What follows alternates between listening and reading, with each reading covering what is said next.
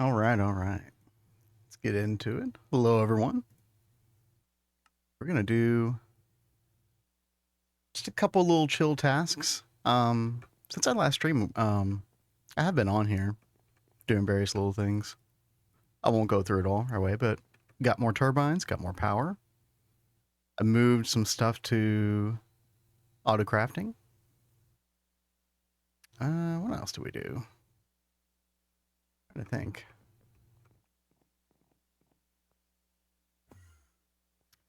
it's like I know we're not getting the full amount that we need to out of these turbines, but I think we were at like what 360,000 EU per tick. Now we're over 1 million. I think we're at 1.1 million, something like that. So pretty good. But today,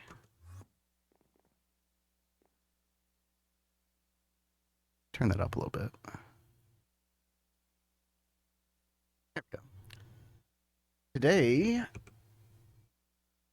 I've been kind of dreading this particular thing here. This industrial arc furnace. I've never made one of these before, so I don't really quite understand how the different tiers of it work. It's like the size can be three different sizes. It can be 3 by 3 by 3, or 5 by 5 by 3, or 7 by 7 by 3. Hey, what's up, Cat? Hello, hello. She's off in her own world playing Universio mod pack. Can't get enough of that, apparently. She's abandoned Greg, guys. So sad. No, she's having a good time. But, yeah, this thing is a little weird. Like, I don't know what. Like, should I just go ahead and make the max size of this? The casing is really annoying, but, it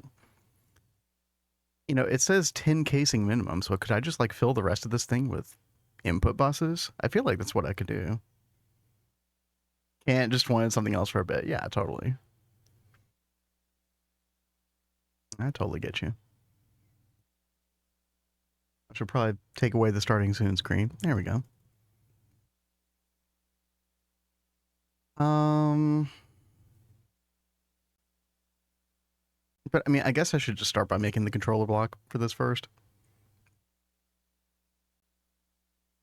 Um, yeah, we got plenty of space to program this into our precise assembler now. So I don't think I know how to make lithium compound yet, but we'll get to that. We'll get there. No, not that. There we go. Yeah, we got plenty of room now. I think I've got like 3 or 4 more interfaces that I can put on the assembler 0 dual here, so that's pretty good. Um, pull up that controller. What's it called? Just work furnace.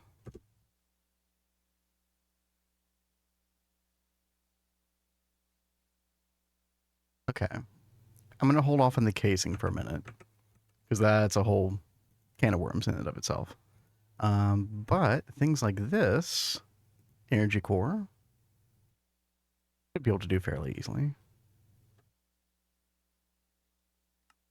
Oh god, am I gonna have to make like all these different versions of this? Oh dear god. Okay, hold on.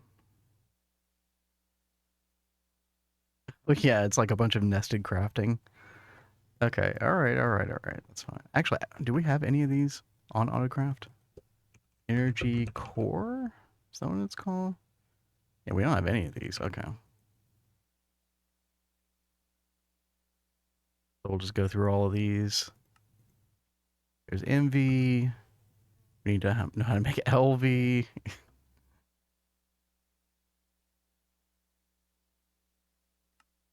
Apparently there's a ULV version. Okay, alright.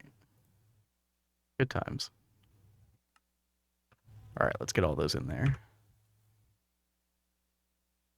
I wonder if these are used for anything else.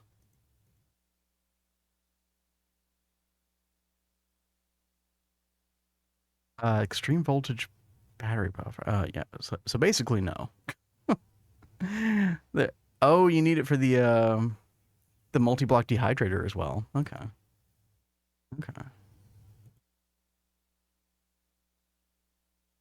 That's cool. All right. Well, we should be able to make all of those. Energy core. Oh, we're missing a ton of stuff. Okay. Cobalt cable, titanium cable, molten tembaga, molten Eglin steel, molten potten. Oh my goodness. Look at all this garbage. Okay.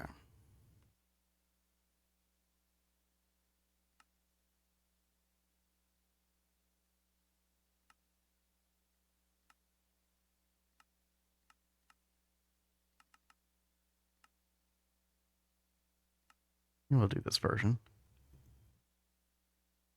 The titanium cable. And we'll start using our styrene butadiene rubber more. Might as well. Those in molten tembaga. We probably... Yeah, the alloy blast smelter recipe is god awful. Okay, we're not doing that. I don't even know why that exists.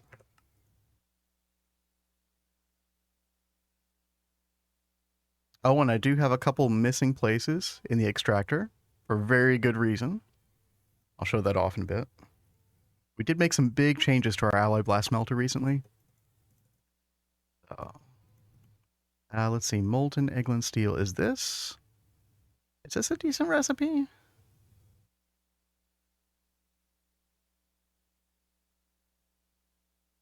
Or is the dust recipe better?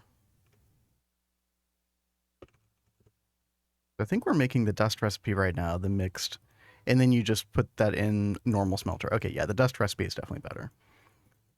So the way we want to take care of that is extracting from ingots. Okay.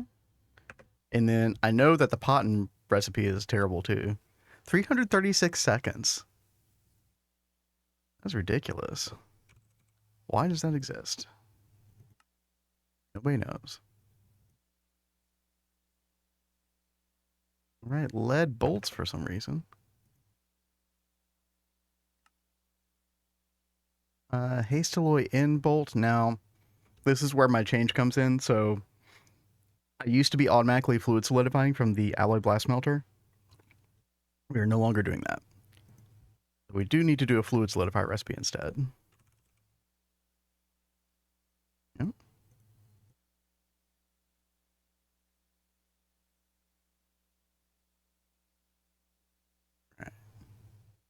Right. Screws. Do we have Tembaga bolts? We don't. Probably no Eglin steel bolts as well. Okay. Do those bolt recipes real quick. No, not that one. Definitely not that one. There we go.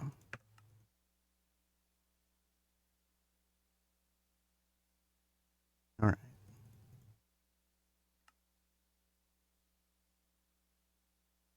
And then we'll do the lathe. Screws. I guess we can do 8 at a time. Yeah. Same thing here. There we go. Yo, I like cheese. What's up? How's it going?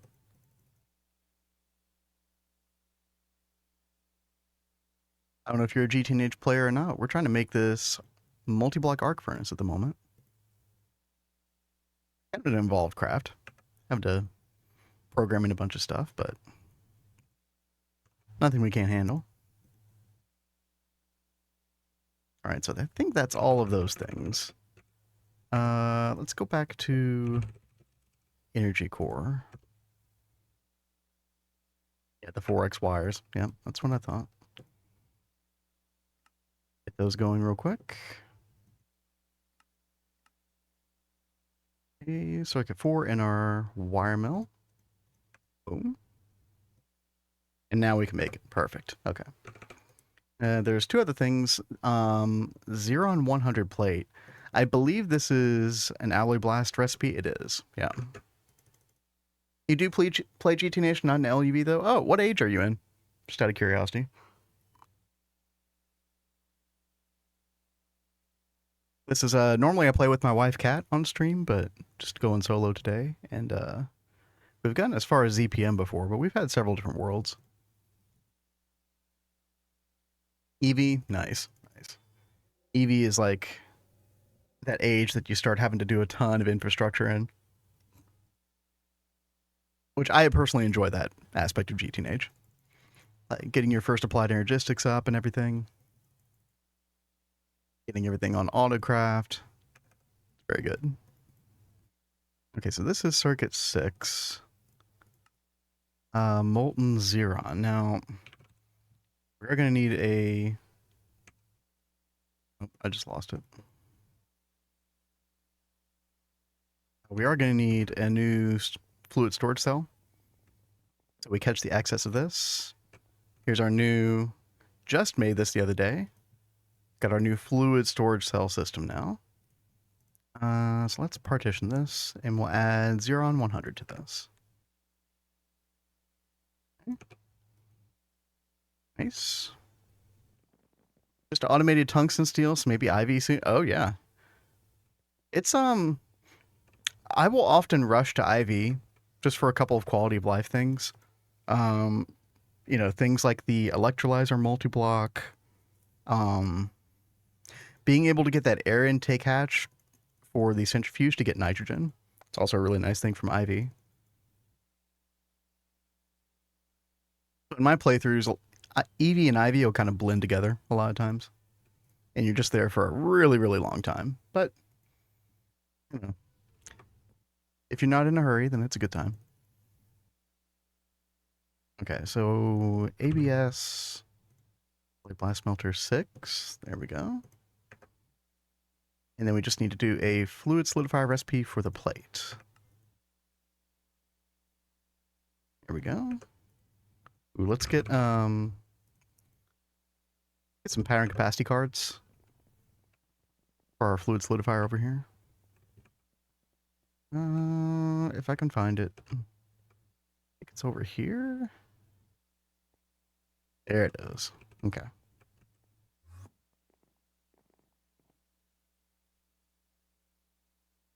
Okay, so we got Xeron 100. That's taken care of.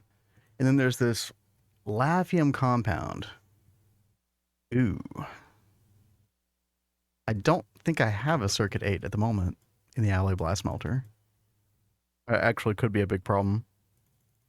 I don't even think we have an LuV energy hatch for the ABS yet. Let's go ahead and get that going. So I've got to figure out, we have circuit 2, 4, 5, and 6. But much like the alloy, or not the alloy, the electric blast furnace, this alloy blast melter is very stingy on the casing requirements. Let me get an input bus. And if I try to just put a new input bus here, will this multi-block still form? It does. Okay, that's really good. That's really good news. Okay. So, all we need to do is get an ME interface here. How's our channel situation looking? Okay, we're good. Let's get... I covered cable. I guess we can use this.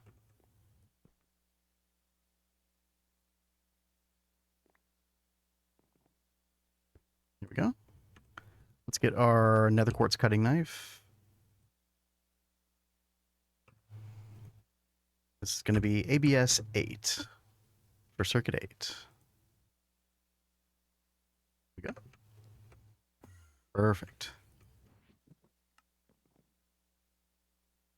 Oh, and one other thing, we do need to add argon gas to this. So right now I'm just providing the fluids to the ABS automatically. Where is it? Down here? Yeah. And yo, I like cheese. Thank you for the follow. Appreciate it. Like I said, normally I'm streaming with my wife on the channel is CatsCozyGames, but every now and then I'll do a little solo stream here. We've kind of got a thing going where like I do a lot of the technology, she does a lot of the magic. Uh, Good yin yang thing we've got going on. So I need a capacity card. Yes. I don't know if we have an acceleration card in there, but I should probably go ahead and throw it in. Yeah. Let's throw in Aragon. Perfect. Okay.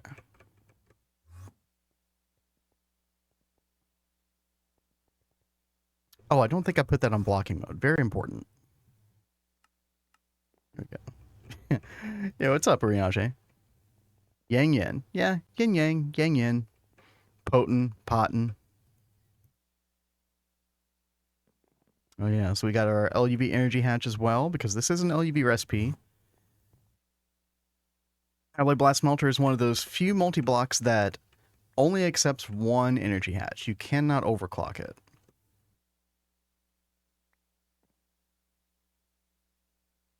Let's see.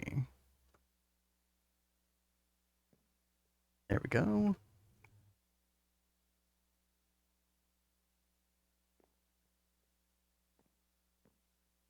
You also only do technology? Yeah, a lot of people don't like magic. I definitely understand. I definitely prefer the technology, you know, the Gregtech type stuff, but I'll do a little bit of magic. I do like a little Thaumcraft in this pack, depending.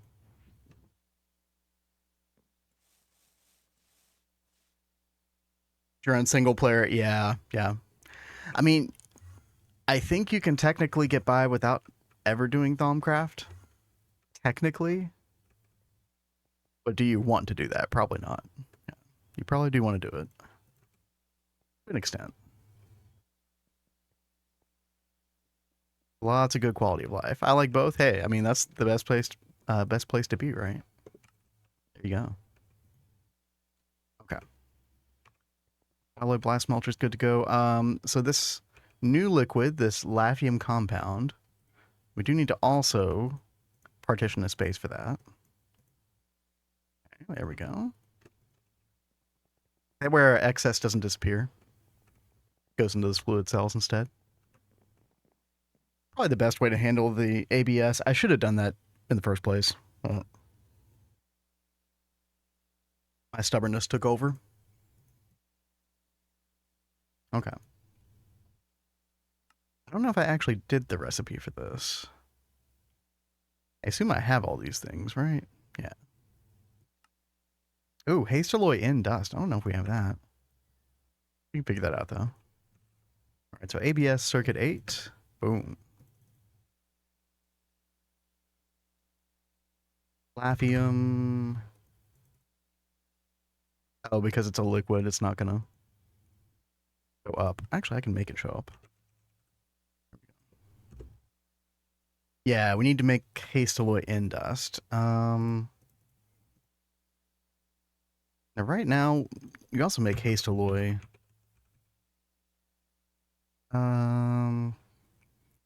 Like this. We're not solidifying ingots with the haste alloy. I think what I could do though is I think you can put a plate. Yeah, a plate will go macerate into dust. Yeah, let's do this recipe. Yeah, I don't normally turn plates into dust, but in this case, it kind of works out. Should I do? Probably do 8. Now we can request that if we want to. Go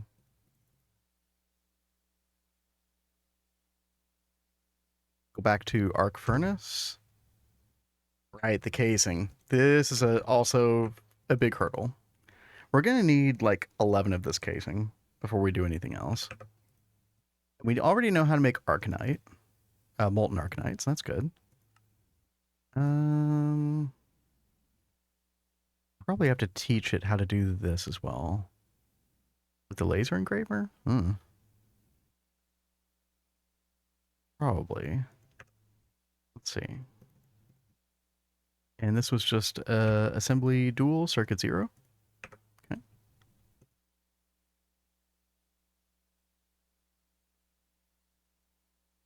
Pull up our laser engraver. Oh, it looks like we have a generic laser engraver slot. Perfect. So we can just pop that in there. So if I want to make 11 arc furnace casing, it looks like we can do it. How much thorium-232 does this require? 36. Yeah, that's a decent amount. But I think no matter what size of this we do, I believe all we need is 10 casing technically. I'm hoping that's the case.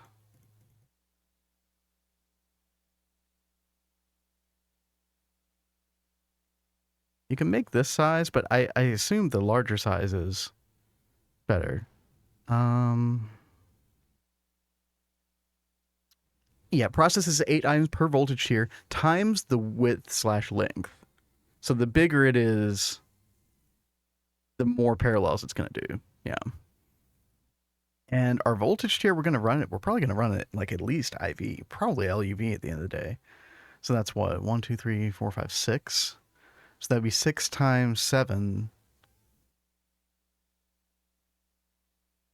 42 times 8 parallels. Probably like what, over 500 or something? It's pretty good. Again, hoping I can just fill this in with like input buses, but we'll find out soon. Either way, we need at least 11. Let's get that going. We need, I think it was 10 casing, and then the 11th one is part of the control block recipe.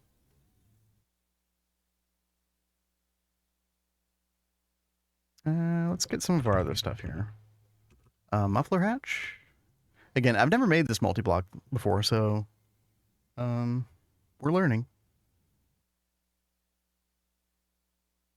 Let's see, maintenance hatch. Ooh, need some maintenance hatches. I do want to convert over to the drone center pretty soon. I was looking at that on Diddy's stream. That looks like a really, really good investment, especially in the long term.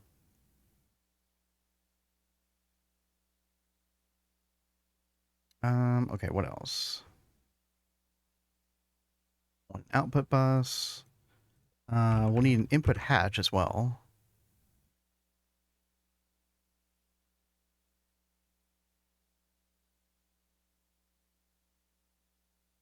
I think.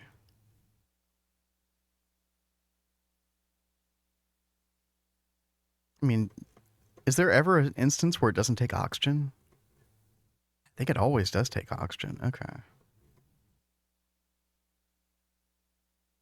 We'll probably do an export fluid bus on that. Give it oxygen by default. That way, we can actually just do a normal ME interface. Perfect. Let's see, maintenance hatch. Boom.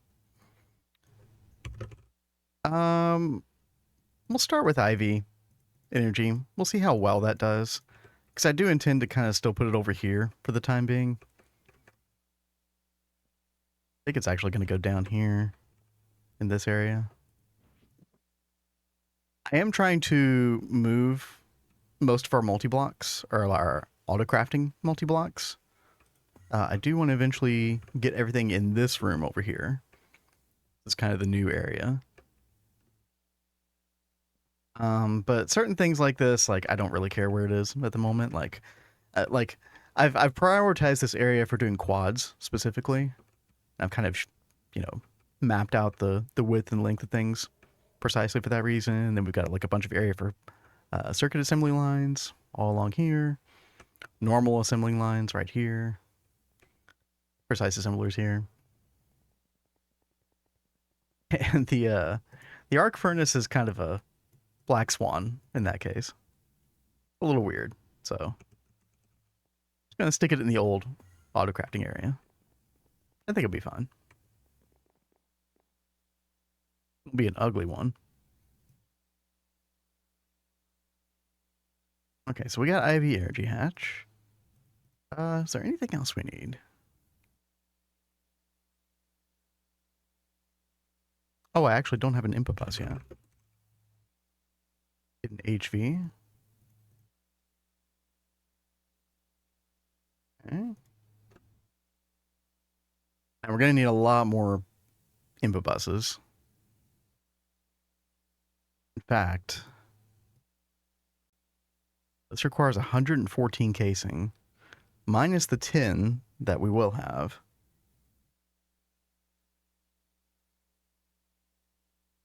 We're going to need like 105 input bus. But I mean, this is just what, steel? Polyethylene? Yeah. Let's just do that. 100 input buses. And we pray that this works. I mean, according to the tooltip, it should be fine. No matter what the size of this, I assume it needs 10 casing minimum. And the reason I'm trying to make sure I don't make too many casing is you need a lot of molten arcanite for a single casing. And that is a good amount of thorium-232, which we do not have. I should probably go ahead and set up centrifuging of thorium dust. What you can do is you can kind of passive this. Yeah, this recipe down here. 1 thorium dust, and you get a very, very low chance of thorium-232. But if you do a lot of this and you just keep it on passive in a multi-block centrifuge, maybe in like a quad or something.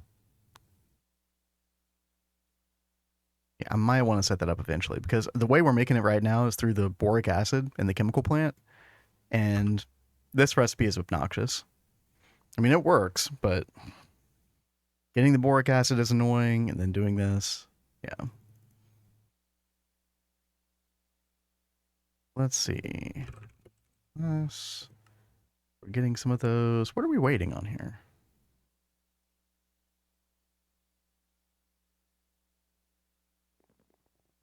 Oh, did I not turn on the ABS? Oh, no, it's on.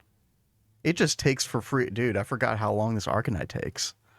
Oh my gosh, it's even running at LuV. Jeez.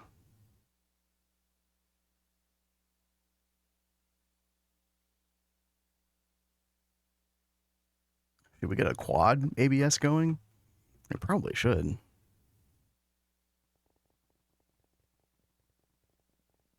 In fact, I think I'm going to repurpose this clipboard. We're going to call this... Oh, dang, Diddy, what's up? What's up, man? Thank you for the raid. Come on in, everybody. We are, at the moment, tackling something that I've been putting off for a little while. And that is the high current industrial arc furnace. This is a very annoying multi-block to make. By the way, I hope you had a good rest of the stream, Diddy. Last I saw, Diddy was upgrading a bunch of hatches, as one does on the Hive, occasionally. But yeah, I'm thinking about just going ahead and making the max size of this. I've never made this multi-block before. The big catch behind this multi-block, what makes it so annoying is this casing. Basically 8 ingots worth of molten arcanite per casing. And, you know, big boy is going to require 114 here. So, all good, just chill, nice stream tonight. Yeah, same here. Just spam LV input buses. Yeah, so that's what I was wondering, is this the minimum casing requirement? If it stays at 10 regardless of the size. And according to this, it should. Yeah. I'm very glad to hear that that's gonna work. What I was gonna do with this clipboard right here is quads for auto processing area, and kind of like what I'm gonna prioritize putting in the new area. The new area, by the way, is this right here. So I've got quad LCR with double LUV hatches. That's been very helpful. Vulcanus, this is just for like circuit 2 weird stuff. Our assembly line, got our first precise assembler as well. Yo, Hannablot, thank you for the follow. Welcome, welcome. Yeah, got our first precise assembler. This has been a godsend. I love this so much. Wiring looks like a... well, leaves a little bit to be desired, but it gets the job done. We got a couple extra circuits over here. I mean, doing a universal setup for this is probably the ideal way to go. I've just never done that before. But we'll probably look into that eventually.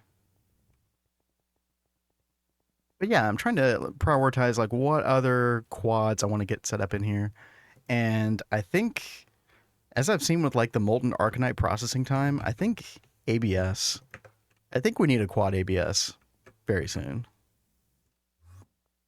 We're gonna write that down. We're gonna keep a running list for this because our normal auto processing area has been in here so far, the Zenitentiary, and this has been fine.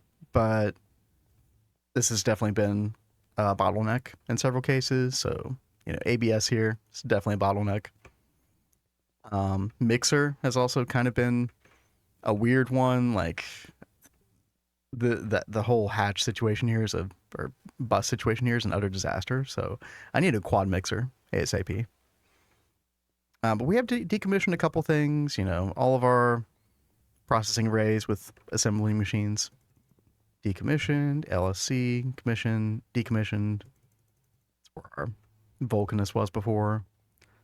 We're down to only a couple of these single blocks at this point. Like, in a lot of cases, it's just making passive stuff, molten redstone, molten glowstone. But we've got like a dehydrator here, fluid heater, distillery, just because the stuff still works. It's not a bottleneck right now, so I haven't really been too worried about it. But yeah, right now, I'm just waiting on that ABS to be able to make those casing. But it's funny that you did mention the input bus because, yeah, we did order up a ton of these just now.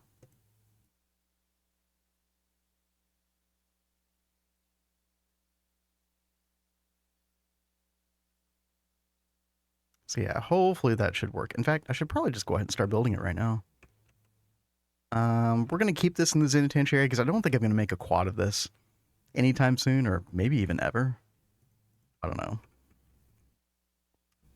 1, 2, 3, 4, 5, 6, 7. Should be fine. Probably just. This is supposed to be a 7x7x3. There's no way it's going to let me do this, is it? Is there? Oh. Ah.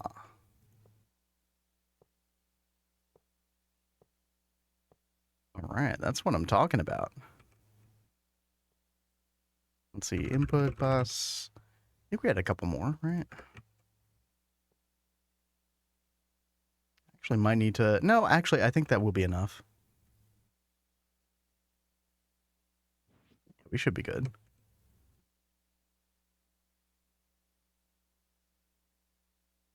And by the way, for anybody just joining, if you've never caught a stream with me and CatsCozyGames, that's my wife. We normally do streams on her channel Monday through Thursday, and around this time, a little bit later. But it's a Saturday. She's off playing Universio Minecraft mod pack right now. She's really been into the past couple days. So I think she needed a little bit of a break from Greg, which don't we all?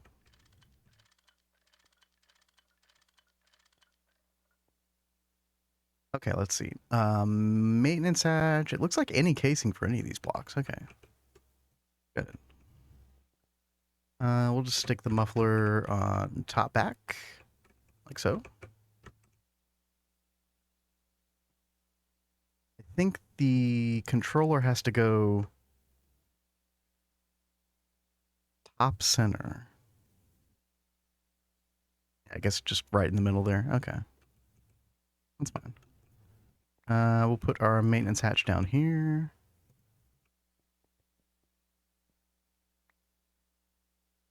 Get our night vision on here.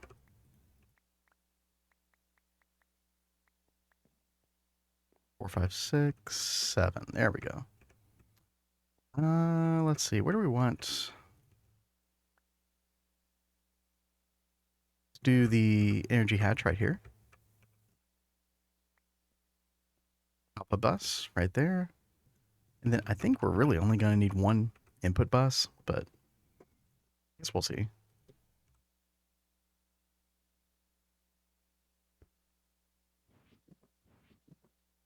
Go ahead and give it a name. Arc furnace. Yeah, that's fine.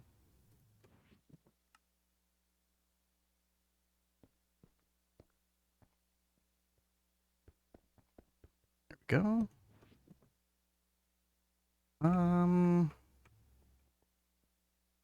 What's going on with this?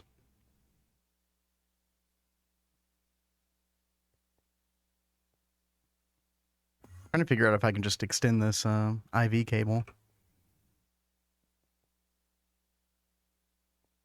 1, 2.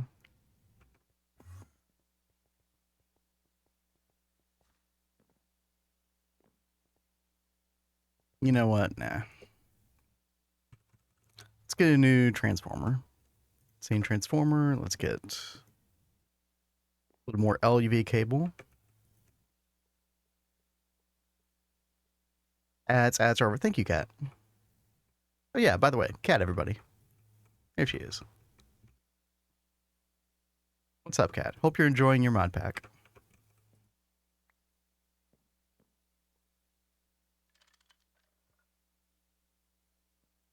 Okay, so platinum cable. Make sure we disconnect this.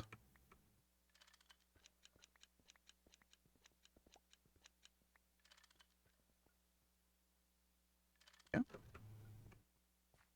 And then, boom, easy.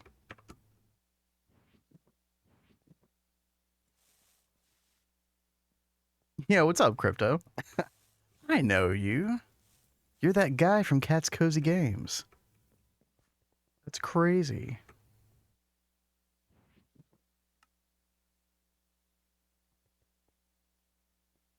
What mod is this? This is Gregtech New Horizons. Infamous mod pack that's been around for almost a decade now, but has been in constant development. You never tried it out now, and you're a fan of modded Minecraft, I'd highly suggest it. It's unlike any other mod pack. Really, really good quest book. If you like your quest books.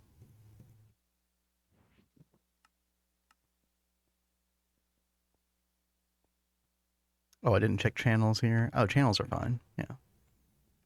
Looks super complicated. Well, no, you know. This is like my 4th or 5th playthrough, and I've only gotten this far, so I'm not sure if that makes me pro exactly. Persistent. I would call it persistence.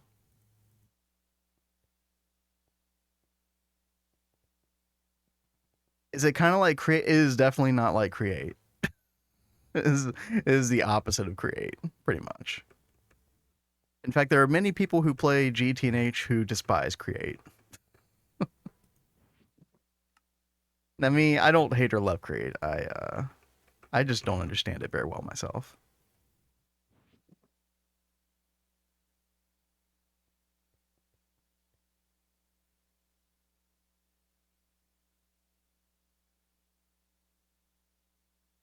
Mechanism. I don't hate mechanism actually. Mechanism is all right. It depends on how it's implemented. I love the way Enigmatica 2 implemented mechanism. That was really good. All right, how are we doing here? Oh yeah, we're still making Arcanite. Okay. Actually make sure it's still going. Is it like crack and meth mixed with crocodile? I don't even know what crocodile is. That sounds like a made up word to me.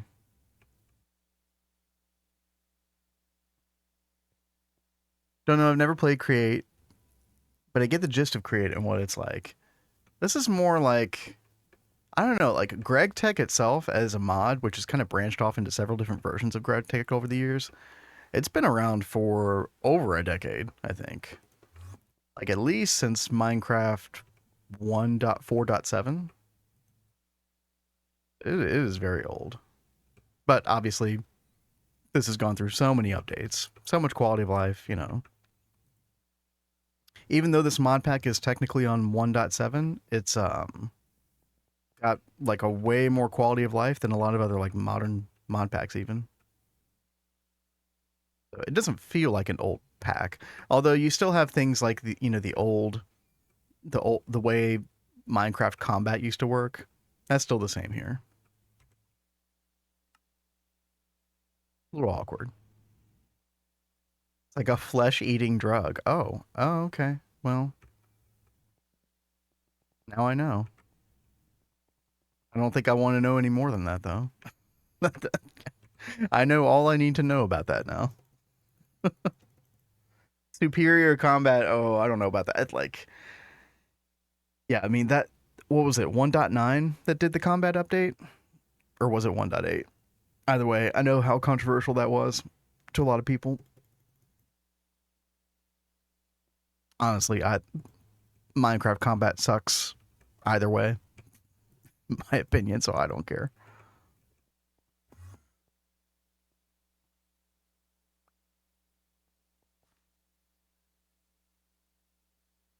You're more into RPG action mod packs. You know, I've really never played many of those before. Um, I've seen a couple over the years that I've kind of wanted to give a try, though. I do love RPGs in general. Okay, so we're gonna give this oxygen because I'm pretty sure that's the only thing that the arc furnace ever uses.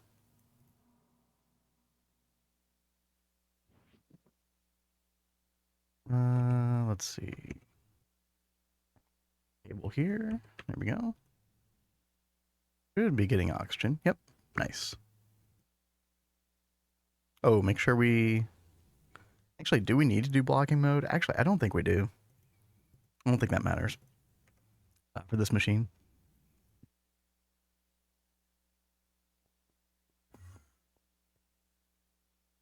So we can go ahead and put a couple more input buses. By the way, this is a very odd way to make a Gregtech multi-block. This is not normally the way it's done. It just so happens that the casing requirement on this particular multi-block, you only need 10 of this particular casing. You can kind of just fill the rest of it in with like random hatches for buses. And it works just fine. Yo, just Mill Trixo. Thank you for the follow. Welcome to the stream. Yeah, other than that, I think we're just waiting on this guy right here. Where are we with this?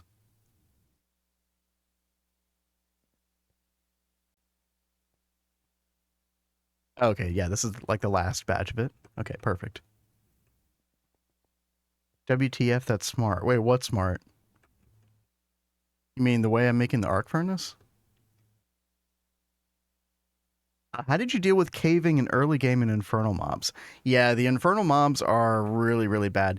Basically, the best advice I could give to anybody playing GTNH the first like couple of ages, probably until you get decent weapons and like LV or MV, is just if you see a mob, run away from it. That is literally the best way to deal with it. If it's not infernal, then you might stand a chance. If it's infernal, you probably don't. You really are just better off running away. But as far you really don't need to cave in this mod pack though, because of the way the ores work. So you don't have to go caving to look for ores. You can literally prospect scan, and every 3 chunks,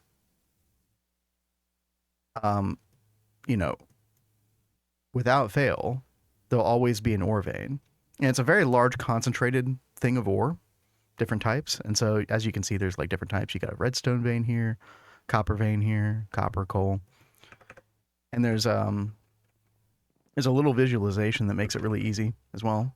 So if you hit F9 for chunk borders, but then you hit it one more time, you actually see this right here, this little like blue column. And if I dig down here, I'll find an ore vein 100% of the time. Ouch. This so happens to be garnetin. So this mainly is tin. Yeah, it's mainly tin here. And you can play on peaceful. That's true.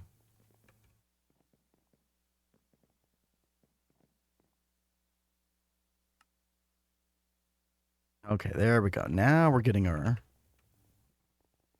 Nitnal 60 here. And this doesn't take too long. Okay, great. Good. Did I need this extra interface? I don't think I did. No.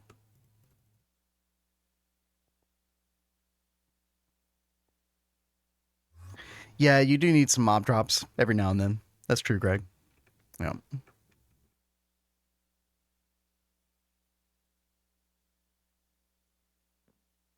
It's actually like an official, like, quote unquote rule set if you want to quote unquote play by the rules for this mod pack. And one of the things they actually allow you to do is to turn off mob spawning once you get to IV age. IV age is, as you can see right here, like, yeah, Stone, Steam, LV, MV, HV, EV, IV, tier 5 here. And once you get to this age, you can actually turn mob spawning off and still be eligible according to the rules, if you care about such things. We definitely opted to turn those off, because my wife, Kat, hates mobs, and it's easier to not have to think about it, not deal with it. By the way, here's kind of like my semi-long-term list of things that I want to do. And actually, we can take care of one of these things, I believe, right now if we wanted. I don't think it would interfere with our current craft. Yeah, our Naquata alloy coils. So if I go over to multi-block goals, this is the next tier of coils, technically. Now, it does say that it's optional. I don't remember if that's 100% true or not. Probably is. But the next one after that is trinium, but we can't make this until we get to ZPM, because we need a ZPM energy hatch to make this happen. And Naquata alloy is relatively trivial for us to make at this point, so I did go ahead and make those. There we go.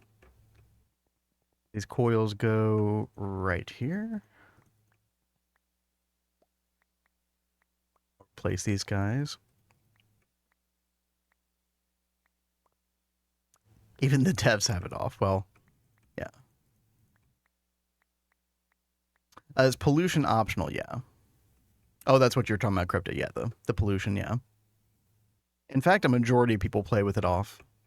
It's just a little setting in the config, like one of the config things. There's directions in the Discord on how to turn it off. It's not too hard.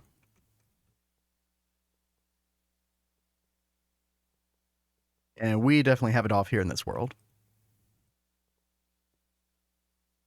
The main reason I take it off is not even like the difficulty factor of it, but the fact that you have to build so strategically around it that you kind of mess up sort of like the flow of your world, or like the layout. Like, it's hard to make things look nice with pollution. I mean, it's still possible, don't get me wrong, but I would just rather not have to deal with it so I can place things where I want to place them, basically. Okay. Now some things probably should have a much better smelt time with these new coils on here. I'm not going to invest too much more. I don't even think I need to replace these because this circuit really doesn't matter that much. What I really want to do is get a mega blast furnace. For anybody who is not aware of that, it's like a small electric blast furnace. It's like this guy right here. Only this guy. This thing is so ridiculous. Actually, how many blocks tall is it? 20 blocks tall? I actually don't think I have enough room in here. Uh-oh. I didn't think that through. Might have to change the elevation of this ever so slightly. Uh-oh. Yeah, I want to make this guy, and I want to make it with trinium coils. So I think when we get to ZPM and can make trinium coils, because what we'll be able to get access to is the trinium B. We need a tier 5 rocket to make this. But once we get the tritium bee, we can get the combs and make this stuff no problem. Because you need like, what, 8,000 tritium, I think? Somewhere around there. Do you guys have VODs to follow from day one? Oh, yeah, Kat just posted them right there. Yeah, there you go. Yeah, we stream pretty much all of our streams, or literally all of our streams, to YouTube as well. And they get saved over there. So yeah, you can go check it out.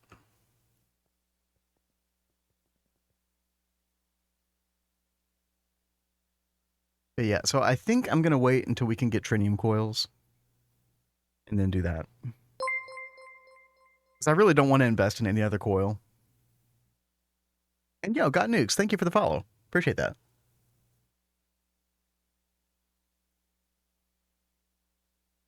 Like, let's say I try to go invest. We actually don't have enough Naquata to be able to do Naquata coils or Naquata alloy coils. So let's say that I did the next highest tier, which is HSSS. Well, that's fine and all, but I'm going to want to upgrade to tritium sooner than later, especially with the B. And I feel like this is just going to be a waste. So I think we're just going to kind of stick with the Vulcanus until we get to ZPM. We'll make it. We should be fine. But that's my thinking right now. All right, how are we doing here? We are done with the casings. Nice. And we'll leave one casing in there because if I look up, let's see, arc furnace, that does require one casing, which we do have. And it looks like we are good to go. Yeah.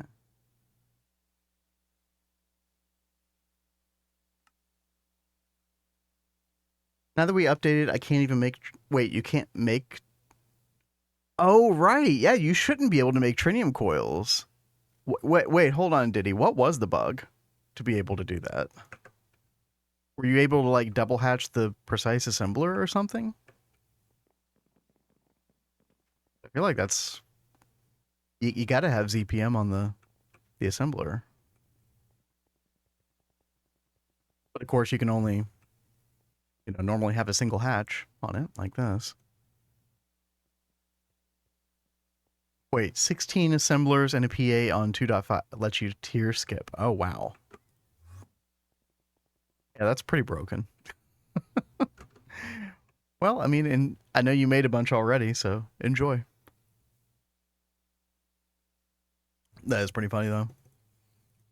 Yeah, I think if we just hold out for ZPM, I think we'll be good. I did already add the recipe for the iridium glass block, and I think you need what, like somewhere around 1,000, between 1,000 and 1,100 of it. Oh, we don't know how to make molten iridium. Let's fix that.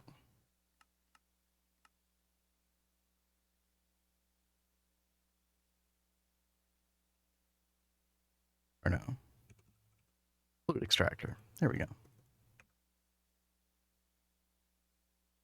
Yeah, we could make that right now. I'm going to kind of hold off at the moment. I don't want to clog up my system. Maybe I'll leave that going sometime because we will want these eventually. I mean, yeah, it has tritium coils, yeah. You want to go to 32. You'll need 27k Naquata alloy coils. Oh, God. Yeah, that's a lot. See, our we have the DOBB producing the Naquata dust. We have 1,096. Not nearly as much Naquata as y'all have. I really need to do the NAC line soon. Because we actually do have a lot of... Yeah, we have almost 1 million Naquata oxide mixture dust. Because I just kept doing miners on mercury over and over and over again. This just kind of kept building up. I don't know what the ratio is with this in the NAC line. Like, how much Naquata dust would I get out of this? But a good bit.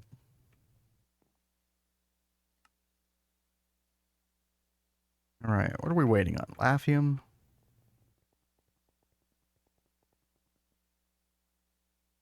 $360.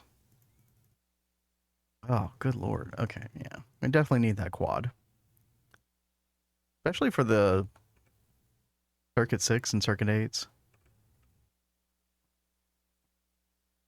If I remember correctly, the consensus was that doing a universal setup for the ABS wasn't worth it. Again, I've never done a universal circuit setup before, so I really don't know much about it. But oh, go ahead and put our casing in.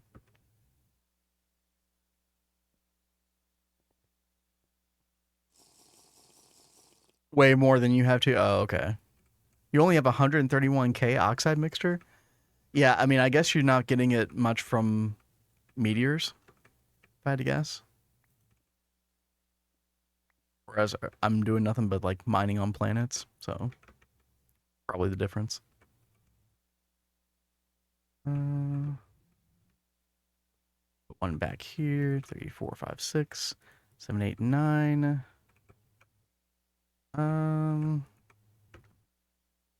Put one here too. Then our controller block will go boom right here.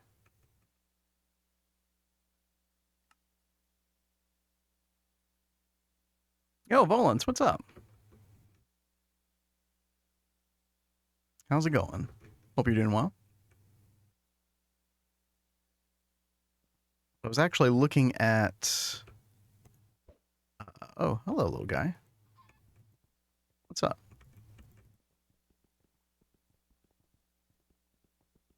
You have a very small hitbox. Okay.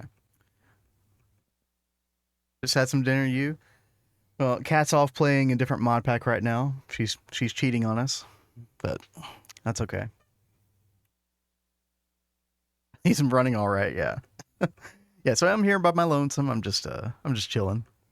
I did put in a couple more SC turbines. These are running horribly inefficiently, of course, because we're only able to put the buffered LuV dynamo hatch on here, but still getting a good bit of power out of them.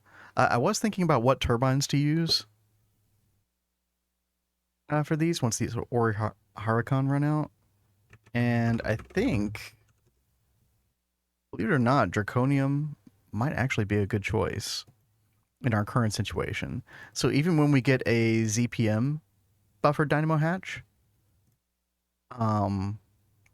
they'll give almost the full 4 ZPM amps, but they have much more durability on them. So they'll run for much longer. I think they'll run it like 4 times the amount of time that the Ori Huracan will run. And of course, you know, Draconium is a very trivial thing for us to get at this point, just smelting time. So yeah, I'm thinking about doing that, at least until we get the XL version of this. Oh, they recommend Draconium for plasma. Oh, that's funny. Oh, okay. I don't think we're ever going to actually run a plasma turbine, although I know we do need to technically make one. My understanding is that these are garbage compared to how they used to be. Like supercritical steam is a much more efficient way to burn or use the helium plasma. Although I say that,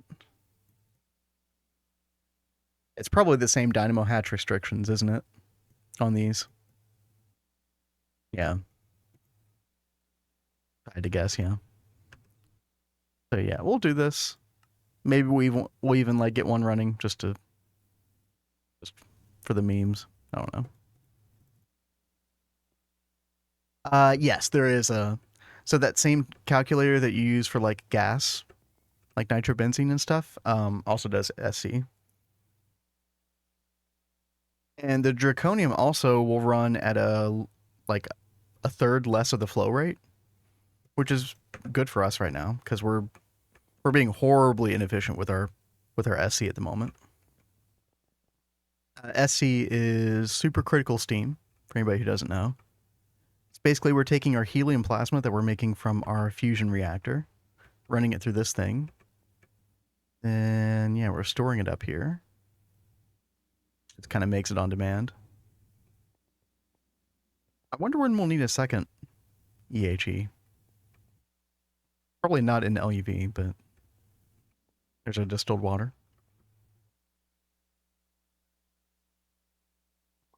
All right.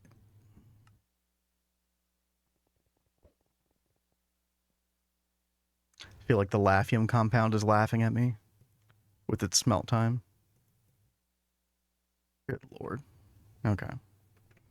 Well, at least we got our NAC alloy coils, so check. We're good there. Arc furnace multi, we are working on that. Cows, I really want to do on Monday. I want to do on the normal stream. And then I'm kind of waiting on the assembly lines. I'm kind of waiting until we get the cows up and running because I know that we'll be able to get the ZPM circuits for this much more efficiently once we get the cows up. I actually wonder if it'll be worth it to use crystal processor ZPMs instead. I still get confused sometimes over which circuits are better, like more efficient to make in which situations. But what I've been told is the nano processors are pretty much good across the board, right? So if you want an HV, EV, IV, LUV circuit, my understanding anyway, is nano processors are the way to go for all four of these. Once you get to ZPM, then you want to do the quantum line just for the ZPM circuits. However, when you get to crystal processor, does it use the same logic? Like, should we only be using crystal processors to get UVs? Or is it efficient to like use the ZPM version of this or the LUV version of this, etc.? I'm just wondering if anybody knows like the efficiency on that. I believe it was Greg T that was telling me the thing about the nanoprocessors. So I've been using strictly nanoprocessors for HV through LUV and saving all of our quantums for ZPM. But yeah, this can be very confusing. Like the crystal processors use the nano component or the nano CPU wafer, which is not bad. Nano's way too cheap. Yeah, I mean, like, I definitely saw what you were saying about the nanos compared to the quantums. So, like, I'm convinced that EV through LUV quantums are, like, not worth using. Like, just use them to get to your ZPM, right? But what about the crystal? Because, so we'd be using the cow recipe, right? And again, it just uses the nano CPU. So I feel like should I be using IV crystal processors as IV circuits? That's my question, I guess. You got to use the advanced SMDs, but these shouldn't be difficult to make at this point. But yeah, should I use IV crystal processor instead of elite nano computer?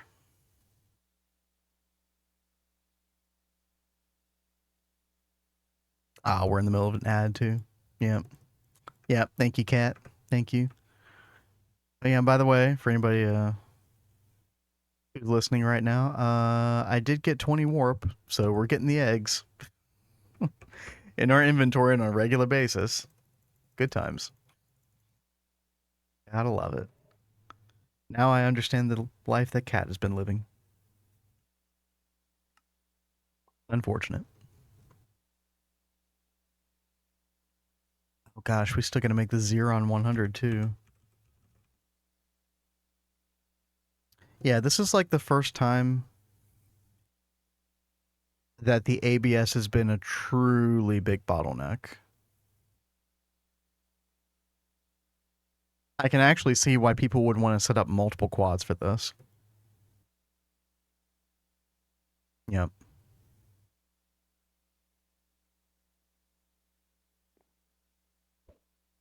Oh, hello. Goodbye.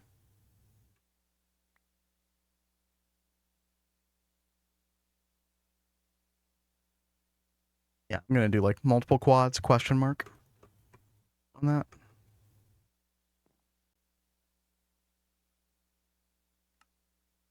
Yeah, so this is still going to take a little while. Bottleneck system. Yeah. ABS has never been an issue, but now I definitely understand. These new recipes that I just put in, the Xeron 100, the Lafium, and then needing a ton of Arcanite as well. Yeah, I totally understand now. Yeah, I actually am thinking multiple quads at this point. At least two, if not more. And have like the big Circuit 6s, Circuit 8s in them.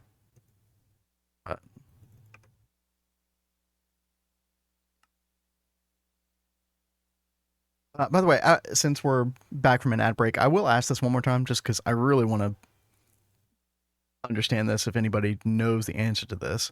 Basically, I'm wondering if the crystal processors, the IV circuits, are more efficient than the Elite Nanocomputer IV circuits. Like, is crystal processor something that I should start using in place of like IV, LUV, etc., or should I just solely rely on these to get to UV circuits? That's kind of my big question. Maybe somebody out there knows. But either way, I'm gonna start looking at another thing I wanted to take a look at. You just switched to crystal when you could. Yeah, because I was looking at the recipe for them. It, like, if we look at the IV ones, I know this recipe is inefficient, but if we look at this,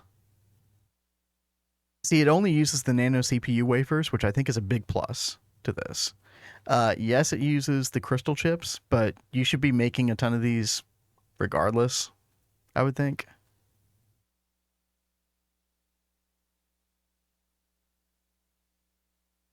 You should just have these sort of like on no-brainer auto processing regardless.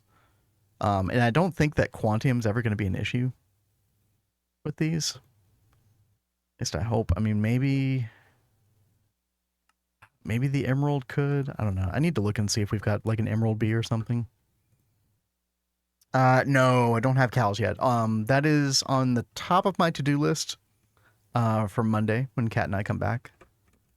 Streaming on Monday. And then once I get the cows up and running, I did want to work on more assembly lines because I figure it'll be easier for us to make ZPMs at that point. Which ads have gotten bad. I think they only have a few ads purchased. You get the same makeup one. Oh gosh. Yeah. They used to be a little bit better targeted. I'm not sure what's going on these days.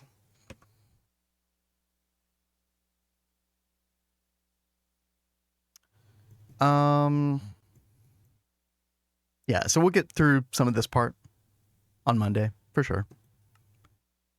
What I did want to look at, see how possible this was tonight, is, oh gosh, I haven't even done this yet.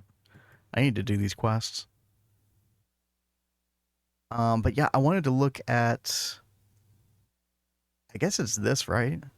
The rocket fuel that we need for the tier 5 rocket, which we don't have that rocket yet, but we will be making that soon. Yeah, how difficult is this? We are going to need a tungsten steel chemical plant. We'll have to upgrade our casings. Okay. We need monoethyl hydrazine, which you just get from hydrazine, carbon dust, and hydrogen gas. Okay, so this is actually like not much worse than the tier 3, tier 4 rocket, because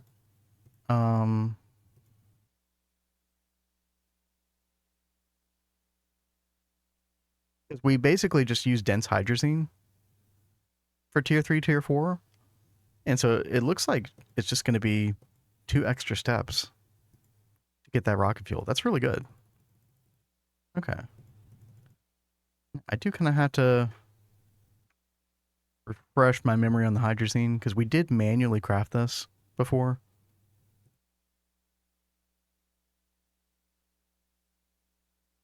There were several different circuits involved with this that I wasn't sure about putting this on autocraft. Maybe we could have done it, but oh yeah, we need to be able to recycle the ethyl anthraquinone. Yeah, that was a thing.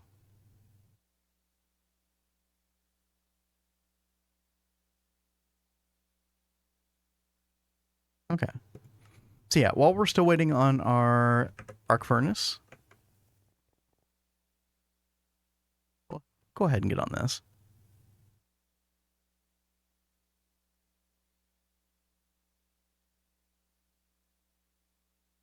And I think like even just half a stack of this rocket fuel, maybe a full stack. Could be plenty.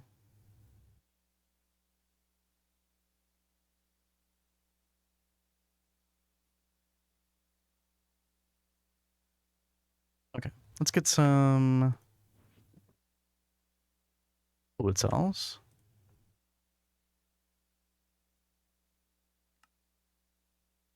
Just access stuff directly from our wireless terminal, which is really nice. Oh yeah, you know what I was doing over here? We were making boric acid. Ah, put that back here for now.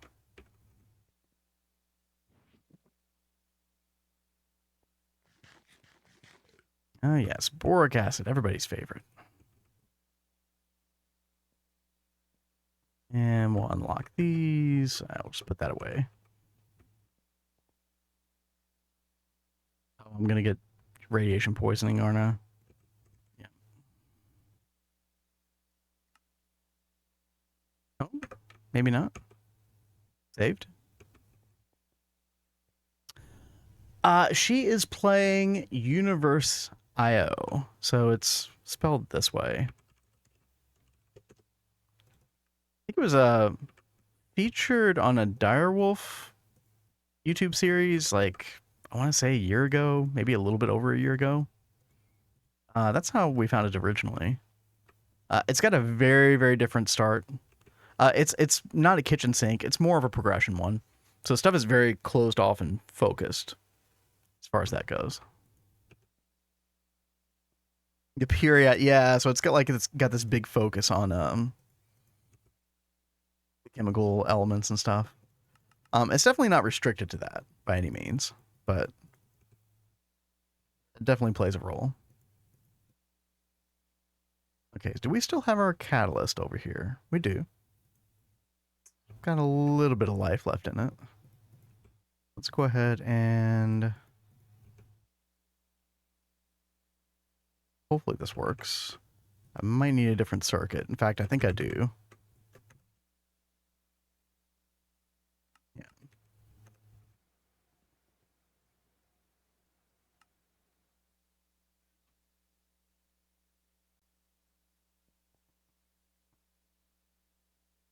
Okay, there we go. Perfect.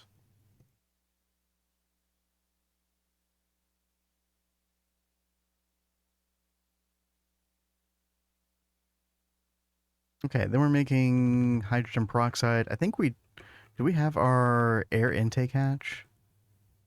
We do. Okay, nice. So that's already in there. We can just keep this on circuit 4. Put in our ethyl anthraquinone. What else? Oh, the anthracene. That's right.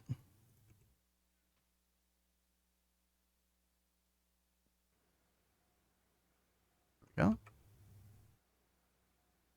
Oh yeah, and I do need to update the casings on here.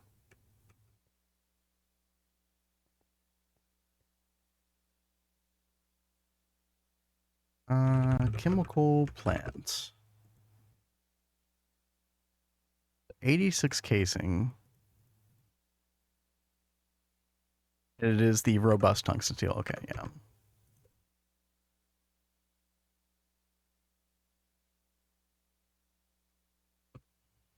Go ahead and get that cooking while we're making this other stuff.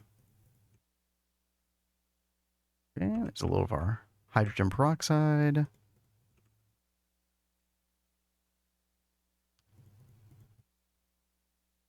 So yeah, we just kind of have to recycle this a couple of times. It's not too bad. And really, like, especially if you're using home waypoints, you kind of just need to do this one time, and then you're pretty much done.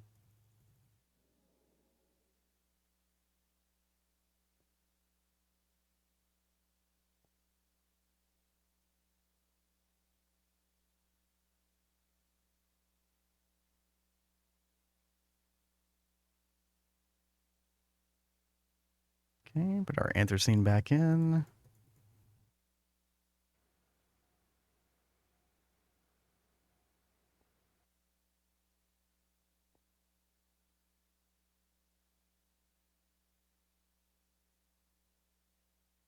I think we'll do this like 2 more times, and then I think we'll be in good shape.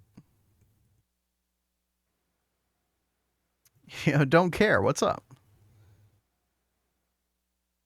How's it going? We are working on this stuff right now. This is rocket fuel for a tier 5 and tier 6 rocket. It's really not that much harder than the tier 3, tier 4 rocket stuff. I was kind of surprised. Forgotten how easy this stuff was.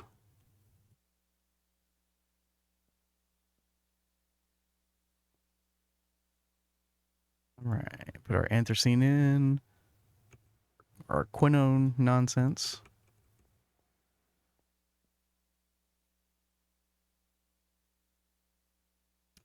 Yeah, the goal is, so right now we're in the middle of LuV in GTNH.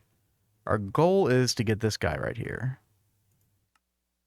I guess I could go to the rocket chapter. And we want to get, is it this one? Yeah, it's this one. Tier 5 rocket. And that's going to allow us to go to places that we need to go to get this guy here. Trinium B.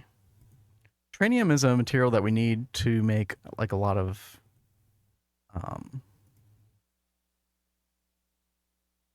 if I can find it.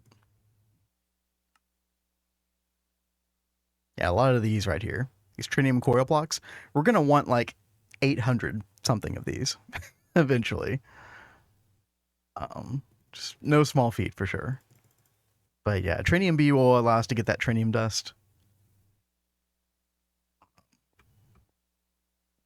fairly trivially, just the passage of time, you know.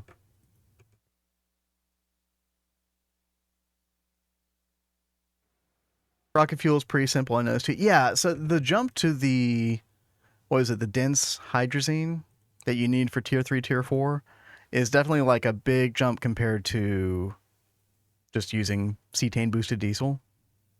This is much more complicated. But if you already know how to make hydrazine, the CN3H703 rocket fuel is literally just like 2 extra steps from this hydrazine, so and not too bad. Cat, can you come do some bees for me? I think she's literally burnt out on bees in our world right now, which I think is one of the reasons why she's playing that other mod pack. So unfortunately, I've been far too demanding with the bees with Cat. It's my fault. I should have foreseen this.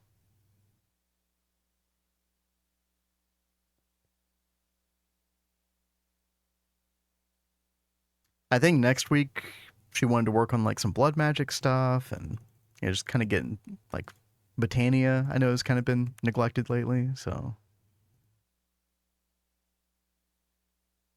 a lot of other stuff that needs doing. Hold on. This is ethyl anthracene. Okay, hold on. I'm getting mixed up here. Yeah, there you go. Need a break from bees. Yeah, totally understand. Why do you think I also only do it maybe once a week? Yeah. I mean, it can be a bit of a repetitive loop. As much as I love bees as well, yeah, it can get a little grindy sometimes. Let's get a little more hydrogen peroxide. Might as well. Bro did the bees for a long time, got burnt. Yep. Yep. It seems to be fairly common then, yeah.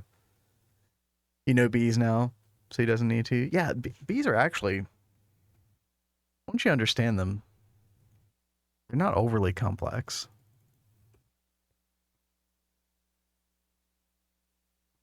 They're just finicky. Um, Getting mixed up again.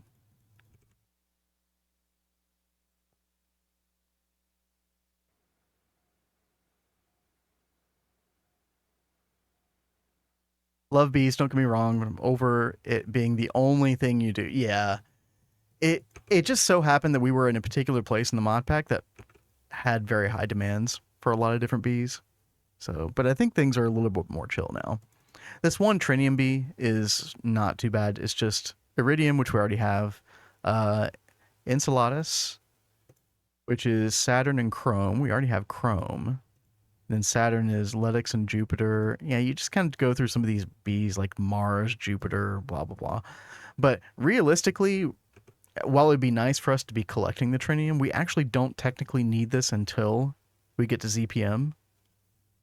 So I'm just kind of looking forward because I know we want the tier 5 rocket eventually, regardless, to be able to get through the LuV chapter. There's a couple other things that we need here. The mysterious dust, crystal dust. We have to do this quest.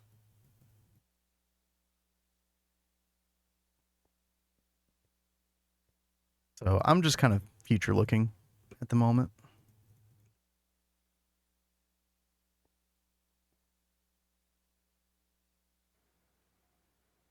All right, we're going to get one more round of hydrogen peroxide, and then we should be good to go. Yeah, we are going to have to upgrade the casing on this entire thing. Shouldn't be too bad, though. Only take a minute.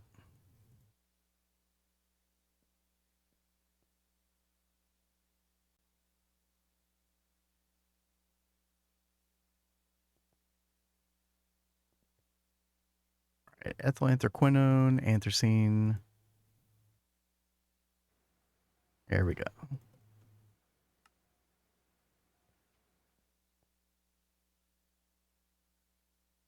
All right, 30,000 liters of hydrogen peroxide.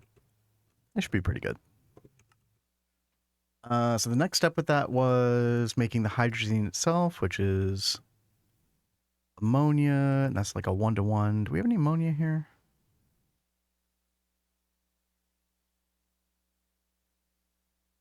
Mm-mm. Okay, that's fine.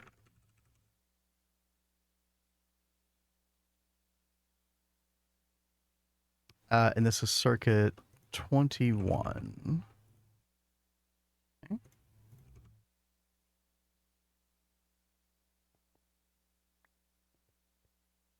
Oh my god, I just did. So in that Universio pack, you have to, in order to be able to pick up an item, you have to hold shift for it to go into your inventory. And I just totally did that when she and I were playing it the other day.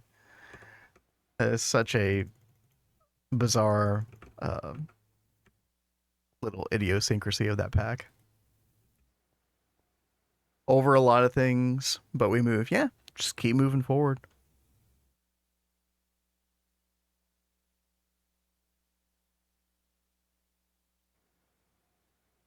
At least GTNH has enough variety in it that you don't get too bored with any one particular thing necessarily. Now, I say that, and, you know, I've only gotten so far, but you know what I mean. Lots of different types of mods in this mod pack. Yeah. Keep things fresh.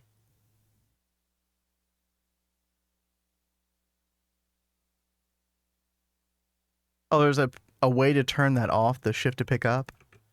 Yeah, that would be nice. Because In my opinion, it's a bit of an obnoxious feature.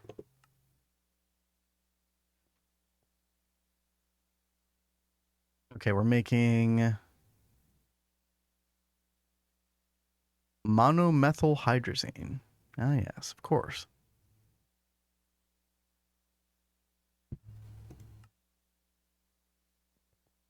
And this is circuit 21 as well. Okay. Hydrazine. We needed hydrogen, right?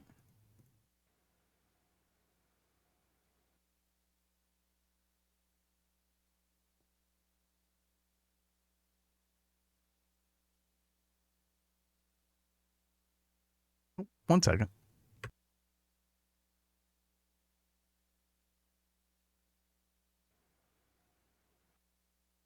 Cat asking me if I needed anything.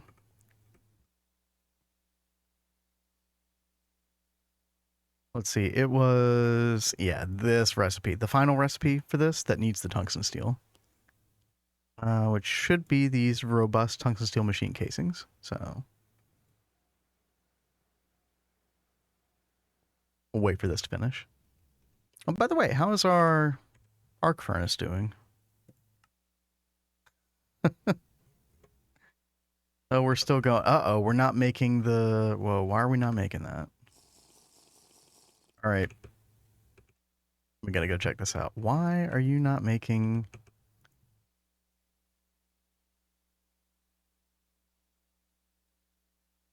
Yeah, we're running into a bit of a problem. Well, it took me a while to notice. Um, Molten 0 on 100. What's going on here?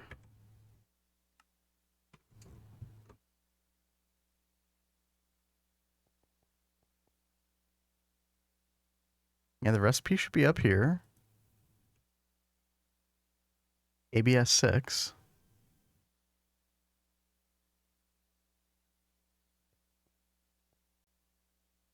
It like hasn't even put the ingredients in here yet. Why would that be?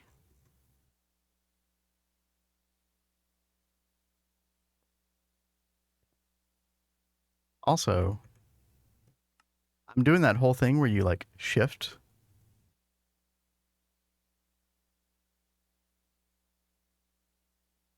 to try to find the interface, and it is not showing up for me.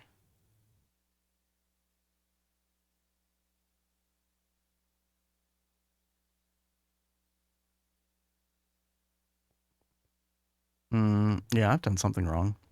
Let's go try to find the recipe. The loot bag just gave me flint and steel with unbreaking X on it.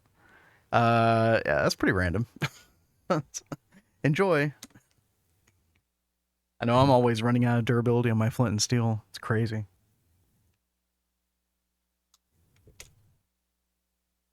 Okay, Xeron. Take a look at this recipe.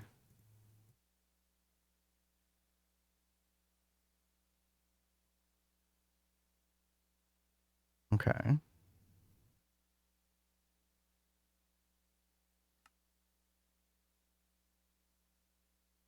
I wonder why that was not going in there. Let's look at the recipe in NEI again. Xeron 100.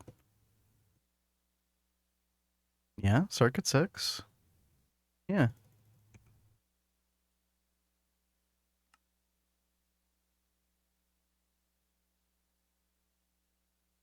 Okay, well, we do have circuit places for pretty much all these things here.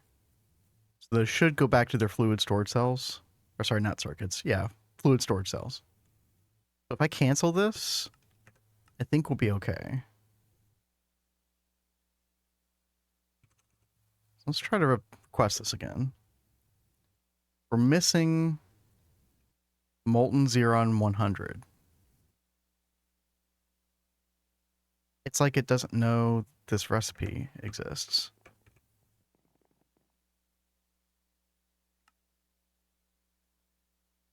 Oh yeah, it's totally not showing up.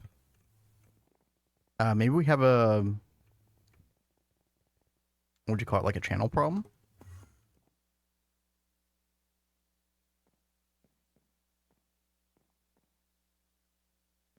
Oh yeah, that interface up there is not registering.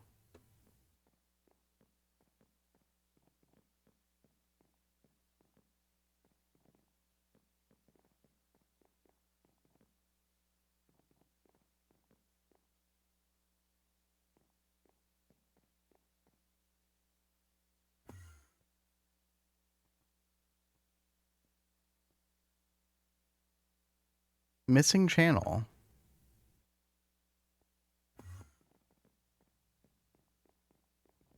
Oh, I think I might know what's going on.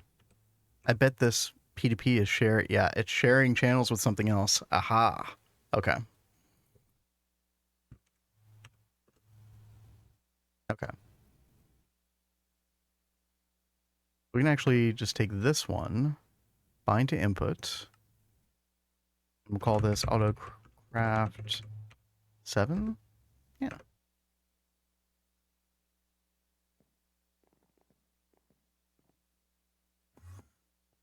Dude, channel stuff will make you feel crazy every now and then.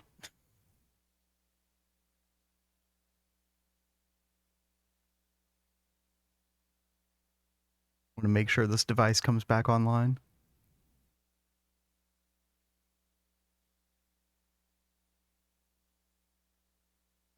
Device missing channel.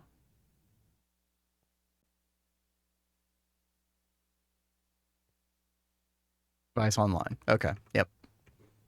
That was definitely the problem. So now, we come back over here. Totally craftable now. So that'll take about like another 6-7 minutes, but in the meantime, we can come over here and get our monoethyl hydrazine. And this is just one step away from the final product.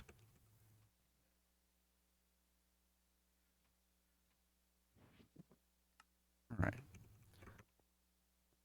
Before we can do that, we do need to place all these casings. So, our magnet on.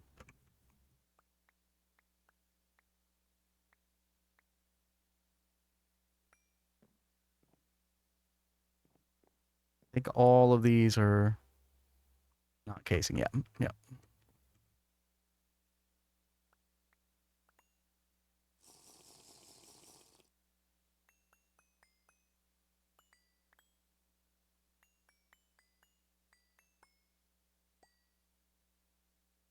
Yeah, there's this casing in the middle. Ah, that's kind of annoying.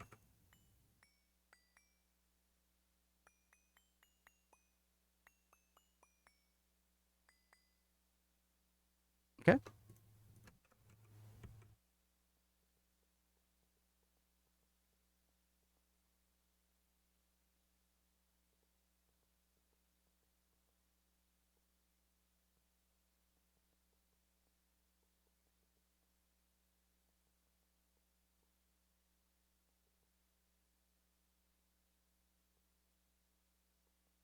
Go do the bottom section as well.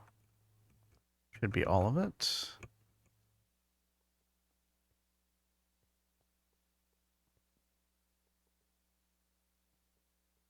Hopefully this multi-block just forms right back up. They can be a little finicky sometimes. The chemical plant, that is. But yeah, looks like we're running well. Okay, sweet.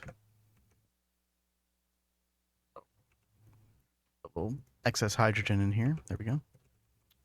Nothing in the output hatches. This is going to be circuit 3. Take the rest of that carbon dust out. Okay, and monoethyl hydrazine, and then we need just 15,000 liters of nitric acid. Okay.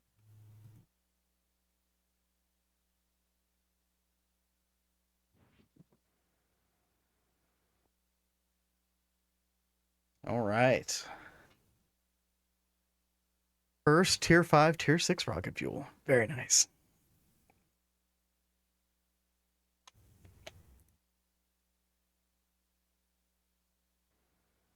Actually, how much will the tier 5 rocket hold? As you go up in these tiers, they seem to hold more and more fuel. I know the tier 4 holds 10,000.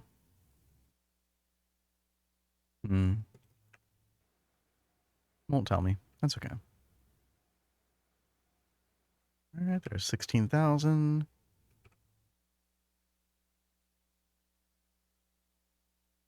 Oh yeah, it is parallelizing them. Yeah. I could probably upgrade this thing some.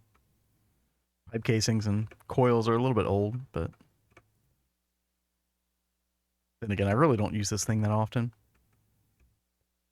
Our main one that gets used, which I definitely need to upgrade the coils on, is this guy right here. This is what makes our nitrobenzene, which we still do use quite a bit. We use that in the entire B dimension and for farming. And then we also still are running two XL gas turbines over here and a couple small guys.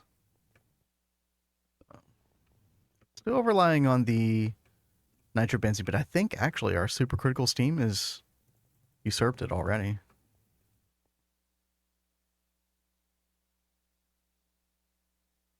All right.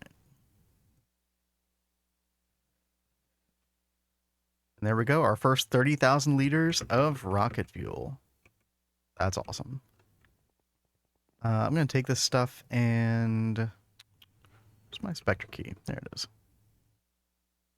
Spectre dimension is where I keep all my space-related stuff. And we'll just put this stuff in here.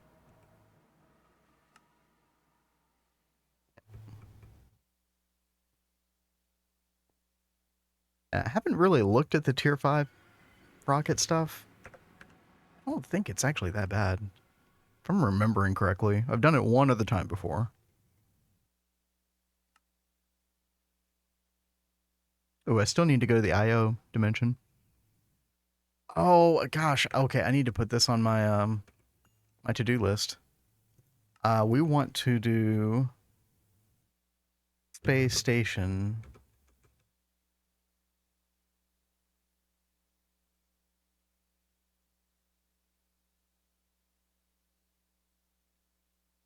Yeah, space station. We want to do hydrogen pump mainly.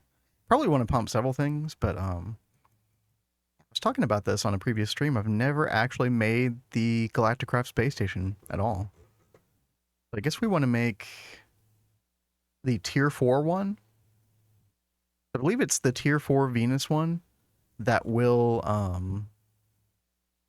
allow us to then pump hydrogen via these planetary gas siphons. I haven't actually looked at the recipe on this. Oh, wow. The controller block's very trivial. The casing or the frames are kind of weird. That's fine. Compressed mithril. Okay, yeah, that's fine. Yeah, not too bad. And I'm guessing we're probably going to want to invest in several of these.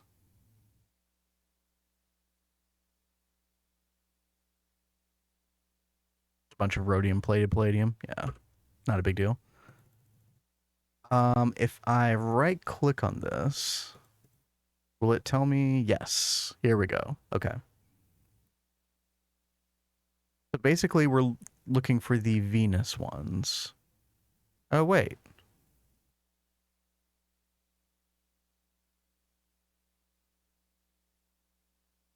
Hydrogen is Jupiter. Actually, that makes a lot of sense. So do we need to be able to get a rocket that can go to Jupiter before we can siphon the hydrogen gas? Does anybody know about the planetary gas siphons? Because again, I've never done any of this before. You can find an overview view of what you can pump where in the tips and tricks chapter. Let's go look at that. Yeah, this one right here. No, not that one. Where is it? Oh, here we go.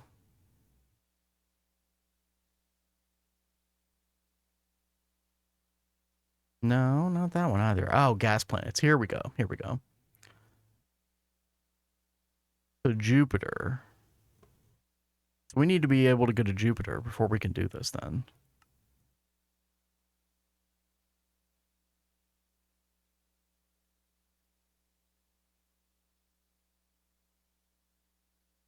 But when can we go to Jupiter? I actually don't.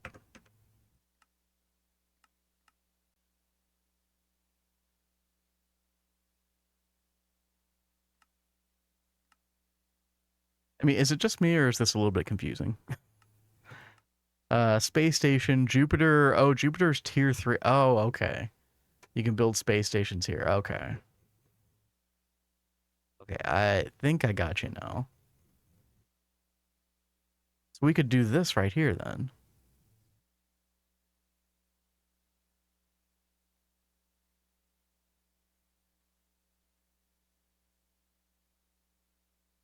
I guess when you launch the rocket, the Galacticraft like space map kind of shows you. So you need to get these things, right?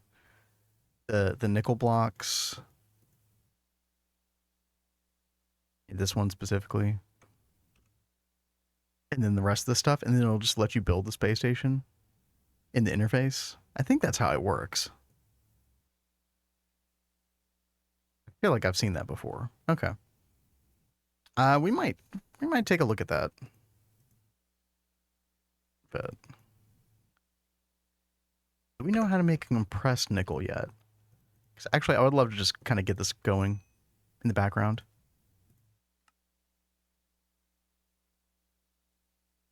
Let's go ahead and teach our system how to do this stuff. Implosion compressor, and then bending machine, circuit 3. And it was how many? 231.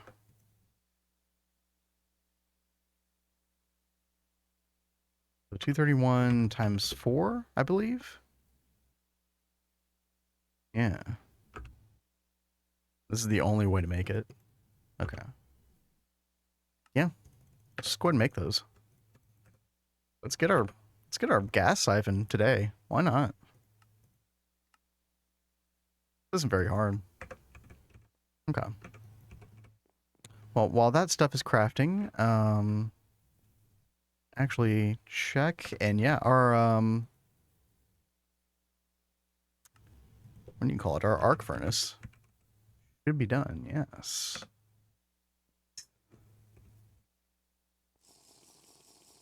Is there no quest for this? Really?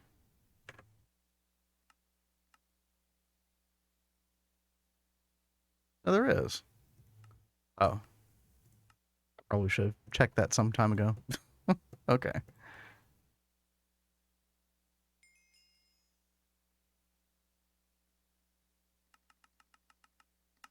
We need to hold a casing. Grab a casing. There we go.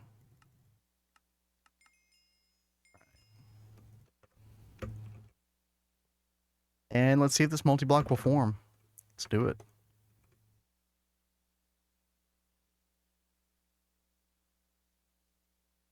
Oh, oh, it did a thing. Still saying incomplete structure, though.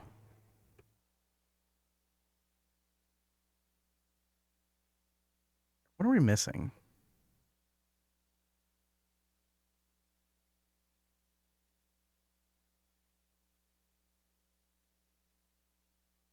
I mean, it says top center.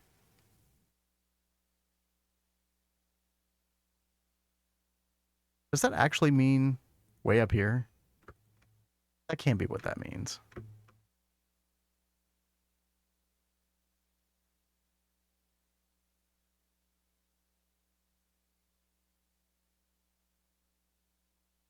No. Definitely not what that meant. Okay.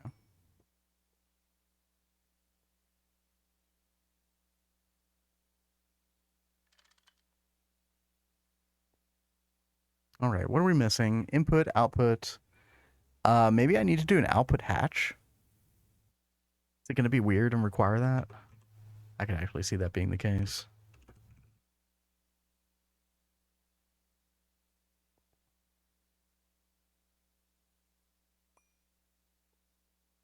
Try that.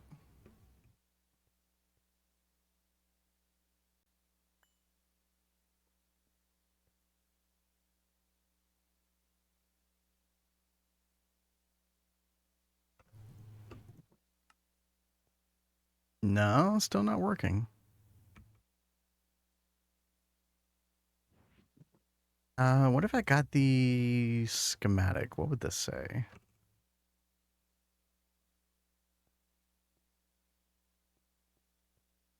Oh, it's saying something about the mid. Oh, does this have to be hollow? Oh, that could be it.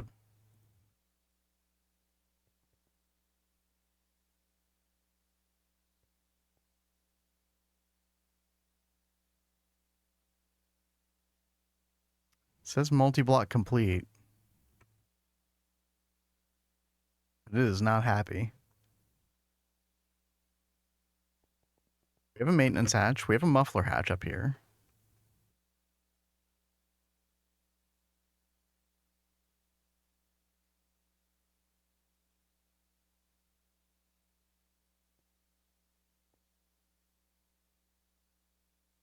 Oh yeah, it does say hollow, doesn't it? Wait a minute. Ah, yes. We have erred.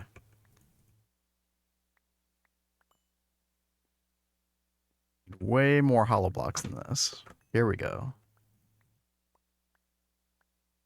Hello, cat. Oh, oh my God. Okay. I don't even know if I can eat all that. Thank you. Can I give you the rest if I can't eat it? God, cat just walked in here with like a plate full of crackers, pepper jack cheese, and summer sausage. Your lord. Thank you, cat.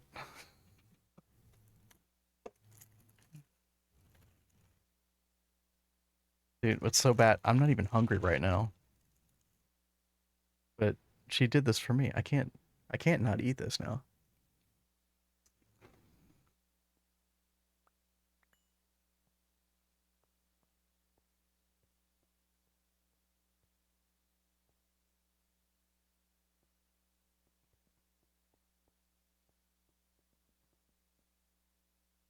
Oh, that's a very good sign.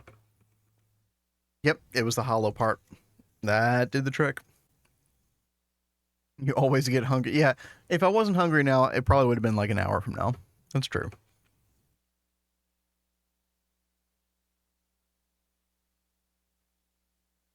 Very true. All right, let's do a little maintenance. We should be good to go. Let's go grab our arc furnace recipes from over here. Oh, that's funny. They were actually dual recipes. Okay. We're gonna have to go change that because we're providing oxygen by default now, so we can actually just get rid of that. Now, actually, I believe this will work in a bunch of parallels. So if we look at the tooltip here, it says processes 8 items per voltage tier times the width length. So our voltage tier is IV at the moment, which is 5. And then if we multiply that times 7, which is the width slash length, that's 35. 35 times 8, that's 70 times 4, that's 280 in parallel. We'll just do 256 for now.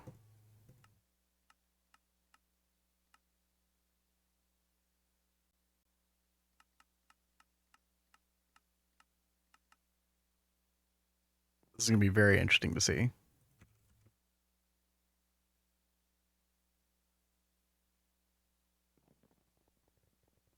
All right. Let's go ahead and go grab our dual interface off of here because we don't need that anymore. Another single block machine, obsolete. And come down here. Oh, we do need a sign. To get our fancy sign.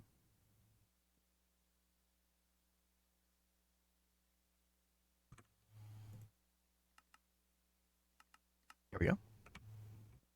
Okay. So, put our recipes in here. Oh, they're already there. That's right. So if I request, actually,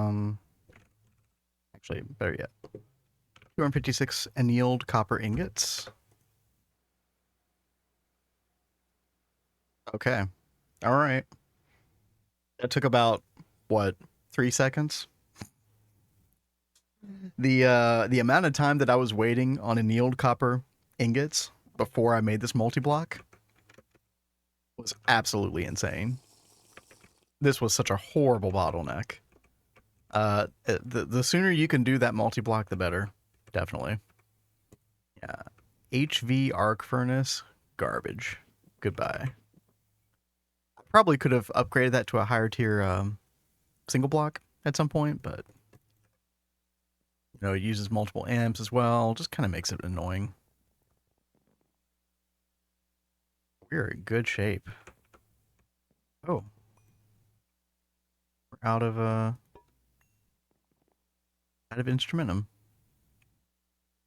Thankfully, this wireless terminal also has an Essentia bit of the terminal, and you can just boom, left click it. Get our jar filled back up. Easy.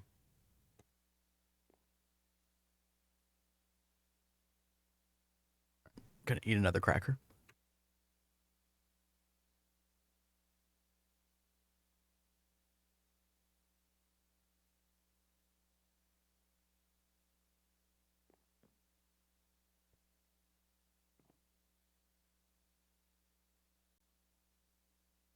All right, so we got our tier 5 rocket fuel. Done. Arc furnace multi. Boom. Done. That's so good. So yeah, I think I do want to check this out. Just because I've never messed with this before. Very curious.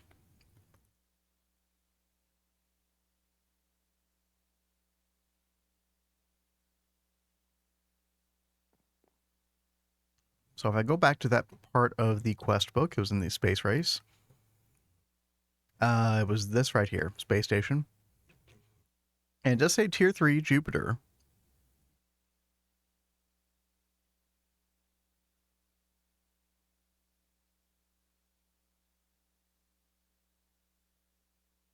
It is likely you will lose your rocket when flying back to Earth or another space station.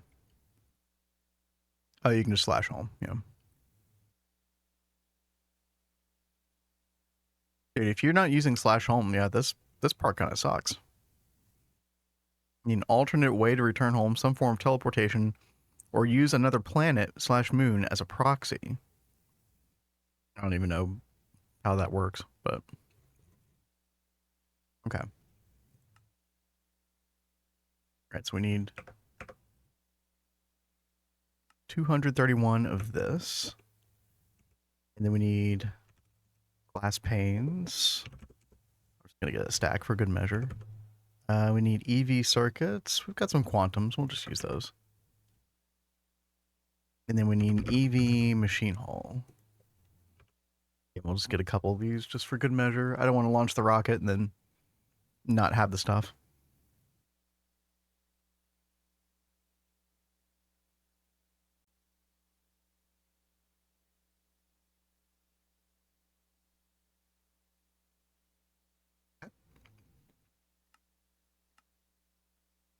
Looks like all of our nickel is done. That's good. These tools probably are not going to last. We need, 231. It's like 2.5 stacks. Yep, there goes the hammer.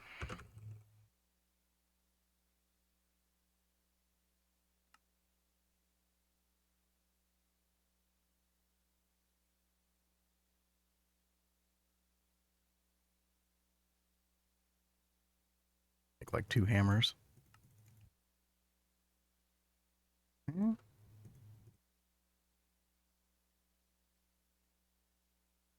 Oh, need another wrench.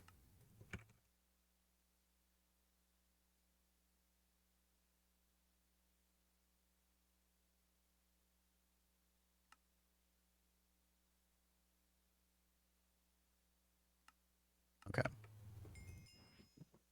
Oh, quest. All this stuff in here. Yeah, 231. Um, let's keep that there because we do need to make. Um, we need a couple different things. We need to make the control block first of all. Should be pretty trivial. We do need a way to. I guess we need some ender tanks, right? Now, unfortunately, apparently we've used all of our ender tanks. Um,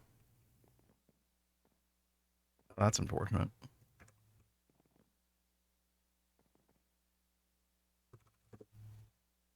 I haven't actually made an ender tank. Do I have the research for this?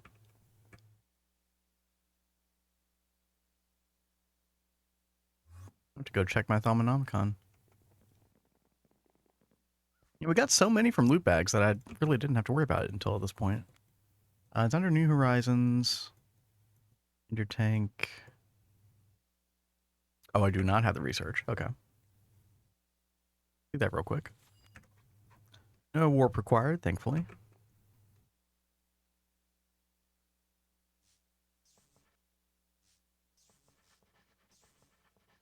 Oh god, lucrum.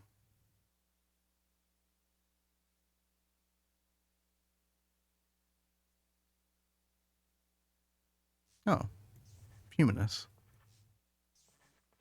Ordo.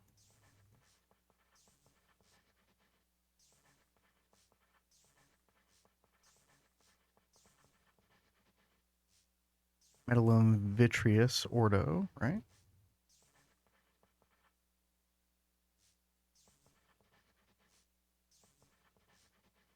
Oh gosh, what is electrum?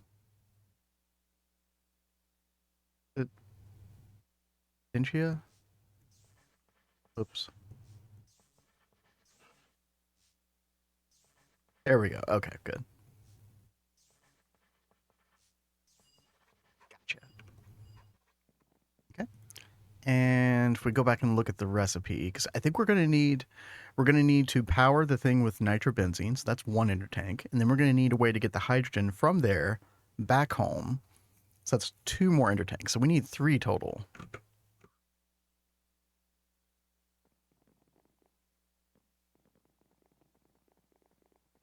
Come over here. Oh gosh, yeah, we're gonna need a bunch of. Oh my gosh, am I gonna have to farm the mushrooms again? Oh no. Steaks.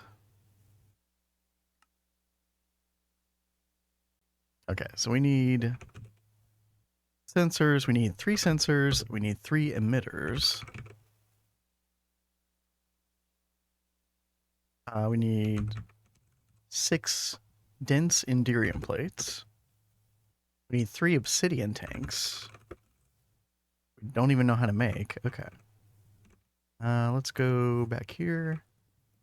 Let's see, obsidian tank.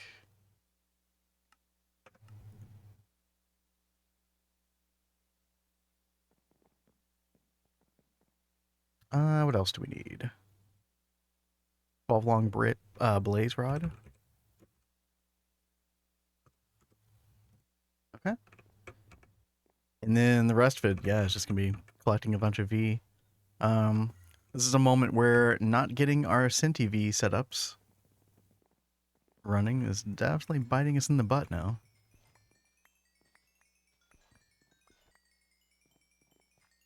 It's one of those things that, like, I think the main reason it's gotten put off is because we've just never done it before. And things that you haven't done before can be a little bit intimidating. I think once you know how to do the thing, then, you know, second time around, you just kind of, you know what to expect. It's a no-brainer.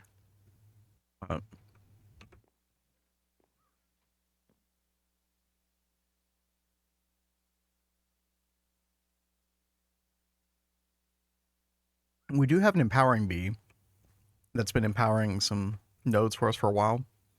But what we really need to do is jar some more and move them over. But I actually don't know how to do that. Cat's the only one who knows how to do that. And he's not here. So, so it's probably not happening right now.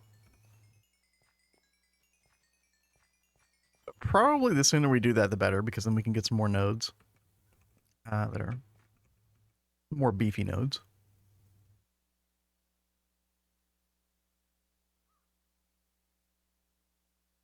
You need research. I'm not surprised at all. Yeah.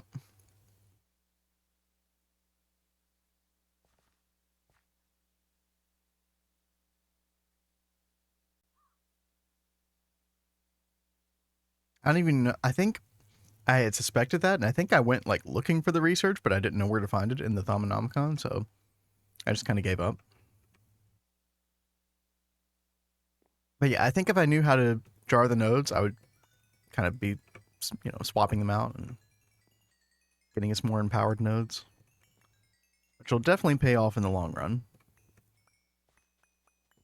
It will also pay off if I make that research multi-block. Where's that thing? This thing right here. We're gonna need 7 decently empowered nodes. And start getting a ton of research for Icorium going. Glass and slabs. I think I remember watching Cat do it one time, and yeah, that sounds familiar.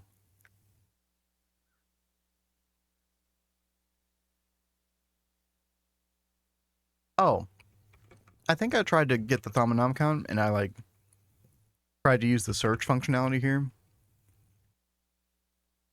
and like I typed in jar, yeah, and I couldn't find anything, and so I was just kind of like, screw it. I didn't want to do it anyway.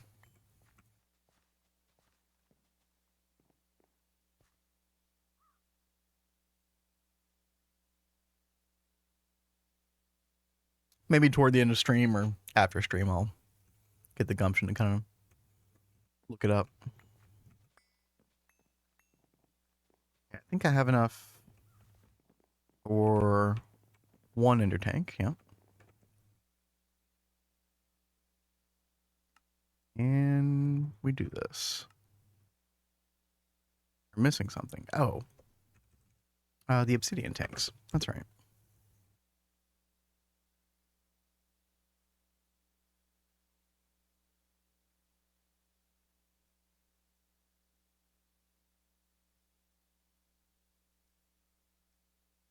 Okay.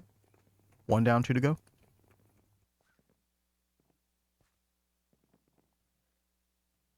It's the first page of research. Okay.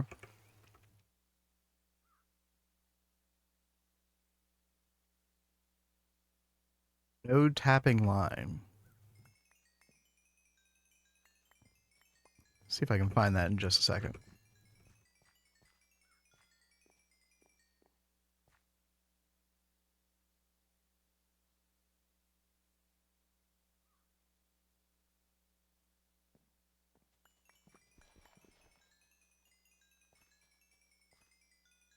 Okay. Let's look. When you say first page of research, do you mean the basic information tab? Oh, advanced node tapping. Oh, okay. Okay. Nice. Yeah. Thank you. Thank you, Crypto. I appreciate that. And maybe I will look into that soon. I really want to get this gas siphon going. I feel like this is a no-brainer thing to do. We might even build a yacht tank for the hydrogen. Because hydrogen is one of those things that's just really important to have a ton on hand. Although then again, we'll just put output hatches on the, or an output hatch on the planetary siphon, and it'll just keep building up a stockpile of it. So maybe we could just keep our super tank of hydrogen for the time being.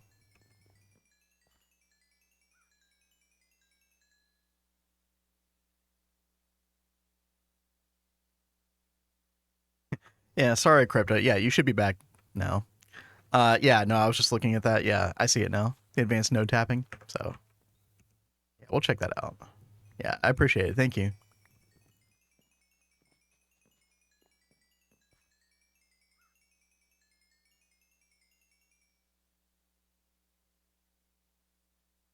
Okay. We're not quite good at RV yet.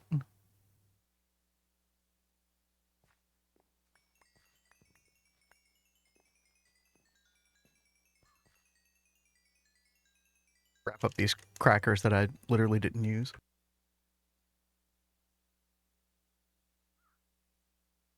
I ate all the meat and cheese, cat. Thank you.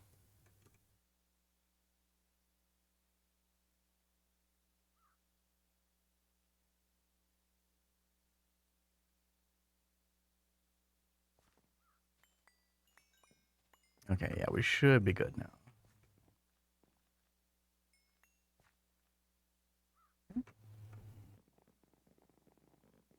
One day we'll get our V.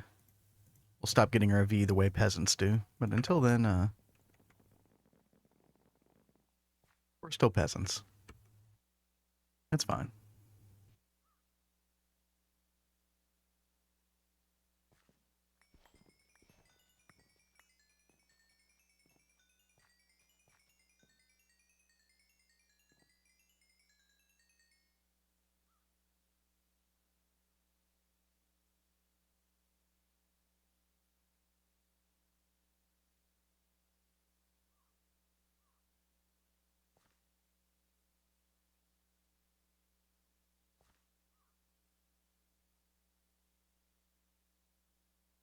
Ooh.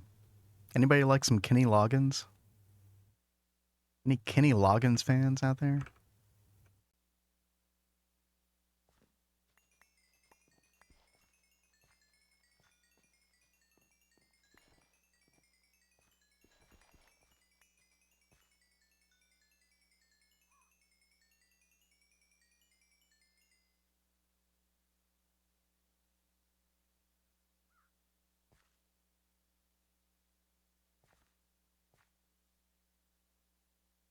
They all died 23 years ago. Oh,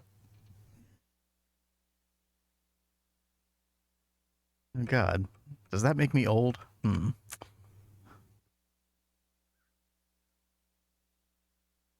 It's not. Wait, what was Kenny Loggins' greatest hit? Was it Danger Zone?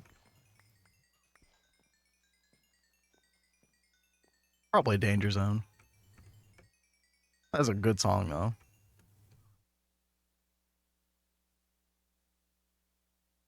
Yeah, I figured. Yeah. I've actually never seen Top Gun, but I'm a big Danger Zone fan.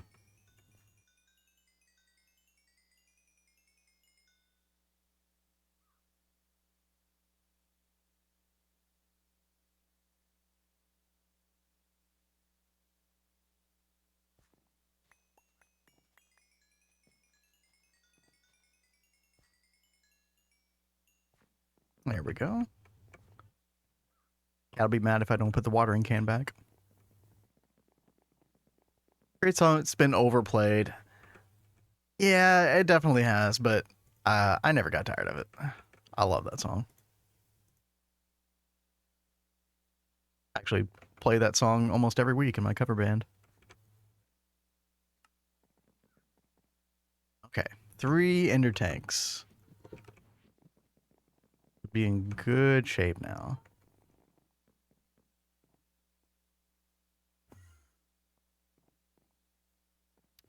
I've never gotten into Archer. I've been meaning to though. That's on the list.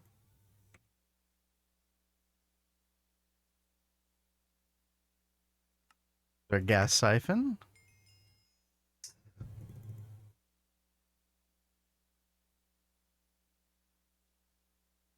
Okay. What else do we need? We need 7 of the machine frames. You know, I actually probably should be. This isn't the last time we're gonna make this. I should probably code this.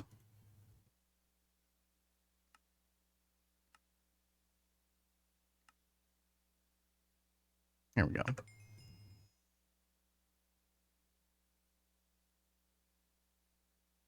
Oh, need to learn how to make all the things here. Okay. Compressed mithril. I don't even know if we know how to make mithril ingots yet.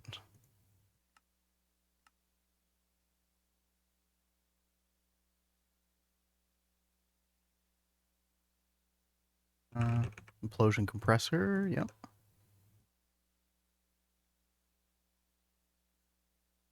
Wait, do we have mithril? Hold on. Oh, okay, yeah, we got 6,600, yeah. Okay, I'm guessing this is just something we throw in the EBF. Yeah. Wow, 115 seconds in a quad. Wow, okay. All right.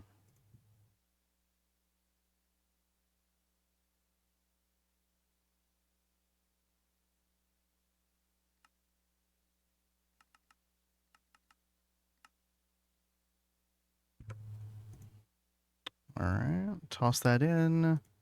What else do we need? We need wafer tier 3. I think this was just Aquatodoped wafers in the glass lens. Yeah. Oh, do we really not have a... Mm.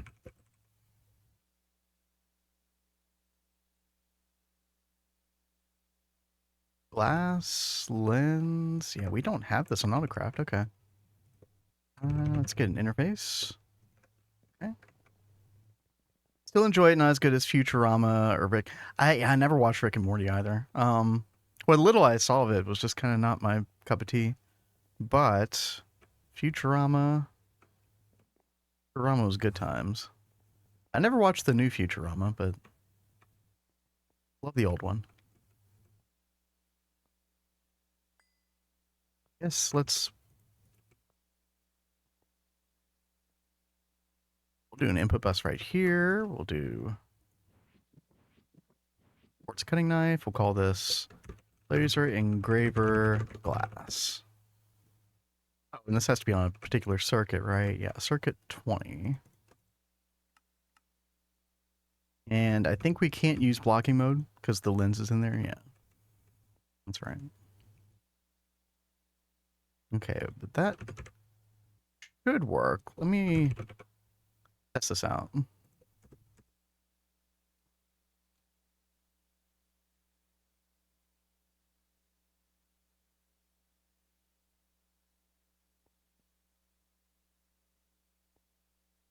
Oh, it would help if I put the glass lens in there. Okay. Okay, there we go. Nice. Solving problems.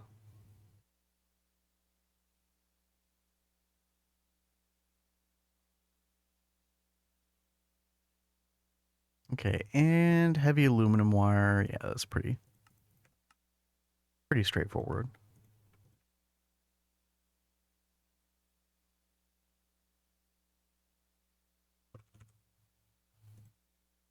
Seven of these. Oh, we still need regular aluminum wire. Okay.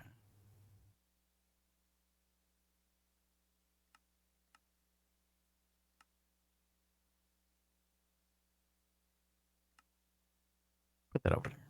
Okay. Now we should be able to request our 7. Very nice. What else did we need? We needed 4 rebolted rhodium-plated palladium casing. Okay, that's a lot of rhodium-plated palladium. Okay. We'll just do the shape crafting. Easy. Rick and Morty is worth it. You can't trust the little bits and clips Adult Swim makes about it. Okay. Yeah, well, maybe I'll give that a chance then.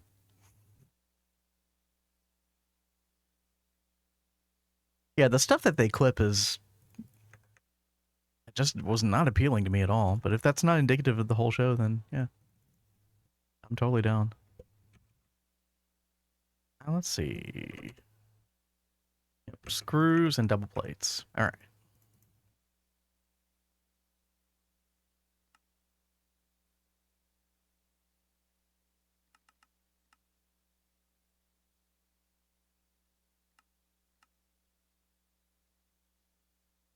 Oh, hey, Kat, you still there? What's your favorite song? Hope you're enjoying.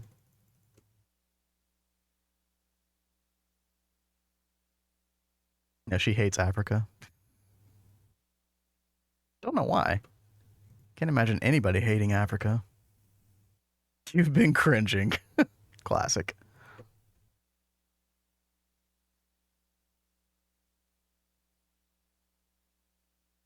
Everybody loves Africa.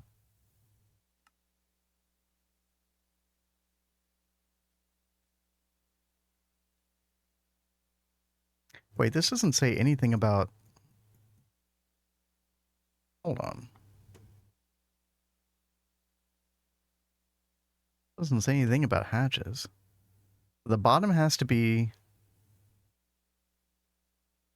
There's nothing in the bottom layer, which is very unusual. Controller front bottom.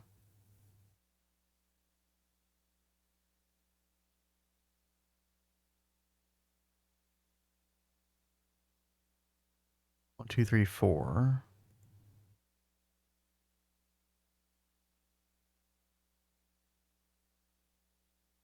Wait, I'm confused. It says it needs 4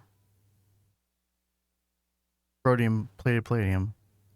1 by 4 by 1 pillar in the middle.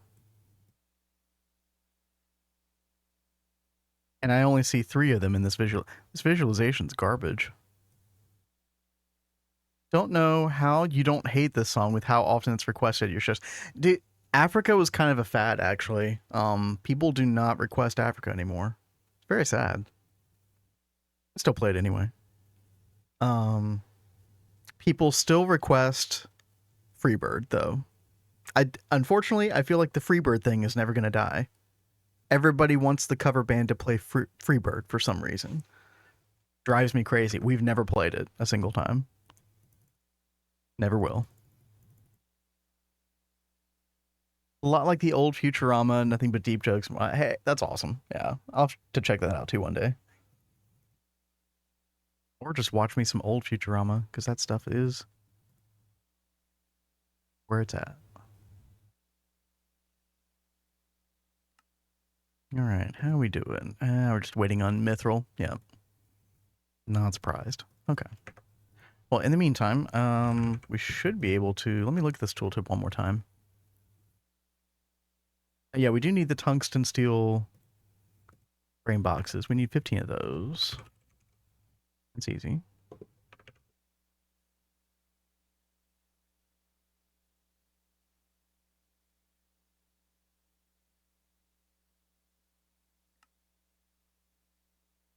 Oh, we need to craft tungsten steel? Okay.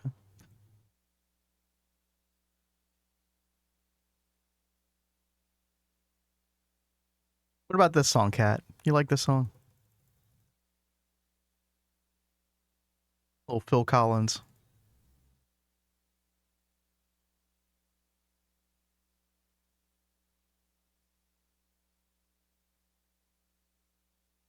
Okay, any frame, any frame, any frame. Okay, yeah, so maintenance hatch. Did it need a muffler hatch? I don't think so. No. Let's see. IV energy hatch. We do need IV gas turbine.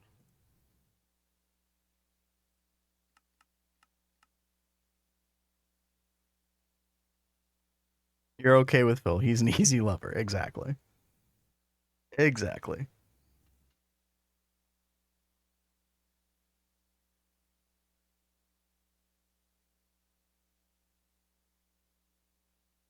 Do we actually need an input bus on this?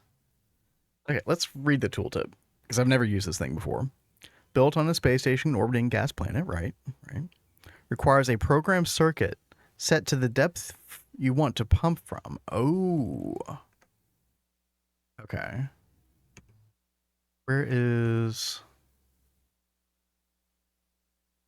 Actually, I think I could just right-click this. Yeah.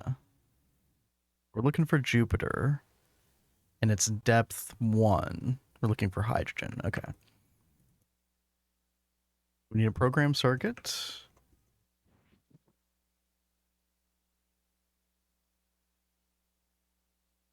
Circuit 1. Okay. Good. What else? It requires 64x depth mining pipe. Oh, so you do need the input bus. Okay.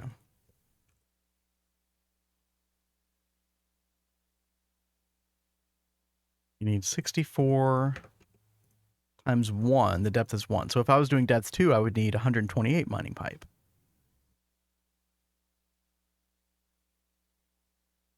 Yeah, we're trying to get hydrogen, Greg. Yep. And I've never used these before. I'm very curious about that. I mean, it seems straightforward. The EU protect required, and the depth is 1. Space station tier is going to be 3. So that'd be 4 to the 3rd power. Wait. No way.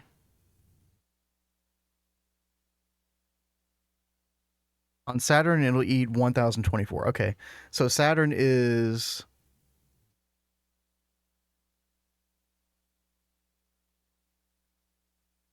Oh, thank you. Yeah, I'd forgotten that this page existed. Yeah. Saturn's tier 5. So according to this formula, that would be... if we went with 1 depth, that would be 4 to the 7th power, which is 1024.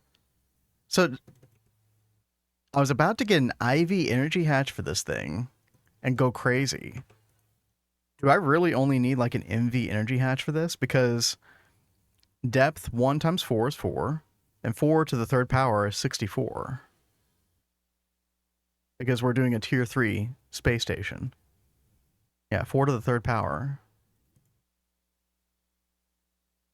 Saturn is half an amp of LuV. Oh, okay. Oh, I see the EU per tick now on this. Okay. I must be doing something wrong with the formula, because... Yeah, it says 1024 EU per tick for hydrogen. So really, I actually only need an EV energy hatch and an EV gas turbine.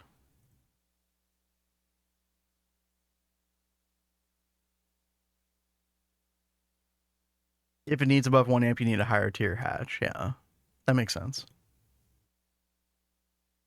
Yeah, this is just half an amp of EV. Yeah.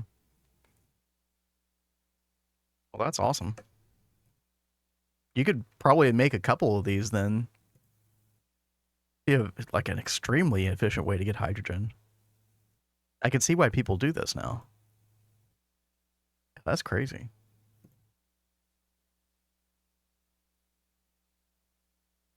Looks like we could also get helium with 1 amp of EV, nitrogen, oxygen, but yeah, the hydrogen is way better than the others. You can get hydrogen from Saturn as well, but there's like no real reason to do that. It's only slightly faster, like 20% faster.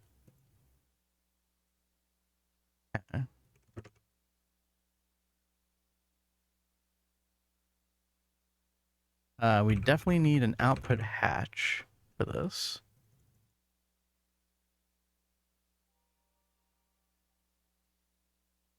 Okay. Let's see, am I forgetting anything? Energy hatch, main... Oh, the tungsten steel. I need all this stuff. We are done. Okay, good. So advanced machine frame, yeah. And then... What was it? Pre-bolted, rhodium plated, blah, blah, blah, blah, blah. Okay. Let's go ahead and mark our ender tanks. I think I'm going to do pink dye for hydrogen. Pink on the left. That. And then our nitrobenzene is 3 brown. Nice. Okay.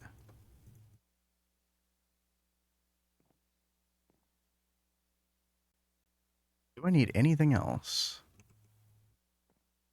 I think I've got it all covered. I can always slash home if I need to. Grab the stuff for our space station as well. Okay. And then, where is Spectre Key? Here we go. Yo, Goth, what's up? How are you? What you up to these days? We are about to go make a space station. I don't know what tier rocket I need, but I'm just gonna use tier 4 because whatever. Tired? Oh no. I was almost not gonna stream earlier, and I was lying on the bed, and Kat was like, "Oh, you're gonna pass out, aren't you?" I was like, "Wait, nope, nope." And I got right back up, and here I am. Not tired anymore. Just needed a little lie down.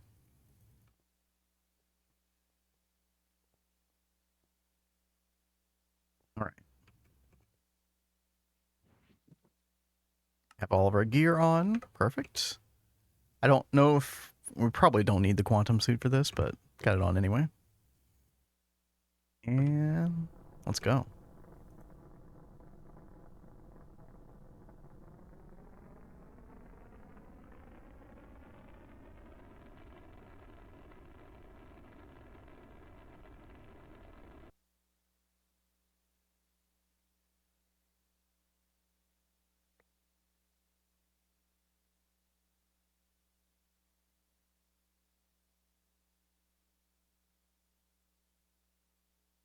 Went to bed at 3 a.m., woke up at almost 6 p.m. Oh my gosh.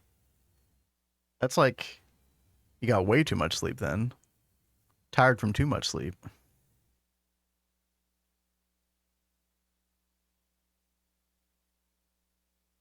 Okay. So we're about to do things we've never done here before. So we're looking for the tier 3 space station, which is supposed to orbit Jupiter. I click Jupiter, come over here. A space station can be created here. Okay. Create. Oh.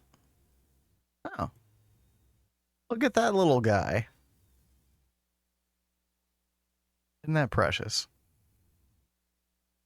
Hyper insomnia. Yeah.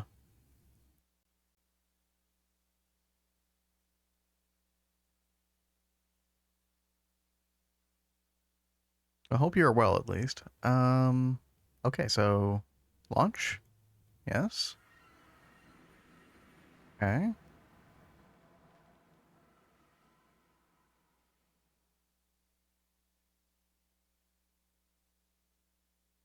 then there's my rocket. Okay, good. I was like, please give me my rocket. Okay, great. Okay. So for anybody who knows about this space station, can I like can I make it bigger?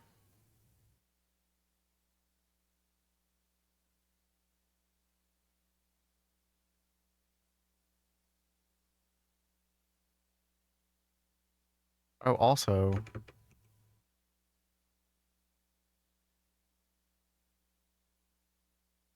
this is not good. I'm stuck on the roof. What? I drank the flight potion. I think that might have been the mistake.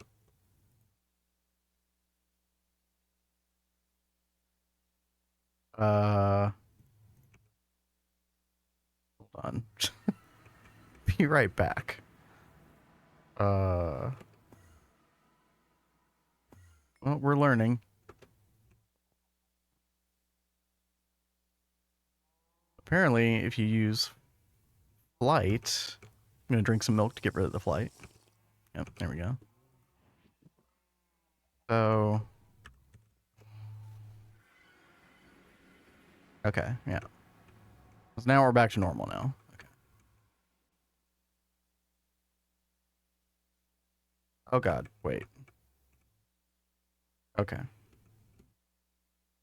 This is making me very uncomfortable.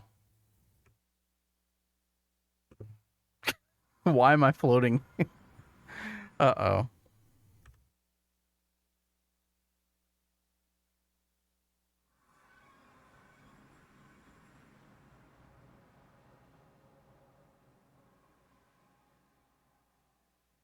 This is very precarious. I don't like this.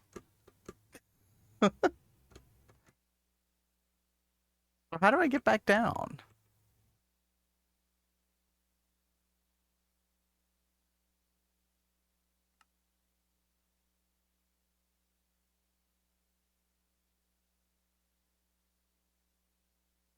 Any help quest book?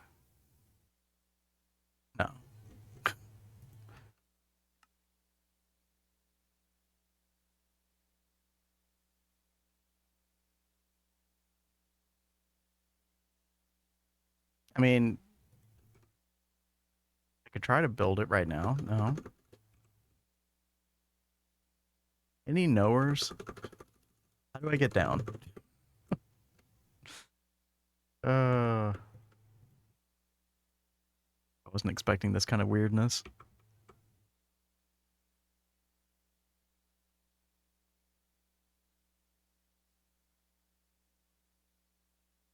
I think if I home and then I go back, yeah, it lets me come back down to the ground temporarily. Should I just like never hit the space bar? Is that the goal here? Can I put down half slabs? Yes, I can. Okay. Oh, okay. Okay. Don't jump. Okay, yeah. Definitely seems like a bad idea. Okay. But it's very difficult when your instinct is to do so. Um, okay. I'm gonna go get some stone blocks. And I want to see if I can actually like build an extension.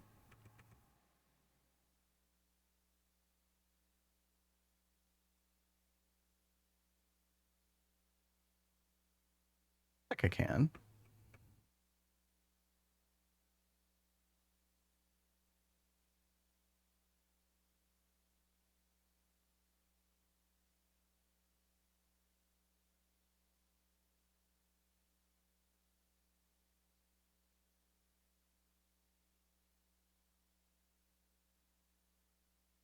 Built rooms, use traveling staff to get. Oh, traveling staff. Oh, that's a good call. What's up, Tell? Okay, I'm gonna try that. Uh, that is, that is not a very comfortable feeling, let me tell you. Okay. Dude, you like spring up so quickly. That's crazy. Okay. Okay.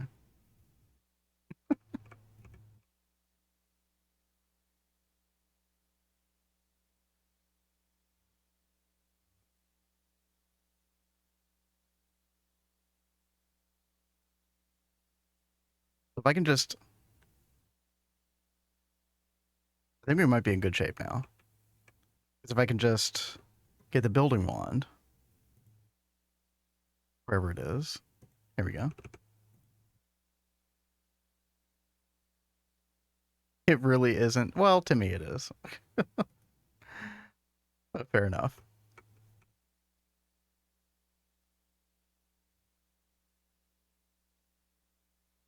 Oh, I actually screwed this up.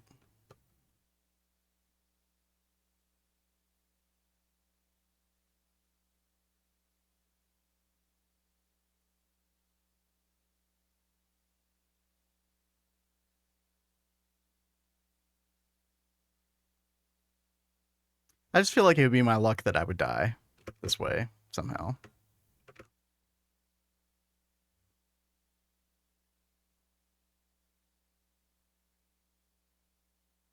Kind of let you hang over the edge, but then they kind of. Oh, it really is. Oh, okay, gotcha. Yeah, yeah, yeah. Like, well, you could just be a baller and being a little bitch. Entirely possible. All right,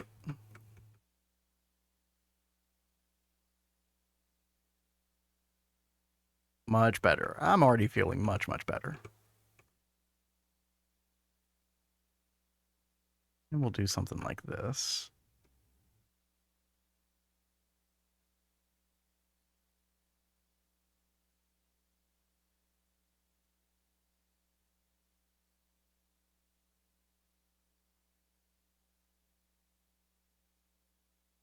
Okay. Hey, this is good enough for now.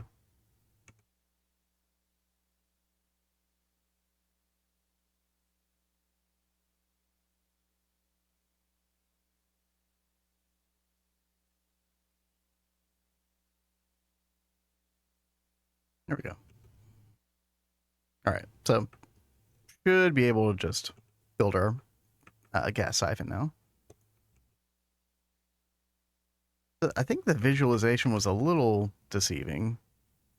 I feel like this is how it's supposed to work. Oh, I'm gonna have to do something a little dangerous here one more time. Yep. Oh.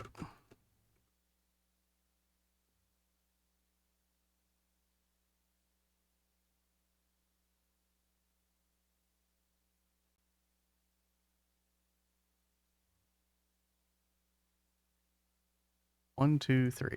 Okay. Now we can come in here. Perfect.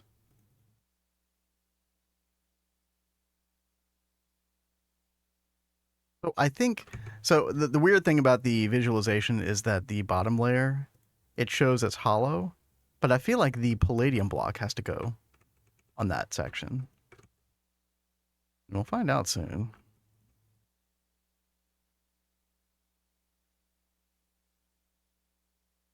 Oh, I just realized we're gonna need a quantum tunnel as well to make this work. Yeah, I can't use output hatches. Okay, there's our circuit. Yeah, one thing at a time.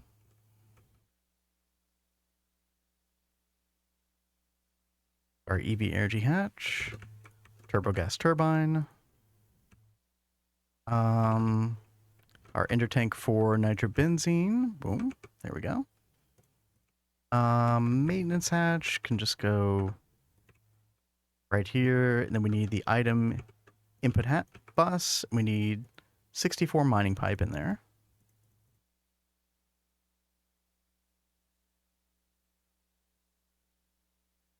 And then, yeah, the big question mark here at the moment is the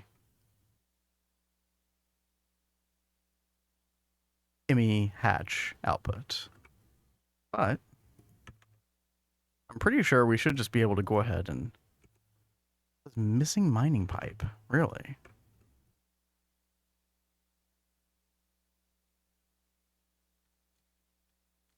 Huh.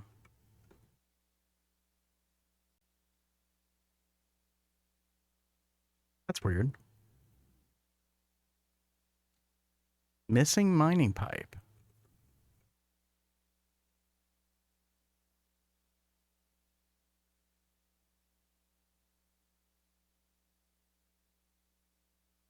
(64x) depth mining pipes. I mean, there's only one type of mining pipe, really. Input bus, mining pipe. Oh, now it, okay, well, now it's working. Whatever. And we are getting hydrogen in here. Nice. Is there a hole at the bottom? No. I put, like, in the bottom layer, it was weird because, yeah, this visualization here has a hollow bit at the bottom.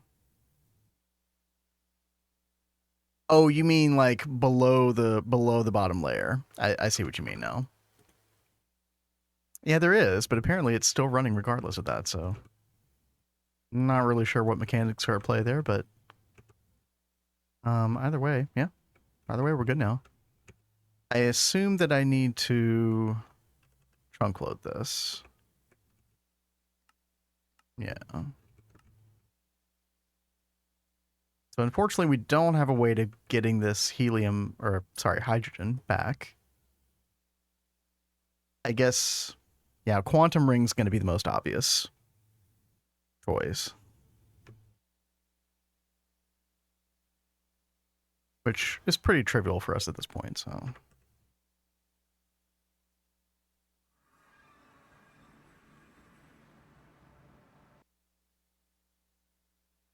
Trying to think like, oh, actually, I didn't need the ender tanks at all. Okay, well, we got 2 extra ender tanks. Let me get spectrum key. We'll put our rocket back. And then, yeah, I need to figure out where I want to put a quantum ring. Put that right there.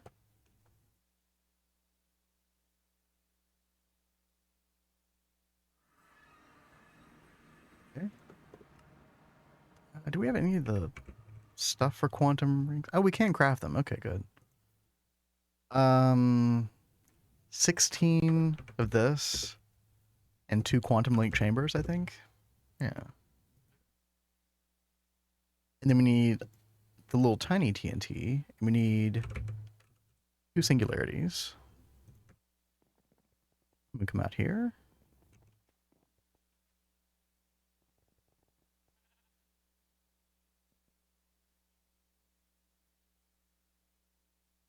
Let's get rid of our magnetization ring.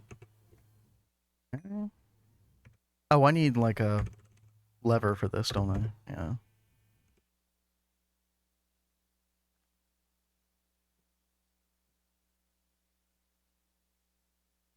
There we go. Toss those, and sheep, you're gonna have a bad time. Oh, never mind. You're fine. Oh, it didn't do them. Oh, I got scammed. Because they weren't directly there. Did you make a space station on Jupiter or Saturn? I did Jupiter because the power requirements were going to be less, and the oh yeah, yeah, good call. How do I make that mini TNT again? Centrifuge. Okay. It's been a while since I'd done this. Not worth to do. Yeah, Saturn was like you get 20% faster hydrogen mining for way more power. Like, it didn't really make much sense. 20, yeah, exactly. Yeah, 20%. Yeah. Let's see, centrifuge. Oh, industrial TNT. Ah,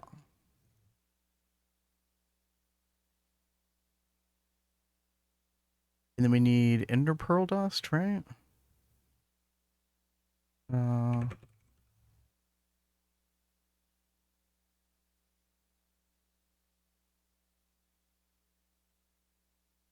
is there a quest for this?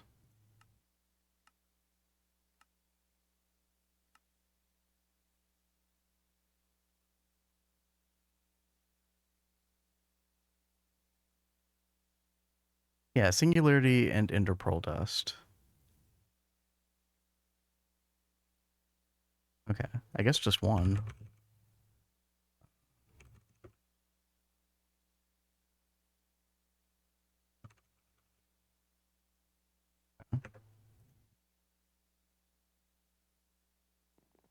Oh, the creeper. Oh, yeah, you are totally right. Which I have literally right here. Yeah, good call. I remember I think you said that last time, or somebody did, that we should have done it that way instead. Yeah. Oh, you only need one singularity. Okay. All right, perfect. So we got that. There we go.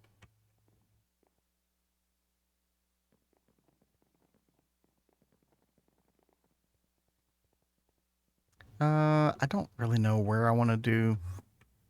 I've been kind of throwing miscellaneous applied energistic stuff down here. I think we can just spare one channel. Oh, also, we don't need this anymore. We were giving this nitrobenzene to the single gas turbines, but don't have any more of those. I'll just toss it there for now.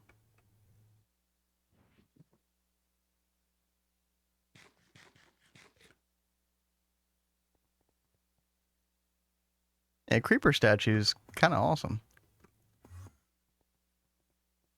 Okay. So we will. Oh, you know what? We're going to need an energy cell on the other side.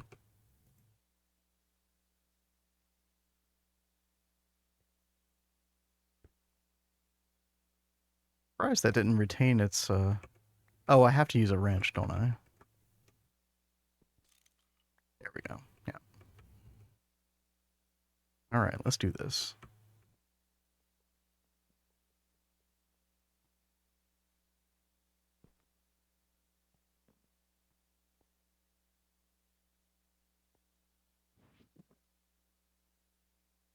Where is...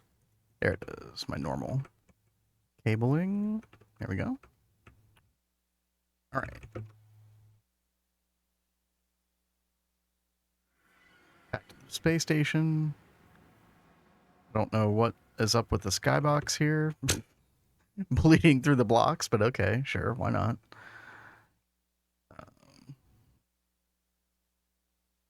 Sounds good to me. We'll do it right here in the ceiling. Why not?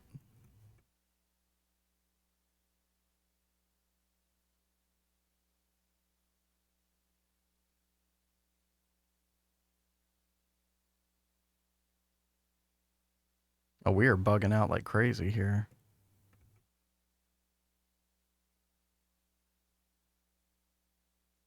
Oh, it has to be one of those. Okay. Kind of trippy. Not gonna lie. Yeah, just Angelica things. Yeah. This is perfectly normal, guys. Nothing to worry about here. Put a... And then, oh, I think this is, make sure we claim this other chunk here as well. I think it's divided. Yeah. That's fine,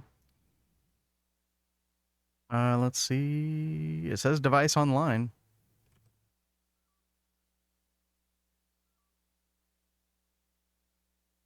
Okay.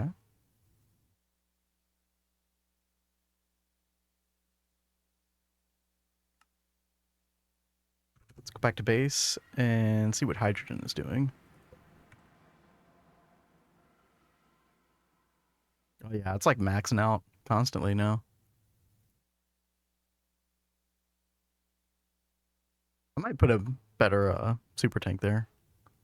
Again, yacht tank is always an option, but I feel like as long as we're caching a bunch of hydrogen over there, like it should be a problem. And I probably want to do multiple of those gas siphons, I would imagine. Like I could easily do 4. I mean, it's just resource cost. It's very little energy.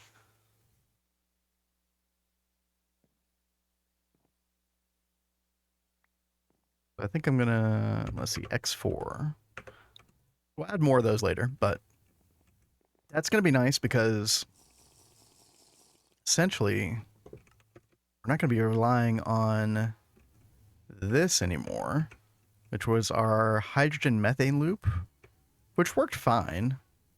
But I know our hydrogen needs are gonna increase quite a bit, and we always had this system to supplement it if we ever need to. So no reason to take this down necessarily, but yeah. I'm very excited to solve that hydrogen issue. What were some of the other things that we're looking forward to in the future? So Jupiter, I think... Actually, you know what? Let me just pull up the wiki page. We'll take a look at it together. Yeah, so here's what you get in Jupiter. Hydrogen, you get way more hydrogen than you get anything else. So I feel like the helium, nitrogen, and oxygen are really not worth it for this. The rate at which you get that is way too low. And plus it costs more energy. I almost feel like same with Saturn. Helium and oxygen don't seem worth it here. Liquid oxygen, I don't know why. I don't know about liquid oxygen, but what does seem worth it is Uranus tier 5, deuterium. That's going to be much nicer. Because right now we're getting ours off of, what is it, like the moon, I think? I think it's the moon. We're just using a normal fluid drilling rig there, which, you know, will run out one day. So this will be a nice permanent solution for that. Deuterium is worth it. Yeah, it does seem that way. I don't know about neon, argon, krypton, though. I feel like, you know, we're going to have like our krypton bee pretty soon. Ish, you know. I might work on bees a little bit in lieu of cat working on other things. And Siphon is infinite. Exactly. Yeah, you see, you never have to move it. Yeah, that's what I like about that. Um, let's see, Neptune. Tritium? I don't know how vital tritium is later, but it's a decent rate.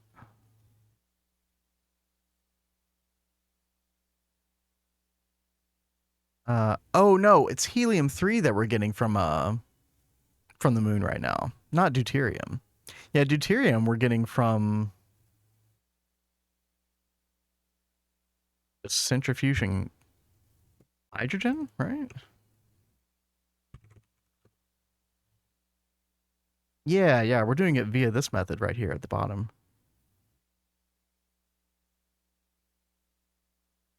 Xenon is maybe worth it. 350 liters per second. Hmm. Do we get a Xenon B eventually? There is a Xenon B. Ooh. Yeah, I feel like the B is kind of a no-brainer then. So hydrogen and deuterium seem like the two go-tos.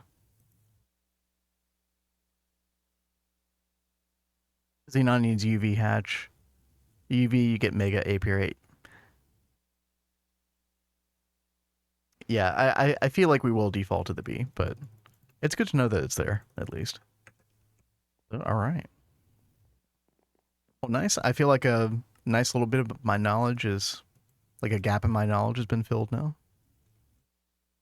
I was always unsure about the space station stuff, but yeah, it's like pretty straightforward. Spin thruster. Ooh, we'll play around with that. Make the space station rotate. That seems kind of cool.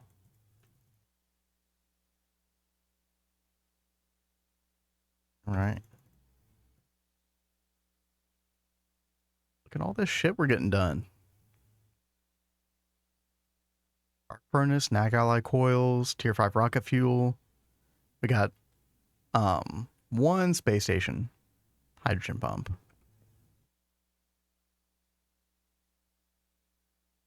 Used to make gravity in the space station. Yeah, I would definitely love to have some form of gravity. Was it literally the spin thruster that does that? Okay.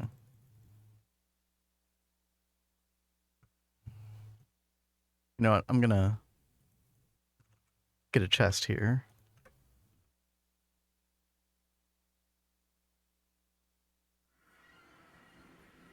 Oh, things look normal again. Okay. Oh god. Oh god. Okay.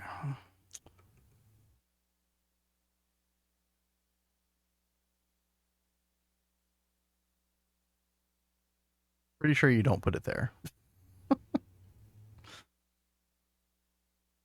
Hmm. We might have to look that up at some point. But I'm gonna put a little chest over here. Spin thruster. Also, let me grab this.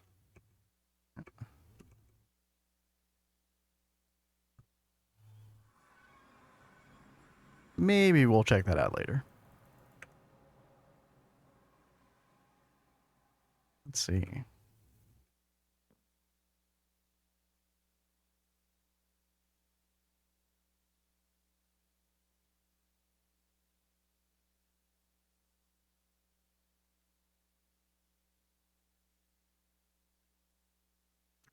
So for cows, in preparation for Monday's stream, maybe we do want to look at this real quick. I'm actually gonna get up, use bathroom, take a break, be back in like get a drink, be back in like 2 or 3 minutes, and then I think I'm gonna look at the crystal chips. I would love to go ahead and get this going, get this passived, so we have some of the stuff by the time Monday rolls around. We don't have to worry about it, but I will catch y'all in a few minutes. Be right back.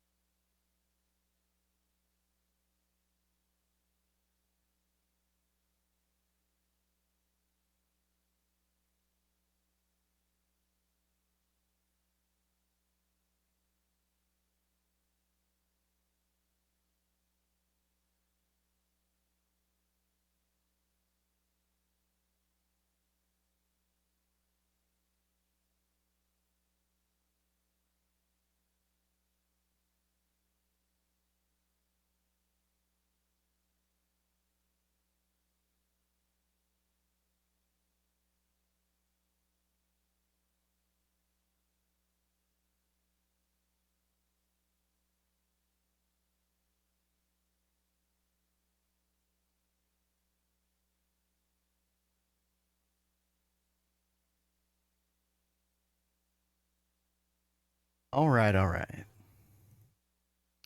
We back at it. So, having done this one time before, I already know we need a large processing factory. Let's go ahead and get that going, because that'll take a minute. Let's look at the recipes for this stuff. Let's pin this.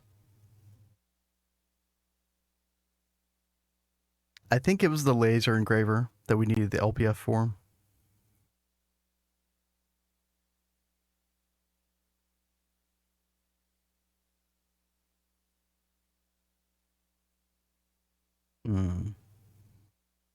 I think anyway. Do you use these engraved chips for anything else? Oh, you do use them for like this stuff. Environmental circuit.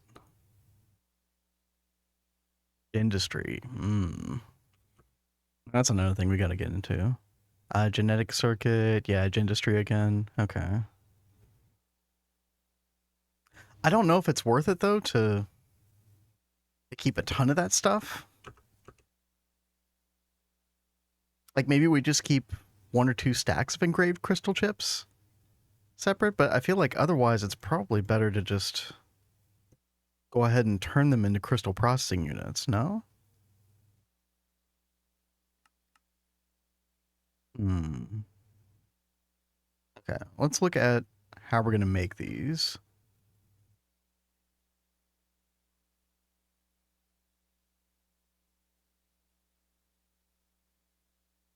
I wonder what the best place. So you can use the olivine or the emerald.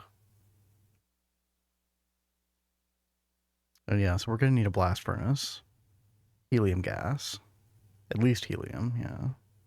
I don't like relying on argon. We do end up running out of argon every now and then, so...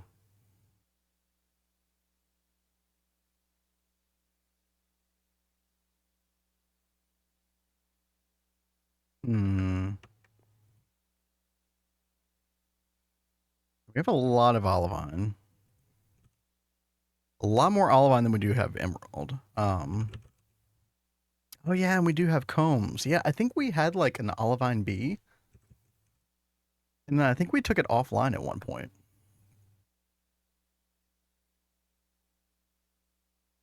I think that might have been what happened. So maybe we just put the olivine bee back online.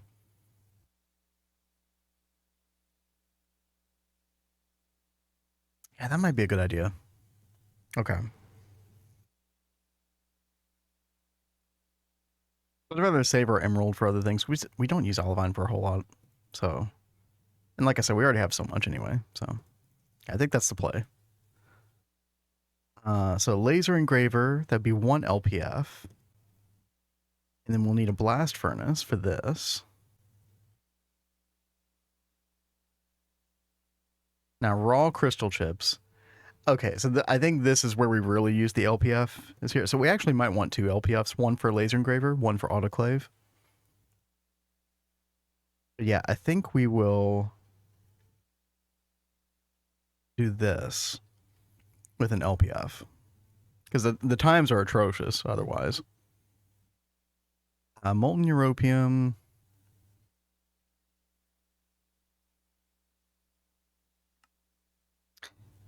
Right, we use the parts instead. Yeah. Yeah. This is the way you go. So you always need to keep some raw crystal chip parts on hand. The only thing that really gets used up is the europium.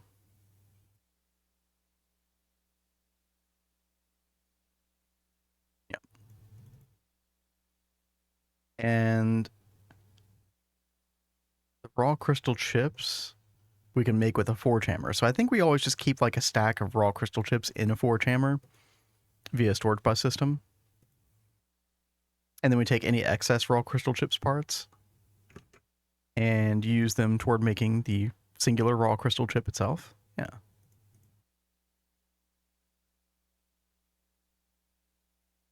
Yeah, and I think we could just use probably even just an HV forge hammer. I don't think that there's a reason to have them. We're not going to make 9 raw crystal chips in 5 seconds, so I mean, maybe we will eventually, but yeah, the time on this is atrocious anyway, even in LPF. So okay, but I think we have a good plan here. Um, we have to make the very first raw crystal chip, which is going to require. Oh yeah, and it's like a 10% chance. Oh yeah, yeah. I remember this. We do have exquisite olivine on hand. Yeah.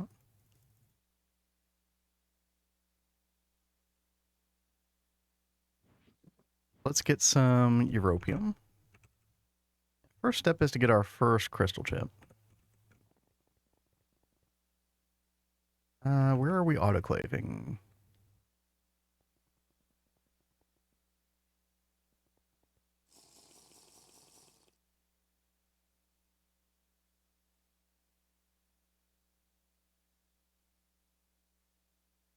Actually, don't remember where we're autoclaving.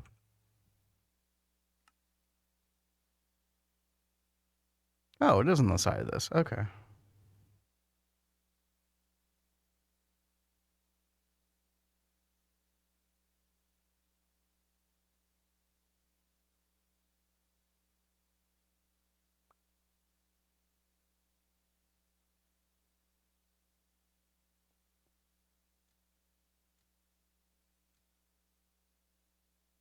Oh my goodness. 171 seconds for 2. What energy are we running this at? Ivy? Okay. Yeah, this is one reason why I want to get this online. Before Monday. Gonna leave this on in the background some.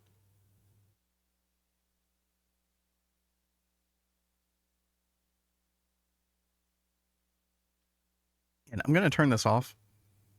I want to see if again, it's only a 10% chance. Well, actually, how much of it did it use? It used all the European. Okay, right. So this was done in parallel. So we are getting 2 crystal chips guaranteed. I forgot. This always tells you, like, regardless of percentage chances, this tells you what you're actually getting out, which is a very nice feature. I don't think this was a thing until semi recently, like an update or 2 ago. Oh, this information here. Yeah, so we're getting 2. That's good. I do want to wait here and get the rest of the olivine out of there, which I can't actually reach because it's that middle block. So yeah, we'll wait on that. Actually, we'll come back here in just a second. But we can go ahead and make our HV4 hammer. We need an anvil.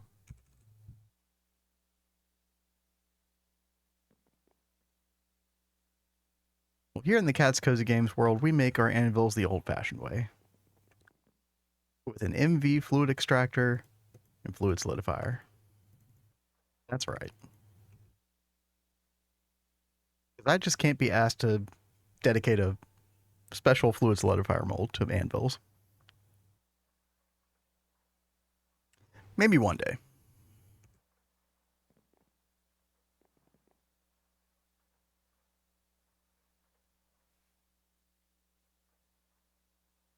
Let's see. So, Forge Hammer will provide us with the raw crystal chip parts. Autoclave, which we're going to use the LPF functionality, will give us crystal chips, which will be a guarantee from the parts. And just a small amount of europium. How are we doing on europium anyway? 238,000. That's decent. That'll get us pretty far on that front. We also have a ton of europium dust. We could always use this. Form this into molten europium if we needed to. This is mainly coming from, or I think entirely coming from, a monazite bastnasite line.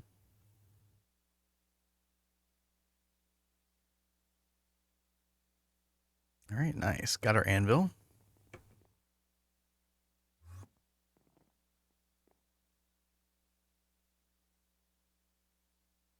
It's our forge hammer. Nice. We're probably going to need several transformers to make this HV work. Probably LuV to IV, IV to EV. And then EV to HV. Yeah.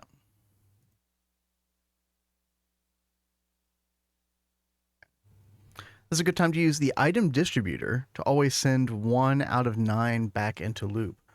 You know, that does sound like a good way to do it, because my default way was going to be to just have always 64 raw crystal chips just sitting inside the forge hammer and just have it all stocked up, which is probably the easier, no brain way to do it. But we can make that work. I remember the one time I tried to use this thing, I didn't have much luck with it, like figuring it out. Default items per machine side.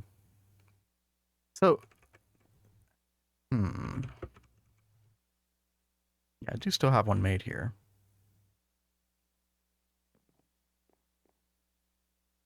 Isn't the problem with this, like, won't it buffer all the items inside here though? Like, wouldn't it just keep throwing raw crystal chips in here until it's maxed out?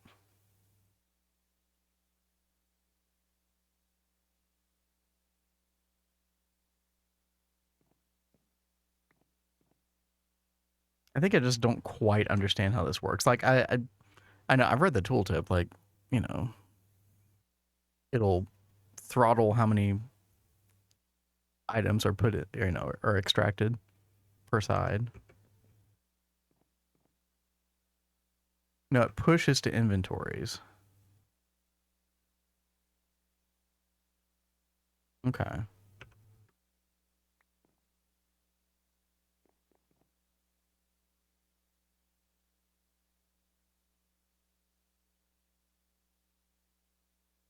Oh, there's our LPF. Nice. Okay. So we need some multi-use casing. Let's get like 20 more of those. We also need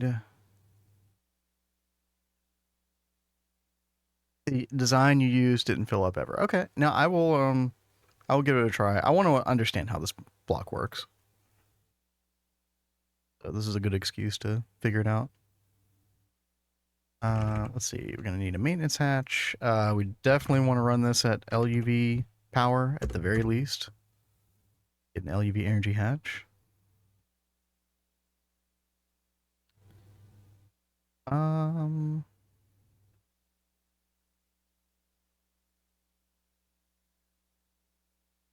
I think we're gonna use a traditional output bus. I think.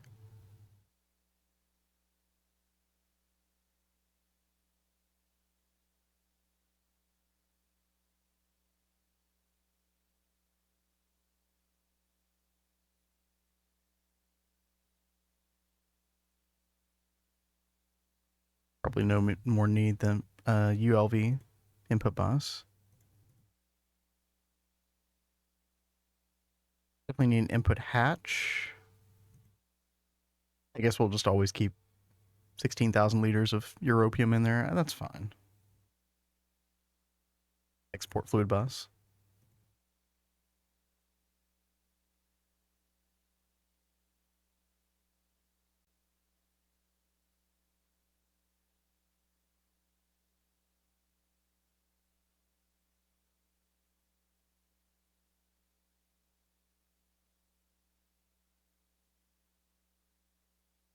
I guess what I'm wondering is, like, how am I going to get items to this? Like, how am I going to get the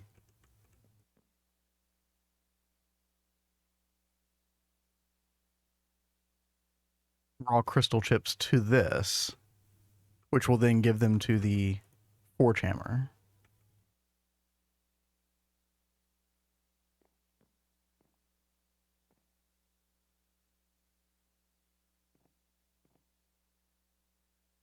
I guess a storage bus? It's like when it enters the interface? No. Or like an interface? Interface with a conveyor belt?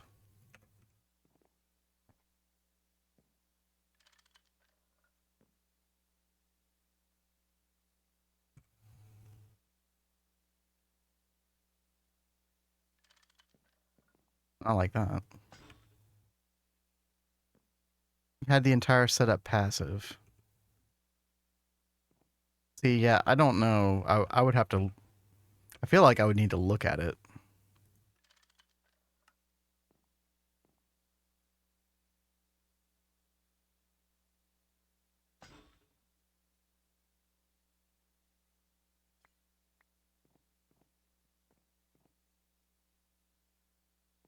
It might be a situation where I just set it up the way I know how to set it up, and then I kind of try to look this up after the fact.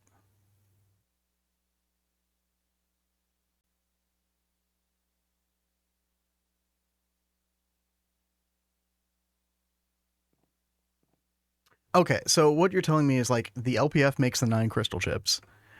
The 9 crystal chips then come from the output bus of the LPF, and then I use some item conduit, something like that.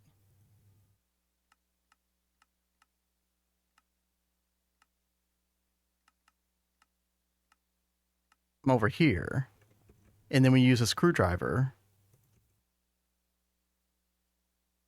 to dictate to the different sides.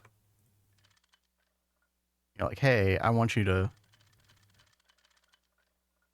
do 8 over here, which is then going to go back into the network.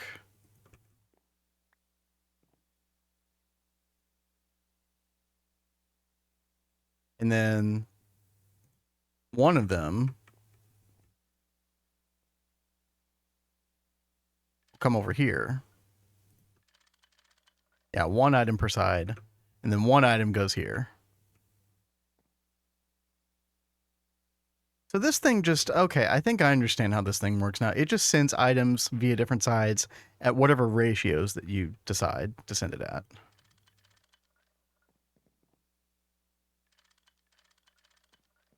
I guess it's at one side by default on all these. And then the 4 chamber goes back in the LP. Yeah, exactly. Yeah, okay. That actually makes complete sense. Yeah. All right.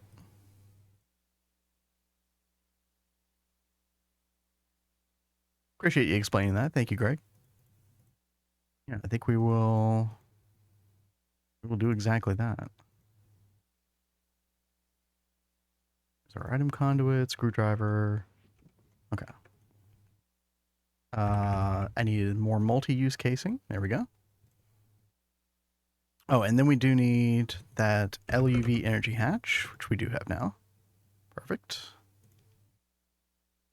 Oh, this needs a muffler hatch too, doesn't it? There we go. Okay. We got to figure out where we're going to put this thing.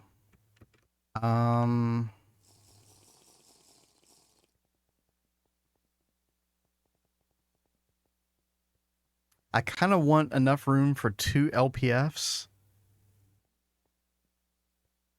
and 1 blast furnace, I think. Maybe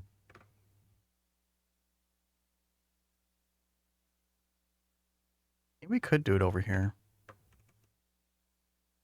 Let's do it here.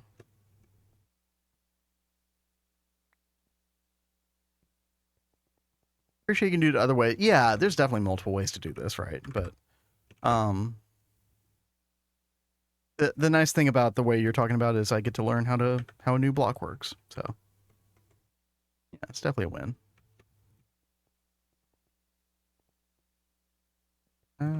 Let's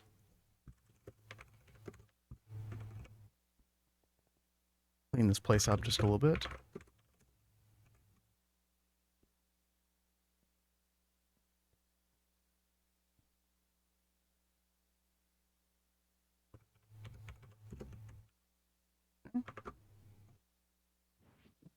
Ooh, we need more lamps.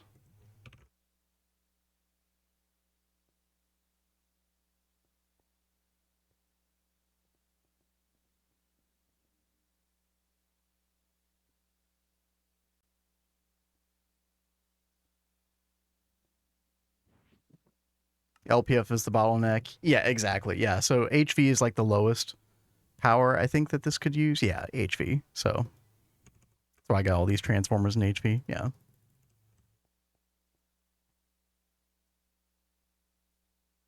All right. Let's see here. Oh, I probably need to fix the basement down here. Yep. All right. There we go.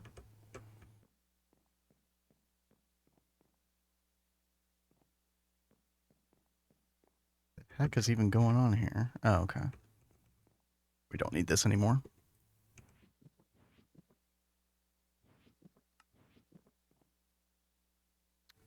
Uh, should just be able to continue this dense cable over.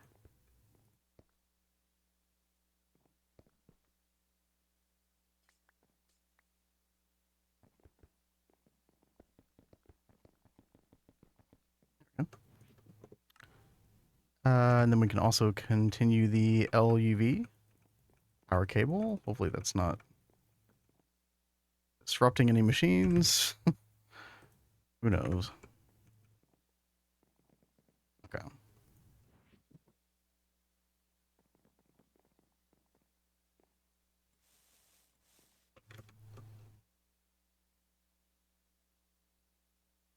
Oh, come on.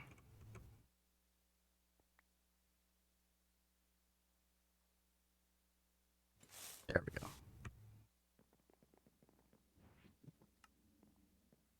Came home today after being outside the entire day, touching grass. Nice. Instantly went nap, woke up 7 hours later. Oh my god, dude. That's so bad. Definitely been there before. Thankfully, been a little while since I've screwed up my sleep schedule that badly. I do have the luxury of getting up, a little bit later, like 10 or 11 o'clock, but um, I got to get up at 8 in the morning tomorrow for work, so.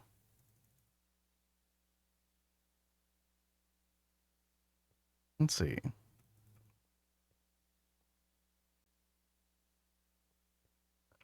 Touching grass, always good. It's been way too hot this week for me to touch grass where we are.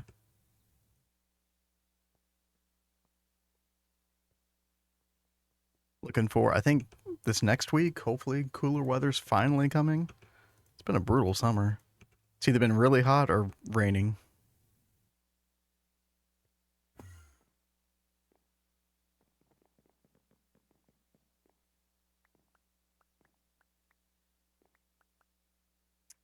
Okay, we'll do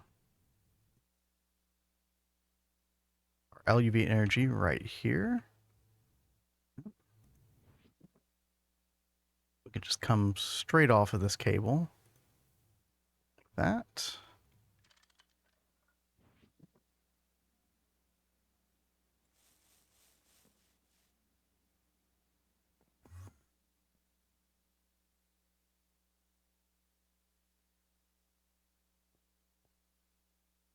Almost processed all your backlog of mining.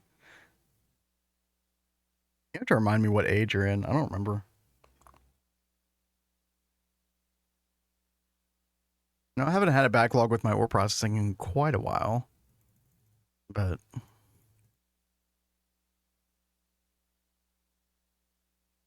no doubt that's going to creep up on me one day. I think I'm running all of our quads at EV still.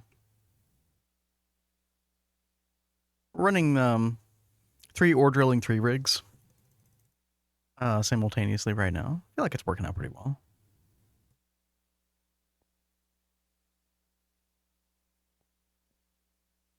Okay. Gotta think for a second. ZPM, you had miners running ore processing this EV, go figure. Yeah, so probably 1 tier from now, I'm going to look at my ore processing and think, ooh, yeah, EV's not going to cut it anymore. Unless I just make more EV quads, maybe. I definitely have the room to do that. That was kind of the idea behind building such a large building to house it. So do that. Okay.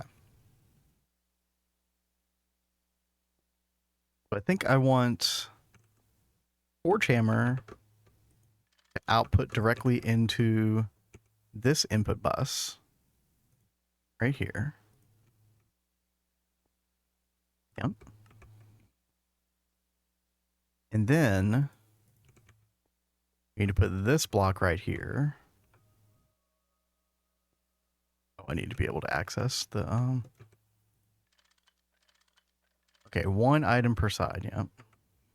One item is going to come out here. 0 there.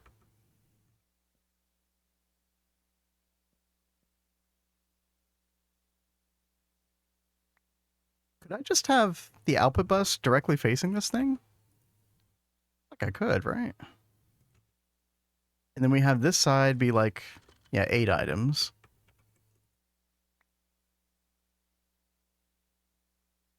Don't have any resource issues. Yeah, that's nice. The only issues I'm having is like with Naquata, but that's just because we're still relying on DOBB. Do need to get Knackline set up pretty soon. It might actually end up being one of the last things we do in LuV though.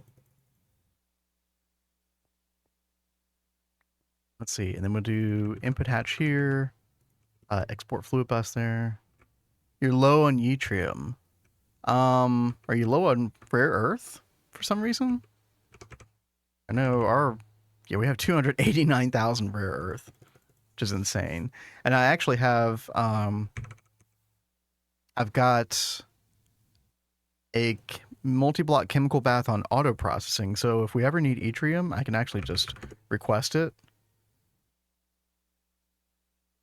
Oh, I thought I could request the rare earth. Maybe I don't have that requestable. Well, if I have the rare earth dust, at least I can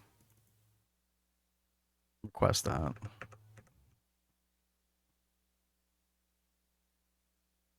I found that the processing of the rare earth was like super, super quick in the chemical bath. Oh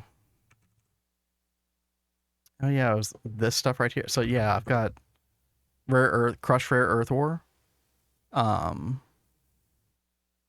Set on auto processing with the multi-block chemical bath. This goes by very, very quickly. Like there's almost no need to even passive it unless I run into some kind of roadblock later on. Yeah, what's up, Nova? Yeah, no, we are still going at it. I've had like such a productive stream so far that really didn't want to quit. Are we pumping sulfuric acid? We are not. So we're actually still burning our sulfur dust for that. We do have sulfur bees, as you can see with the combs. I think this sulfur dust number has gone down. And we might want to do that.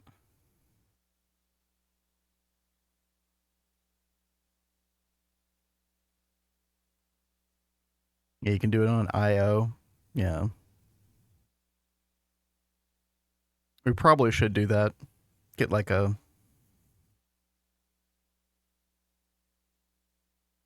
yacht tank for sulfuric acid.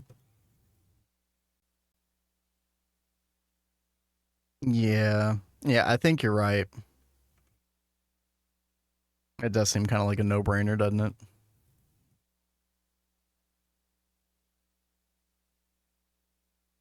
Started watching George get the BF from work, stopped at the store, came home, made breakfast, dinner, ate dinner, watched some TV, and you're still going.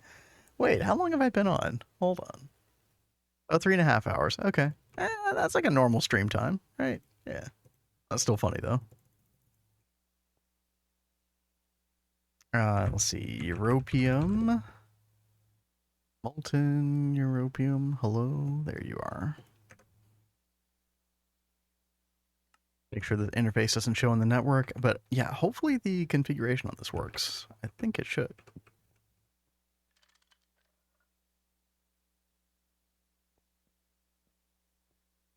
Okay. Shouldn't need the screwdriver or the item conduit anymore. Good on all that. We do need to power the forge hammer. Let's see.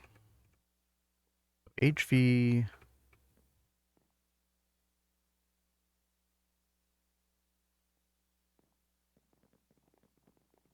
IV.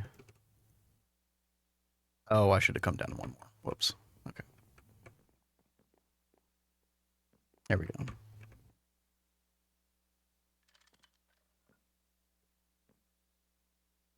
Did I do? Oh, hold on. I'm not confident at all that I did that correctly. Okay, this is EV. Yeah.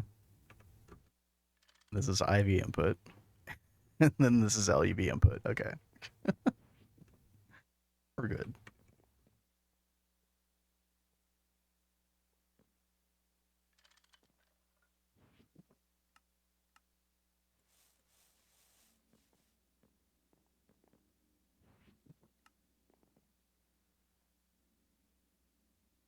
Okay. Just need little conduit coming down here. Should be fine on. Oh yeah, we got plenty of room on this. Let me double check this PDP real quick. Oh no, we are not fine. We're very not fine.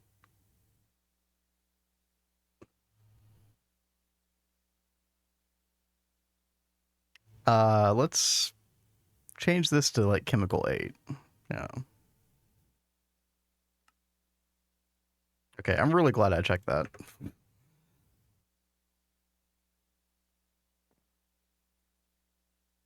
Wait for this to come back online. Then we'll check our final number, but it should be like what, 21 or 19, 20.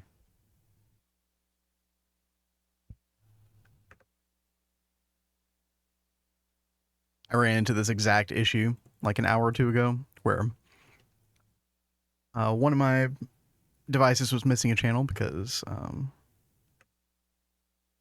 had too many PDPs assigned to the same input. Oh, thinking, yeah, 23 channels. Okay.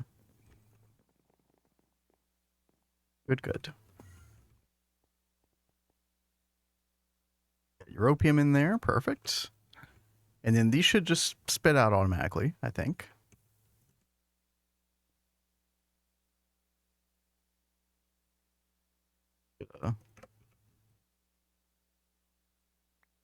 Cable facade here.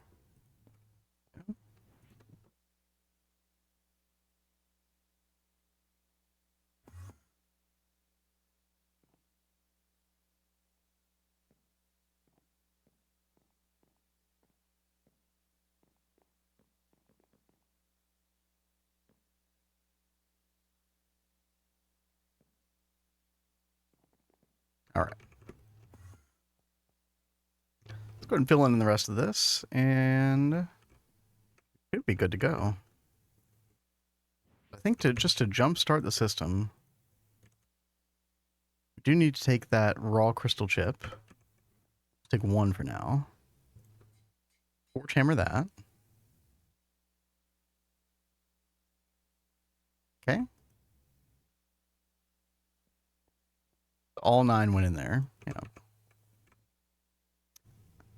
Oh, we need a circuit for this. Oh god, which I always forget which circuit it is. So for the large processing factory, it's always 20, 21, or 22. Also, I don't even know if this is in the right mode yet. Our screwdriver. We want autoclave, right?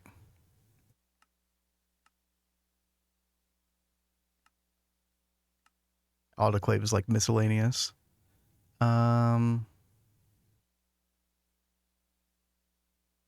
Autoclave number 21. Okay. Can't wait until this machine gets phased out. Okay. Maintenance. Let's go ahead and get our maintenance lights and stuff on.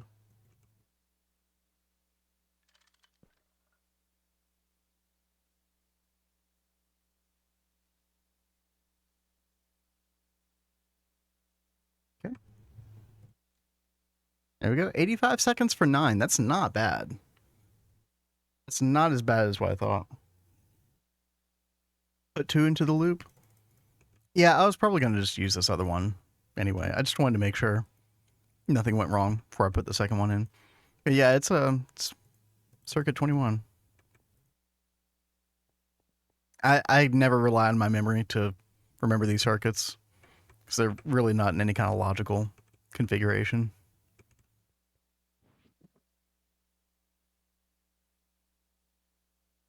Dude, we need more fancy signs. Let's see. Raw. Actually. Raw, crystal, chip.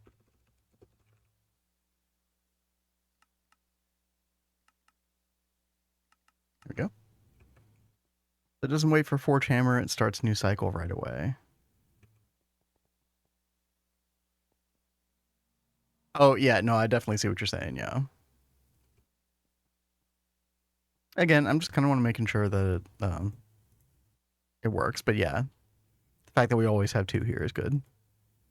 That does make sense. Why you'd want to not just do 1.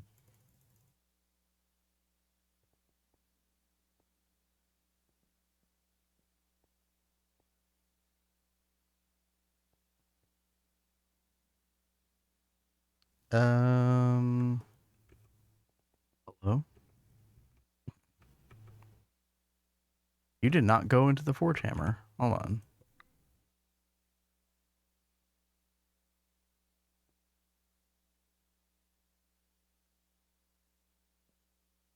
Are they stuck in the output bus? Oh, they are. Will this not auto output into the item distributor?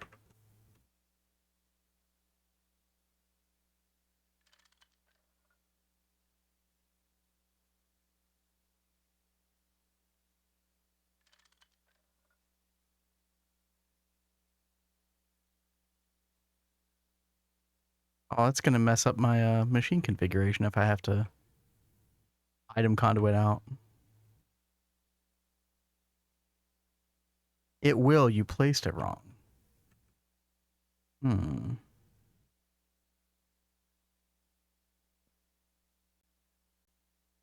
let me pull these out temporarily.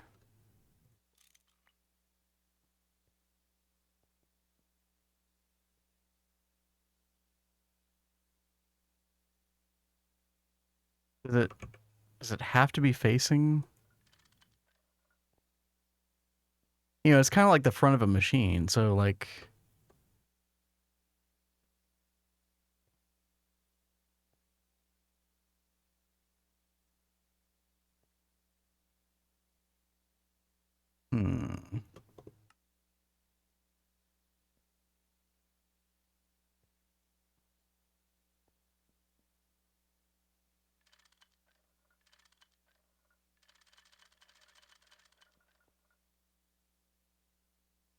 or just slap a conveyor on it. Yeah, I could do that. Yeah, I might just want to do that. Let's see. Oh no, we want 1 on this side, 8 on this side. Yeah.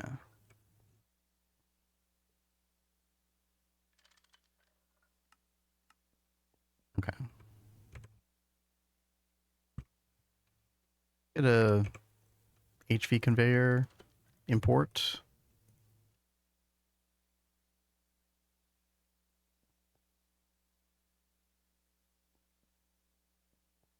That's weird. That's not wanting to work either. I broke the transformer. Oh, you're right. I did. Thank you.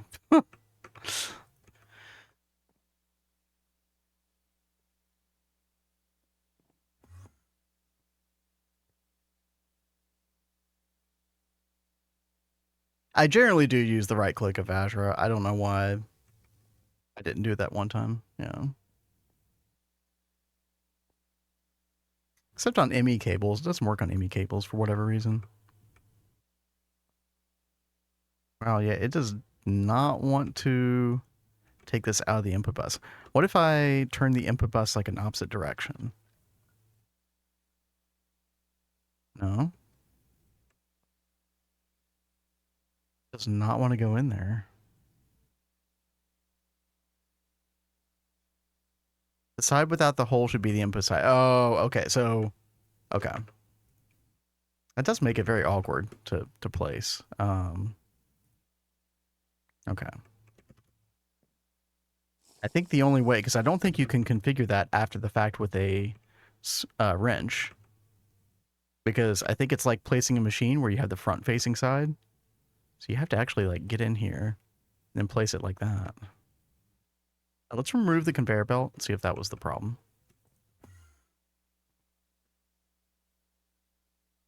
Put output bus back here, casing back there. Actually, let me take that back out.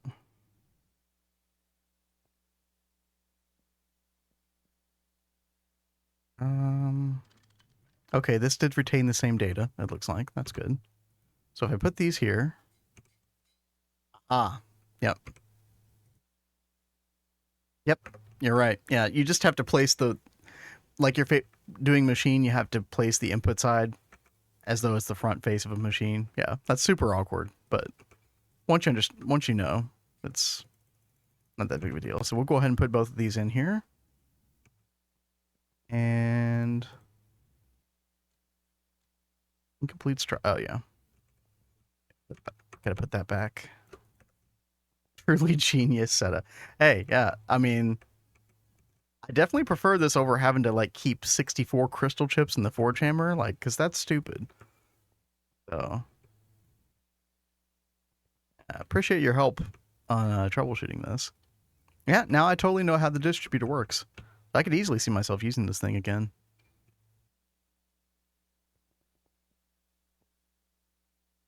It's nice to be able to like send items at different ratios like that. I wish there was a fluid version of this. Several times where I've wanted to send fluids at different ratios.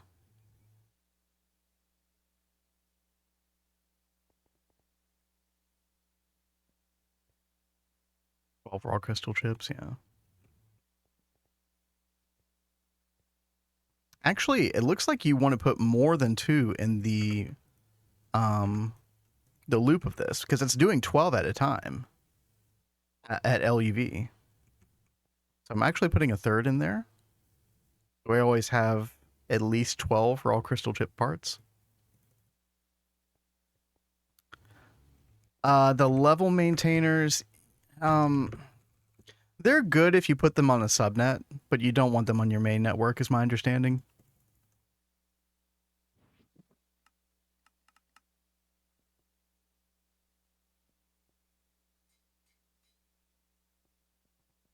But yeah, I guess a subnetwork with the level maintainer would work as well. Yeah, again, my dumb brain version of this is just, you know, an item conduit that always prioritizes the forge hammer over the interface, the ME interface, and you just keep 64 stacked in here. Which, you know, over time makes it, you know, you don't really care about just a stack of crystal chips, but,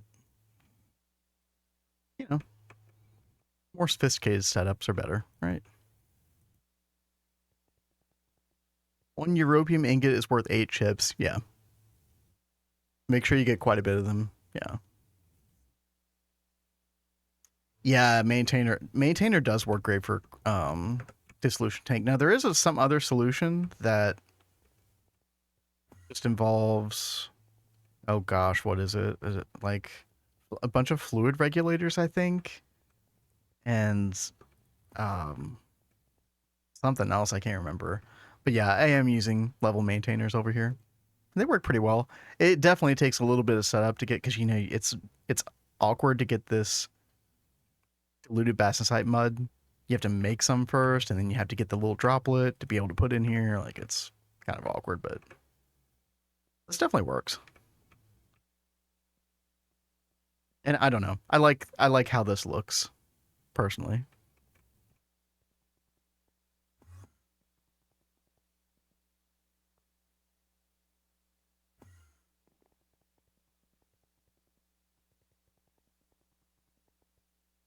Use it instead of real solutions. Well, I mean, you just don't want to lag up your ME network, right? Where did I put? Okay, yeah, down here. Okay. So there's a couple more steps to this process. We definitely got the most complicated step out of the way. Um,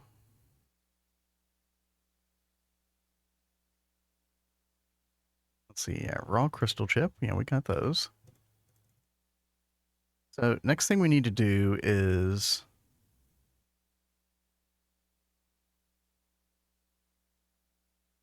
make engraved chips. Now this is always going to require having olivine plates around, which, you know, I don't know how to do other than just to like to cache a bunch of olivine plates in the system by default. You know, like make 20,000 olivine plates and then just have them go through. And then I guess I'm going to forget about this one day and it's not going to produce any more chips. And I'm going to be like, oh God, I need more olivine plates. Because I don't want to I don't want to crafting card this or anything stupid like that.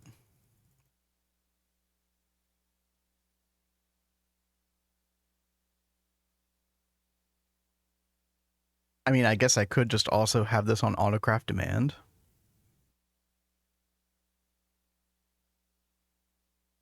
Like not passive this, just have this on autocraft because I mean it's not really that much time. Um, what was the final step? Yeah, see, this is the thing though. The final step is kind of a pain. I feel like I should be passiving this because this takes so long.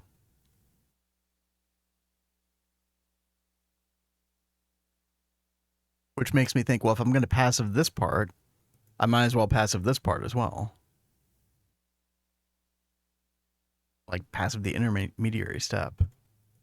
Because I think auto crafting this would be a terrible idea. So yeah, unless anybody has a better argument, yeah, I think what we're gonna do is do a second LPF for laser engraver, and then have an EBF in between to do the intermediary step. Don't bother. Really? Well, I mean, like I was saying a second ago, doing this on autocraft seems really bad. No?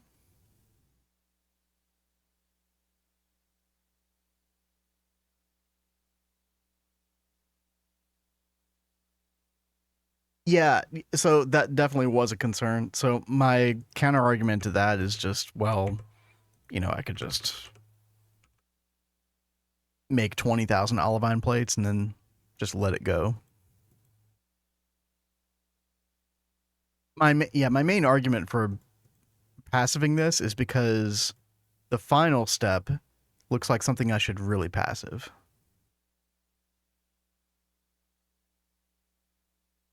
Tech usage informing press it's used in something. Um, do you mean the raw crystal chip? Or do you mean the engraved crystal chip?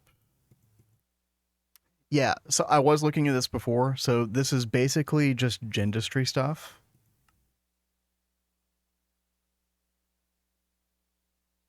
Which definitely seems important, but I don't know why you wouldn't need like just more than a couple stacks of this. Which my argument would be, yeah, just keep a couple stacks in the system of this, but then auto process, you know, passive the rest. Um, well, you do use these. Well, I don't know. Do you really use these that much?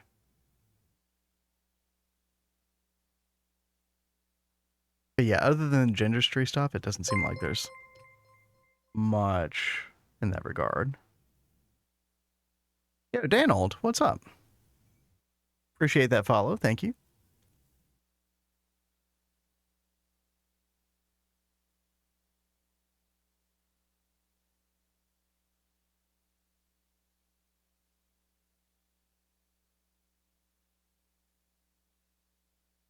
I'm just very worried about this processing time. So unless you got another argument, like I think I am gonna automate this. Yo, what's up, Razor Rain? No cozy gaming tonight. Well, Kat and I normally do it on a strict schedule, Monday through Thursday. So this Saturday stream is just kind of like a bonus, extra stream. And she's chilling. She's just doing her own. She's actually playing a different Minecraft mod pack right now. She's playing Universio, which is one that came out like I think a little over a year ago. She's really getting into that one.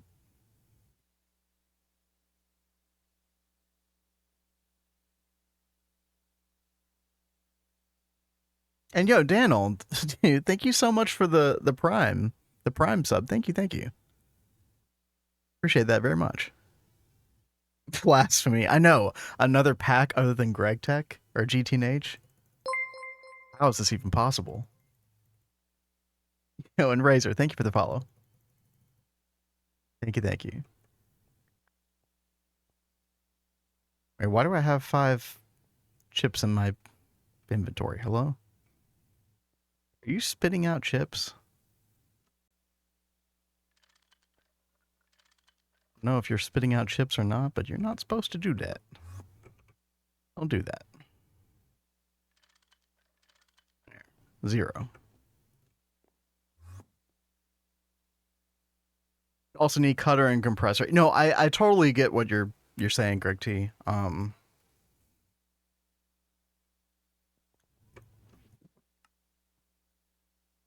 My thought was, well, just batch a bunch of plates and don't worry about it for a while. Yeah, I'll eventually run out and forget about it.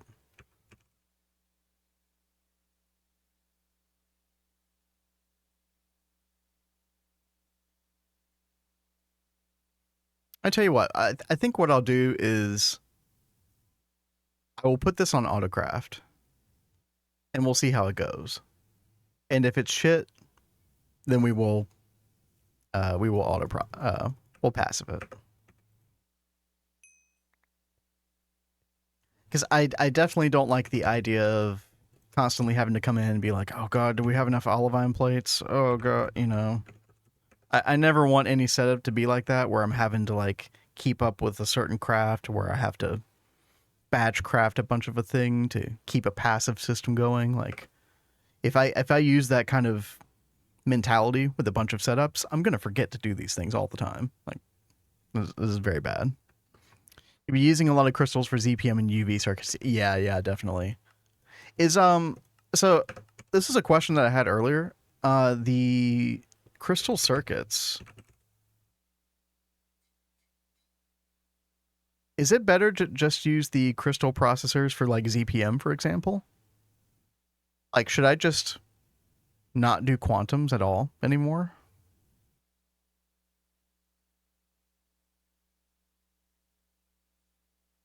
Don't know if you plan on doing LuV nanos or not. Well, yeah, that's kind of the question, right? Like, should I replace some of these things with crystal or not? I don't know what's more efficient.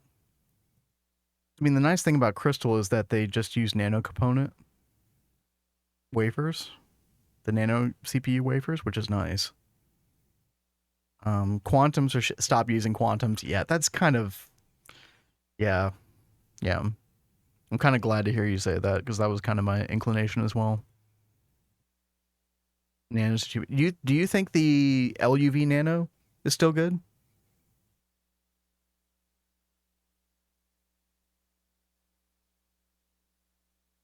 Crystals for ZPM and UV, yeah. I was even wondering if I should replace IV as well with them, but yeah, I don't think so. The only thing that's probably up for debate is the LuV, I would guess. With Cal, yes. Okay. So I should do nanoprocessors up to IV, and then above IV, I should do crystals. Check the Cal recipe. Yeah, the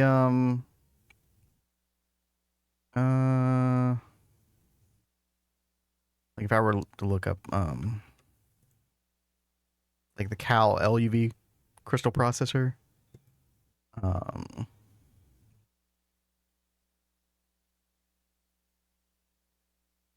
mean all of these are way more efficient, of course.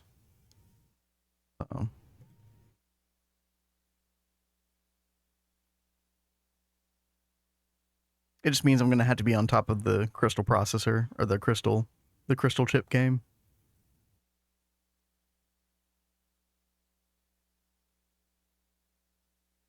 Oh, I didn't even think about looking at the times. Yeah, you're right. Yeah, 60 seconds at LuV for 16 of them. Let's see.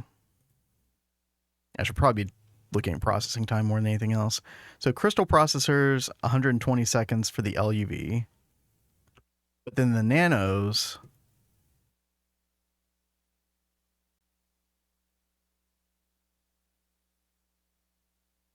are 480 seconds?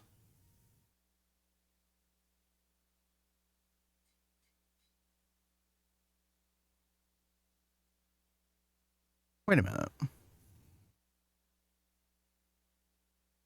The cal is perfect overclock. Oh, yeah, you're right. Yeah, I'd forgotten about that. Yep. Yep. That's so unintuitive, by the way, because the assembling line is not perfect overclock, but the circuit assembly line is overclock. Like, really?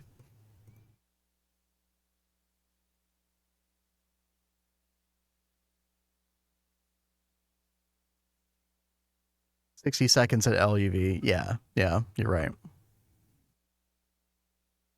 As opposed to 120 seconds LuV. Yeah, so it does seem like nanos are good all the way. Yeah, and then just do ZPM and UV as crystal. Yeah. Okay. Sounds like a good plan to me. Means a little bit less reliance on the crystal chips as well going forward. Again, I'm a little concerned about that processing time, but we'll see what happens. We shall see. I'll leave this space open just in case we do need to passive it.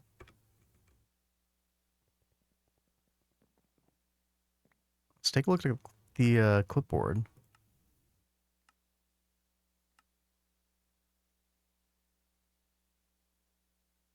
Crystal chips are done. Check out the first nano line in the the nano processor. Let's see. I mean, like, that's not going to take any time, right? It would be, would it be 15? No, wait. Oh God, would it be 3.5 seconds at LuV? Am I thinking of overclocking correctly in that way? It gets divided by 4 for each tier up. Oh, second page. Oh, the indolor recipe. Oh. Wait.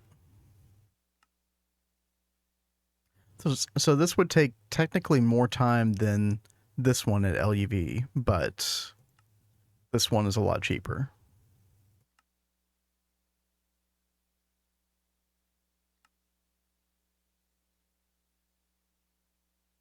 Yeah. Okay. I'm going to have to pay really close attention to all these recipes, make sure I'm doing the right one when I set these things up. Does it use the same imprint regardless? I guess it does use the same imprint. So much faster in total processing time. Well, wouldn't this actually take technically more time than this recipe? The 60-second recipe at EV? But the logic is that you're using significantly less resources to do it. Right, using ASOC. Right. So yeah, a lot fewer resources, right? At the expense of slightly more time. Actually, a decent bit more time.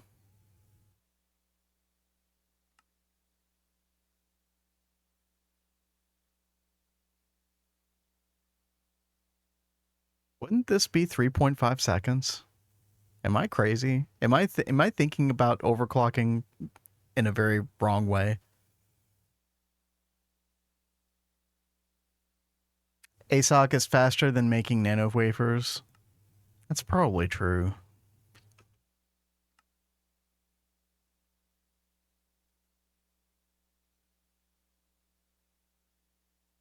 I mean, I am using a quad LCR at ZPM, but okay, so I am thinking about that right then. So yeah, this would be 3.75 seconds, this recipe here. Let's say that I was able to make the nano components quickly enough. This would be better from like a time efficiency standpoint.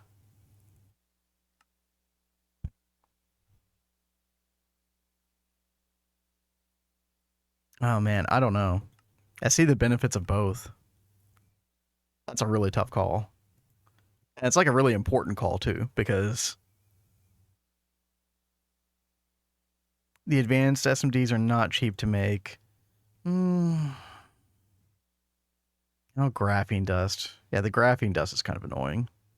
The rest of this is trivial to me, but the graphene dust is still kind of annoying to make at this point. HSSS,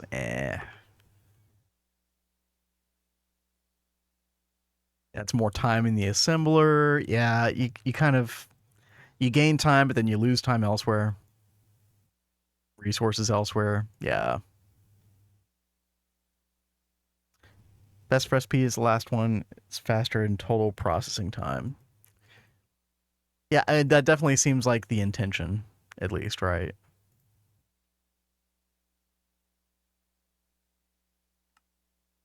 Yeah, I mean, yeah.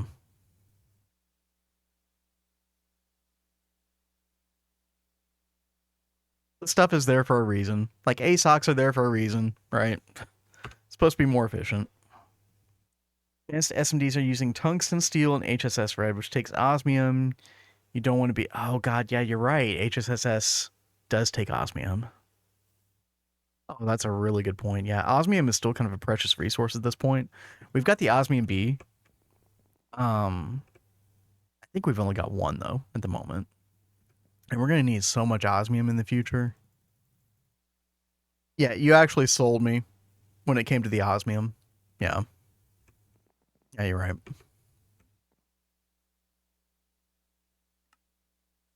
Oh, good talk. I love looking at this kind of stuff, like trying to figure out what's more efficient. It's fun. Let's see. We can just check mark this quest. Easy.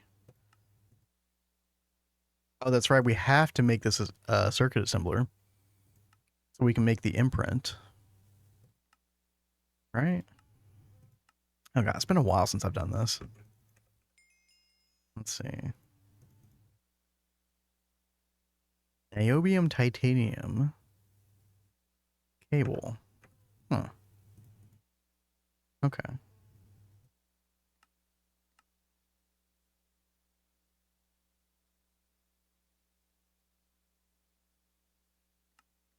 Here, I can make all this stuff. Oh, we need the wire.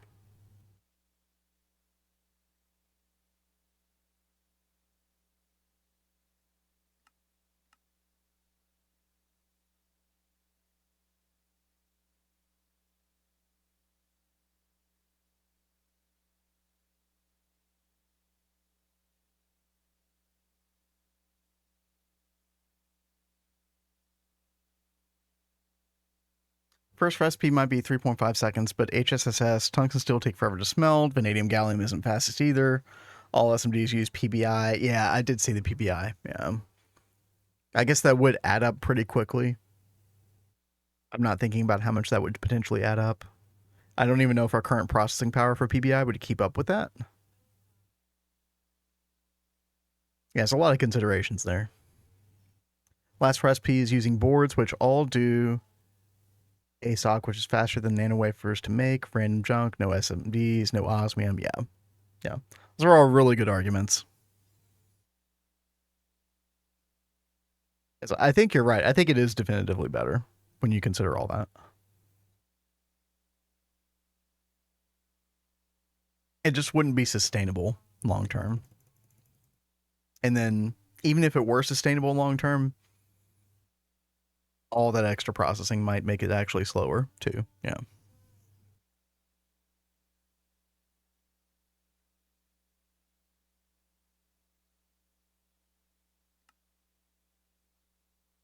Oh, dude, I can't wait to get more assembling lines up.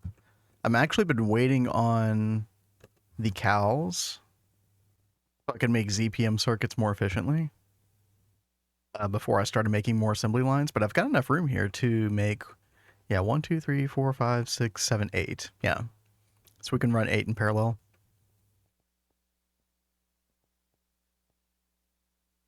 So yeah, these LuV components are starting to drag out a little bit at this point. So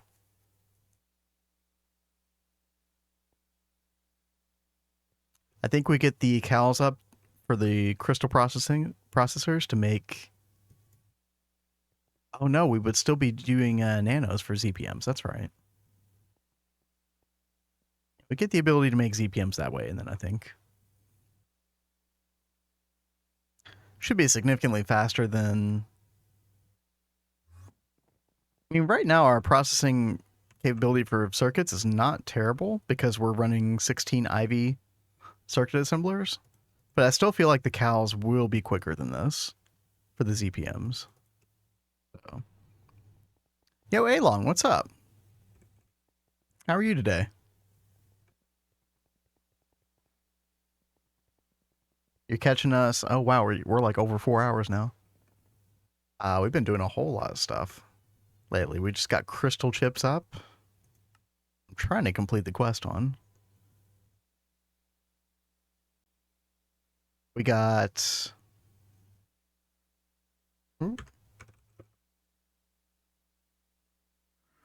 Cows will be quicker. Yeah, that's what I figured. Yeah. We got our first planetary gas siphon, which is getting us hydrogen at the moment. Already at 38 million hydrogen. That's awesome.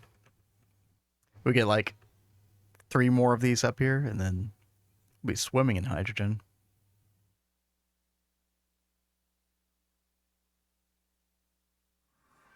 Watch college football all day. Oh my gosh, I forgot that college football had started already. Games I care about just wrapped up. Usually the first week games are like the, at least for the teams I followed, they're always like the unfair matchups where the team that you like is probably going to win unless they're a real underdog. I don't know if that's true across the board, but something I've noticed. It's like a warm up for the season.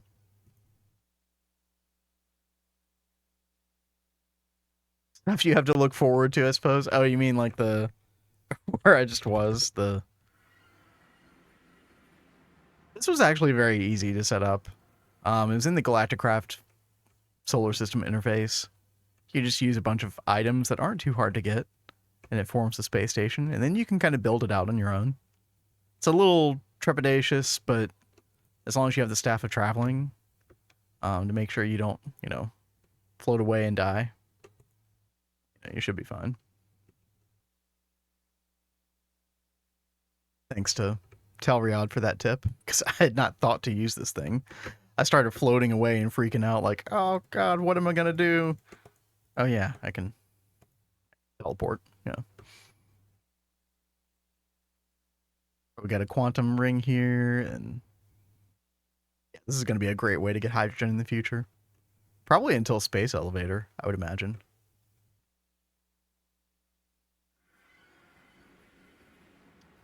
What else have we done today? Yeah, we finally got the arc furnace multi. For any of you all who have not built this yet, who end up building it in like LuV or whenever it's available, make sure you use the minimum amount of casing. So you actually only need 10 casing on this, which are very expensive. And you can literally just put input buses as the rest of them. And this thing, watch this. Annealed copper ingots, 256. Go.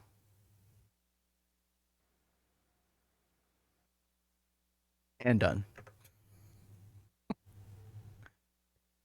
Oh, it's so much better than the single block. Oh my goodness. I guess I could have done a processing array with a bunch of arc furnaces, but oh god. That probably would have been horribly inefficient too. So yeah, we got that done. What else did we get done? Oh yeah, we got our tier 5 rocket fuel. No tier 5 rocket yet, but yeah, we're good on the fuel. Got like 30,000 liters of it, which should be good. Got our Naquata alloy coils. This stuff is smelting a bit faster. Would you mind showing me the redstone for your LSC LGTs? Oh yeah, sure, no problem. I used to do it a different way with the red crystals. So one way, and this is a very common way. So if you type in the GTNH official Discord, if you type in !RS latch, you'll see these used. But I was having trouble with them this last time in this latest update for some reason. I don't know what was going on with them. So I think it was Telriad who taught me this method that they've been using on the Hive, which is much, much better. I'll show you. So you take your LSC, and you need certain hatches on the left and right of it, or like at least 2 adjacent to it, to be able to put advanced redstone transmitters. So you need these. You need 2 of these. One here and then one on like another side. And so I actually put, if you see the tooltip here, I put an HV energy hatch as kind of like a dummy hatch, just so I could put this other redstone transmitter. And so you just set them to 2 different frequencies. I copied tel setup, and this is 1006 and this is 1007. This is the lower bound of energy, so when you want the turbines to turn on. And then this one is the higher bound when you want them to turn on, or turn off rather, when you get to the higher amount of energy. And so what you do is adjacent to those 2 transmitter redstone things, you put energy detector covers. And you put whatever lower bound energy you want. So in my case, it's 5 billion. And then you put whatever upper bound you want. So in this case, it's 20 billion. You do want the lower bound to be inverted redstone, so that, whenever it's lower than this, it's going to turn on. The redstone signal is going to turn on. Here, when it's set to normal, the redstone signal is going to stay on until it reaches 20 million, and then it turns off. And so what you do with these 2 transmitters, you make 2 corresponding redstone receivers. These right here. So in this case, you've also got an RS latch. What you do is, where is it? You make this thing here.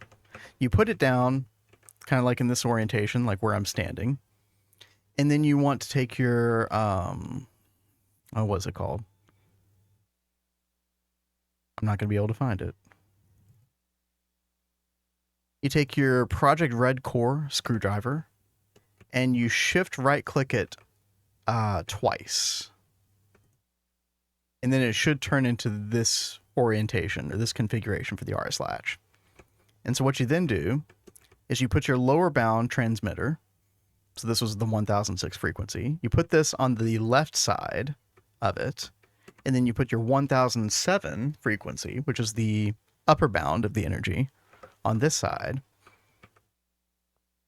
And you can just put this on any frame box. I just chose steel frame box, but you can.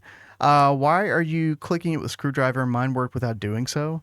I don't know. I just know that it needs to look like this. And so when you put it down initially, it looks, more like this, more like a circle. I've always seen it used in this particular orientation, so I'm not sure how you had that working, Greg. Yeah, they can be on wood frame boxes. Yeah, just any frame box. And then it should work. And so then you just use one of these wireless transmitters, or however you want to transport your redstone signal. There's probably other ways I'm just not thinking of, but I find this to be the easiest way. And then this is totally overkill. You could just use one of these receivers, but I've got a receiver on literally every single one of them. So this is the underneath side of each turbine. Here, I'll show you these, since these are the gas turbines.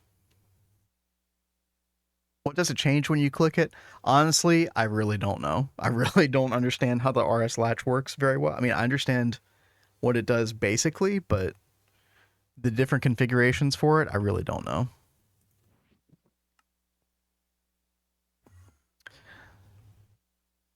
So what you do with this signal is, so, you know, obviously this turns on, this means, hey, turbines turn on, right? But you want it to do two separate things. First of all, you want it to turn on the controller block itself. So you've got a machine controller cover on the bottom of this, which will detect the redstone signal that is being sent to this stainless steel turbine casing.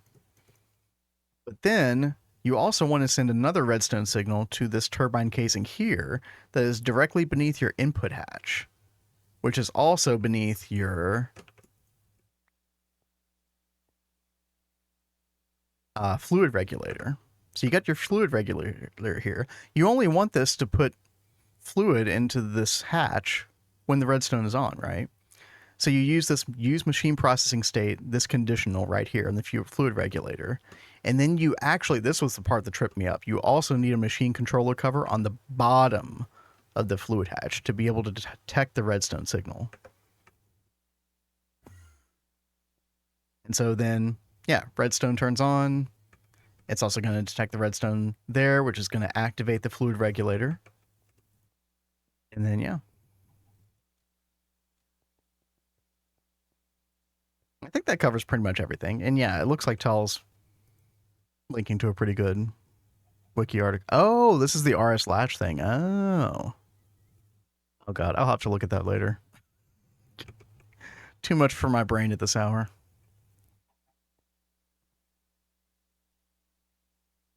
All right, we got chickens all over the base here. But yeah, I hope that helps you, Along. I definitely prefer this method over the red crystal method that's often linked to in the GTNH Discord. This one is much more configurable. You know, as you can see, like you can literally put your lower and upper bounds at any value that you want. You can fine tune it much better in that respect. And I just found this way more reliable as well. So I don't know who came up with it initially. Maybe Tel did. I'm not sure, but you know, credit to who told me about it. So thank you, Tel.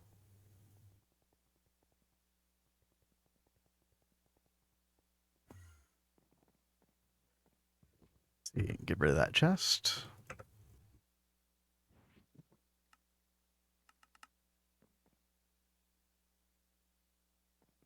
Let's see. I think we should be able to make the circuit assembler now. No? Really? I'm trying to make that so that we can lead this quest and then be able to do the crystal chips. And then we should be in better shape to set up our cows on Monday.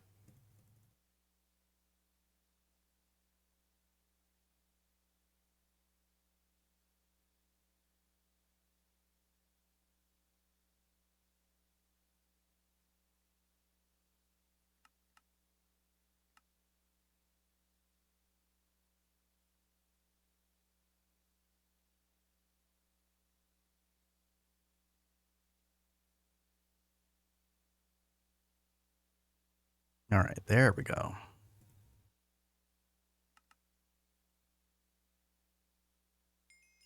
Here's our quest. Nice. Blue bag as always. And I think we might use this circuit assembler once or twice, but I'm shifting over to the cows pretty soon. I guess we can just put it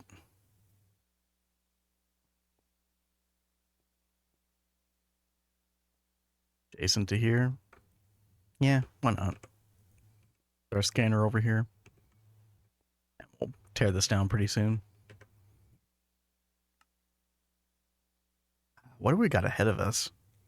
Indium gallium phosphide. This is no longer an issue. Oh. Wasn't this stuff really awkward to make? Thanks, that did help. Just made it to IV today. Really need my LSC issues hammered out. Yeah, especially at IV. I think I got this thing running like mid to late EV, but definitely if you're an IV, yeah, you need an LSC. So yeah, hopefully you can get that worked out.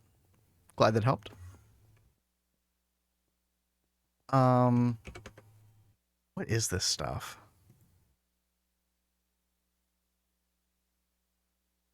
Bismuth, boron, hydrogen. Oh, okay, that's not bad. We've got a ton of bismuth, don't we?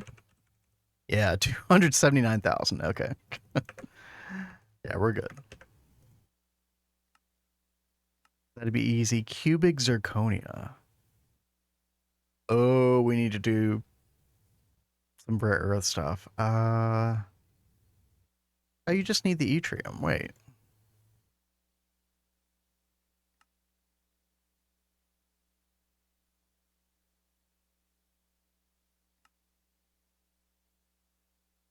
You need to combine zirconium and yttrium oxide in the EBF. Wait, there's no... But do we need like the ingot form or something? There is no ingot form. Crystal form?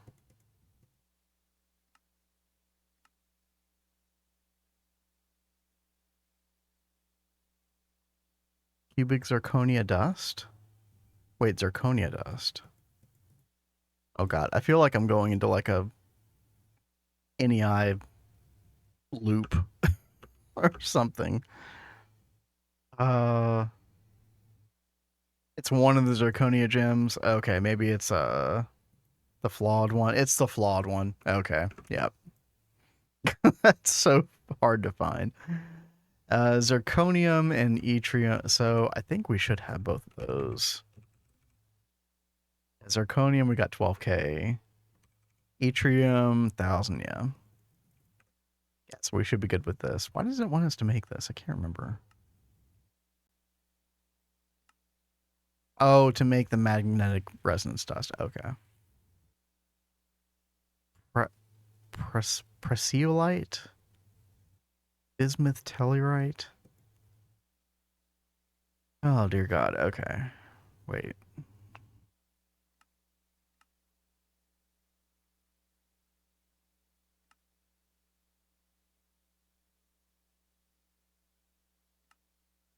All of this feels vaguely familiar. Uh, made in the EBF too. It's again the flawed. Okay, yeah, so it's the flawed on both of them. Yeah, good call. Yeah, this is all trivial. I think we got amethyst, right? Yeah, a ton of amethyst. Okay. And the bismuth tellurite is tellurium. What is this? Platinum froth? No.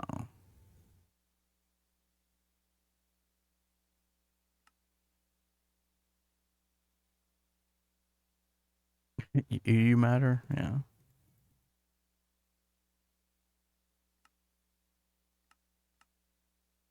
Maybe you do have to make platinum froth. Vacuum furnace?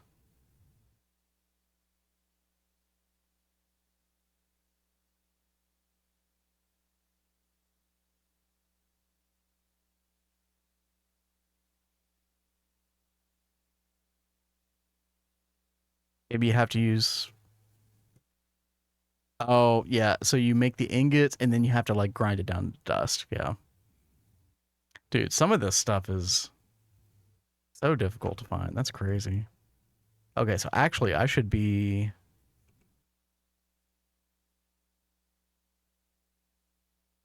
saving lead ore then. Ooh. Let's go down here and crush lead ore, and we'll prioritize that to be saved.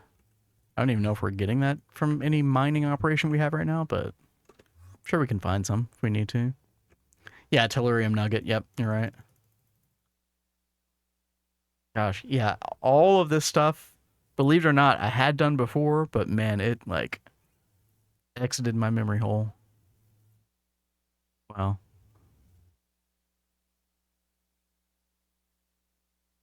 But then all that stuff together should make the magnetic resonance dust. And you make the compound dust like that. Those two together to make the raw imprint. And I think like over a long period of time, you really don't actually need a ton of these. All right. 18 makes 8. Oh, it's a percentage chance. Yeah. So you just kind of batch craft these.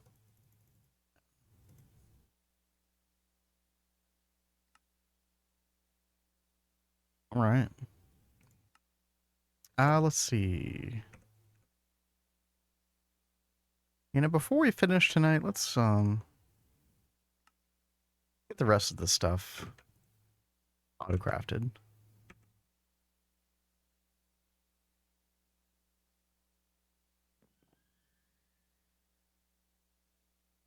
And I think we decided we were going to use olivine plates.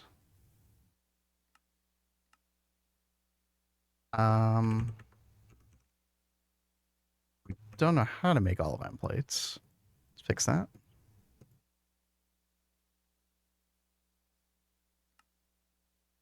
Cutting recipe, compressor recipe. Yeah.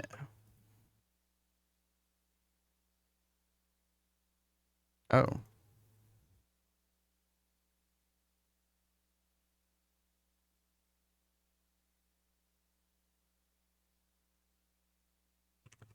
Looks like we need another input bus. Compressor LBF. We should have plenty of room here. Circuit 16.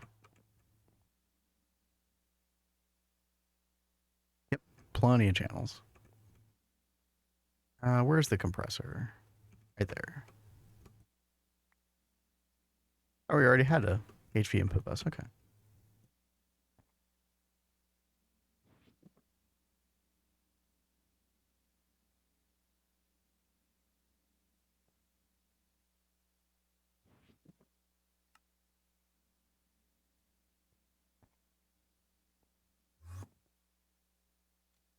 There we go.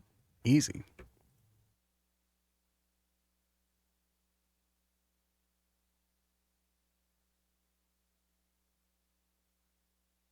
Come online just a minute.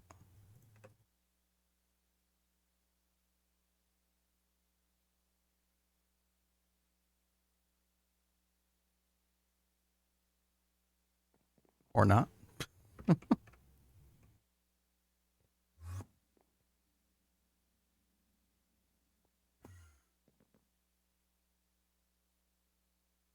We not name it correctly?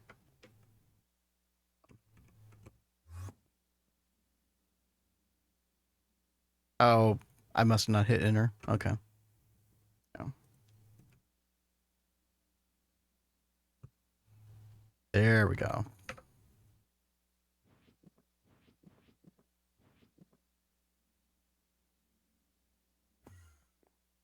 There it is. Okay, and then cutting machine.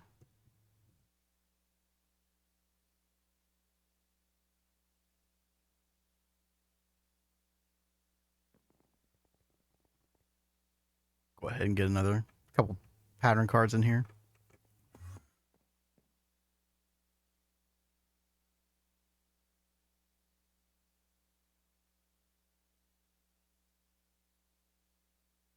There we go.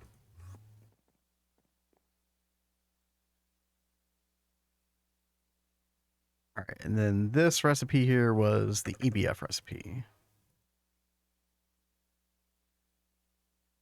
And I guess we could parallelize this. Go ahead and do 8.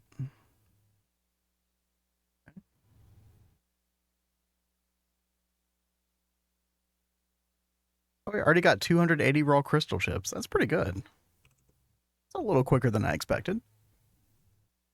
Nice.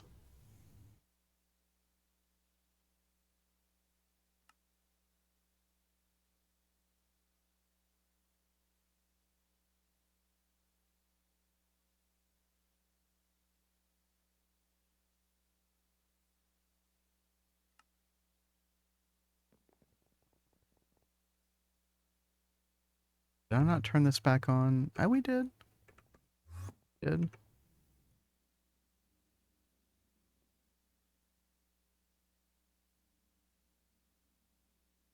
Oh, we didn't put the circuit on it. Yeah. LPF got us again. Every time, man.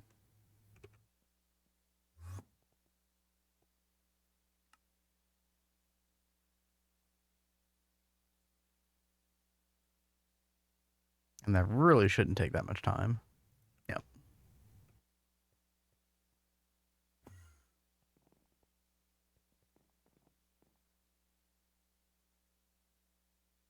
Our engraved crystal chips. And then finally, the crystal processing unit. I do need to double check, make sure we have LUV power to our laser engraver.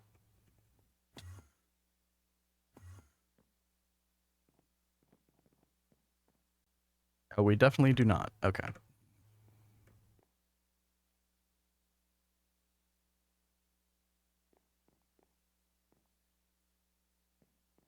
Looks like we should use LUV for both of these. Let's make 2 LUV energy hatches.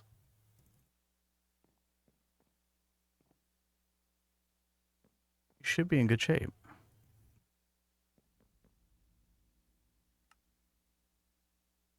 Did I even put that recipe away? I don't even think I made it. Okay. Let's do that real quick.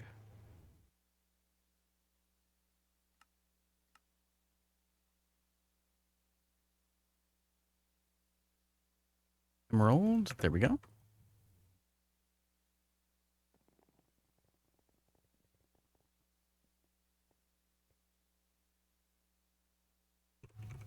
I should probably fill this in.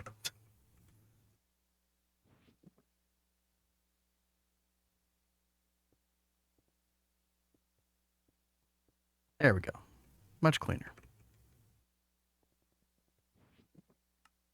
Yeah, this is where our EBF stuff was before. I kind of want to put something prominent here in its place. I don't know what to put here, though.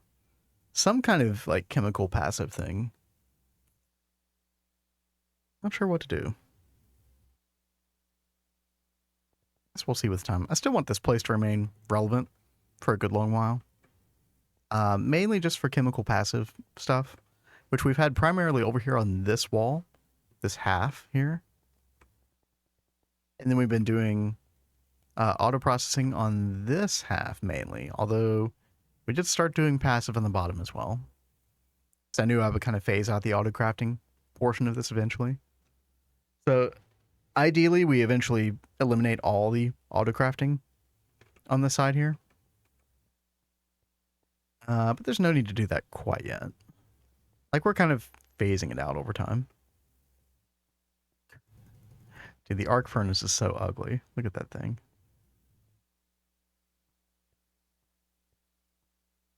Like, it's covered in bacterial sludge.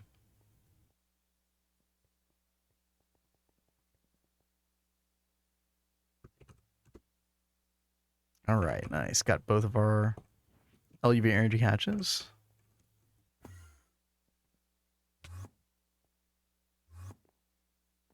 Okay. Ooh, do we have cutting machine casing? We do. Okay.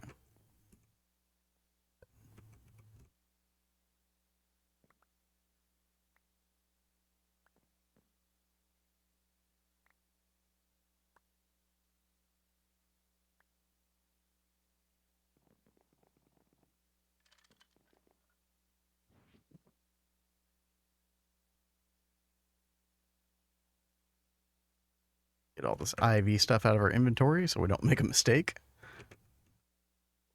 Okay. LUV energy hatch. LUV energy hatch. Okay.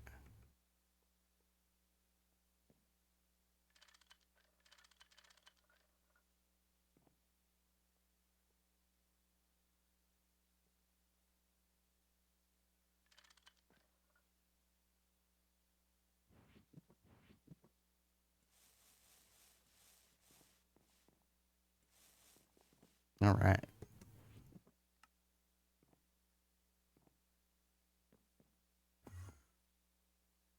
both these machines back on, and we should be good to go. It's the final step in the process. I don't know if I should do multiple of these or not.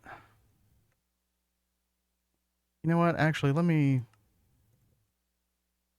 get this back out real quick. Let's see how many in parallels this will do.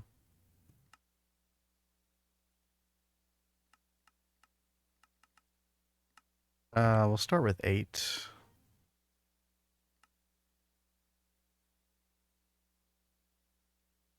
I doubt it's even going to do 2, but we'll see.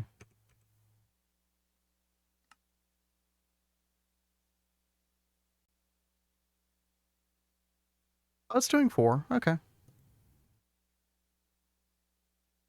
4 in 8.6 seconds. Okay, that's actually not as bad as I thought it was going to be. It's not fantastic either, but that does alleviate a little bit of my worry as far as the auto crafting part of this goes. Okay. All right.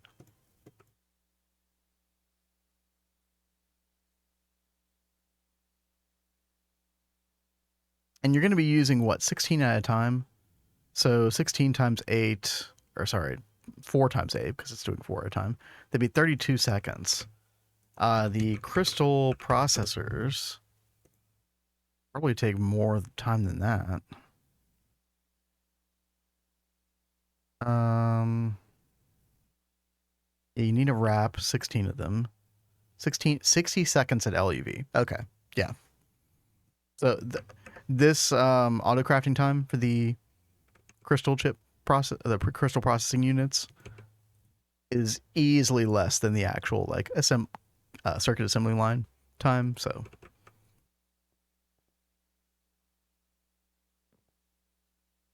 yeah, I think you were right, Gregtech. If you're still there, yeah, it is better to have that stuff on autocraft. The recipe's time was in the LPF ended up not being nearly as bad as what it appeared it was going to be first. So yeah, this should work by itself. It'll be in good shape. Very, very, very nice. I'm very happy about that. That all turned out very well. We accomplished a whole lot today. It's crazy.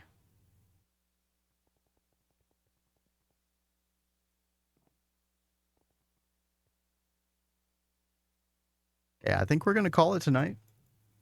Very, very good stream. Thanks to everybody for tuning in. On our little bonus stream, Kat and I will be back on Monday, per usual. Now, let's see. Where are my GTNH streamers at?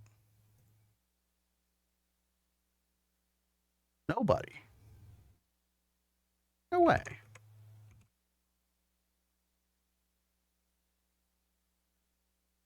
Oh, Zayden. Okay, there's Zayden. Let's go raid Zayden. You all hang out with Zayden. Hopefully everybody has a good night. Have a good weekend. See you back on Monday on CatsCozyGames channel. Be sure to follow that if you're not already. Until then, thanks again. And stay safe.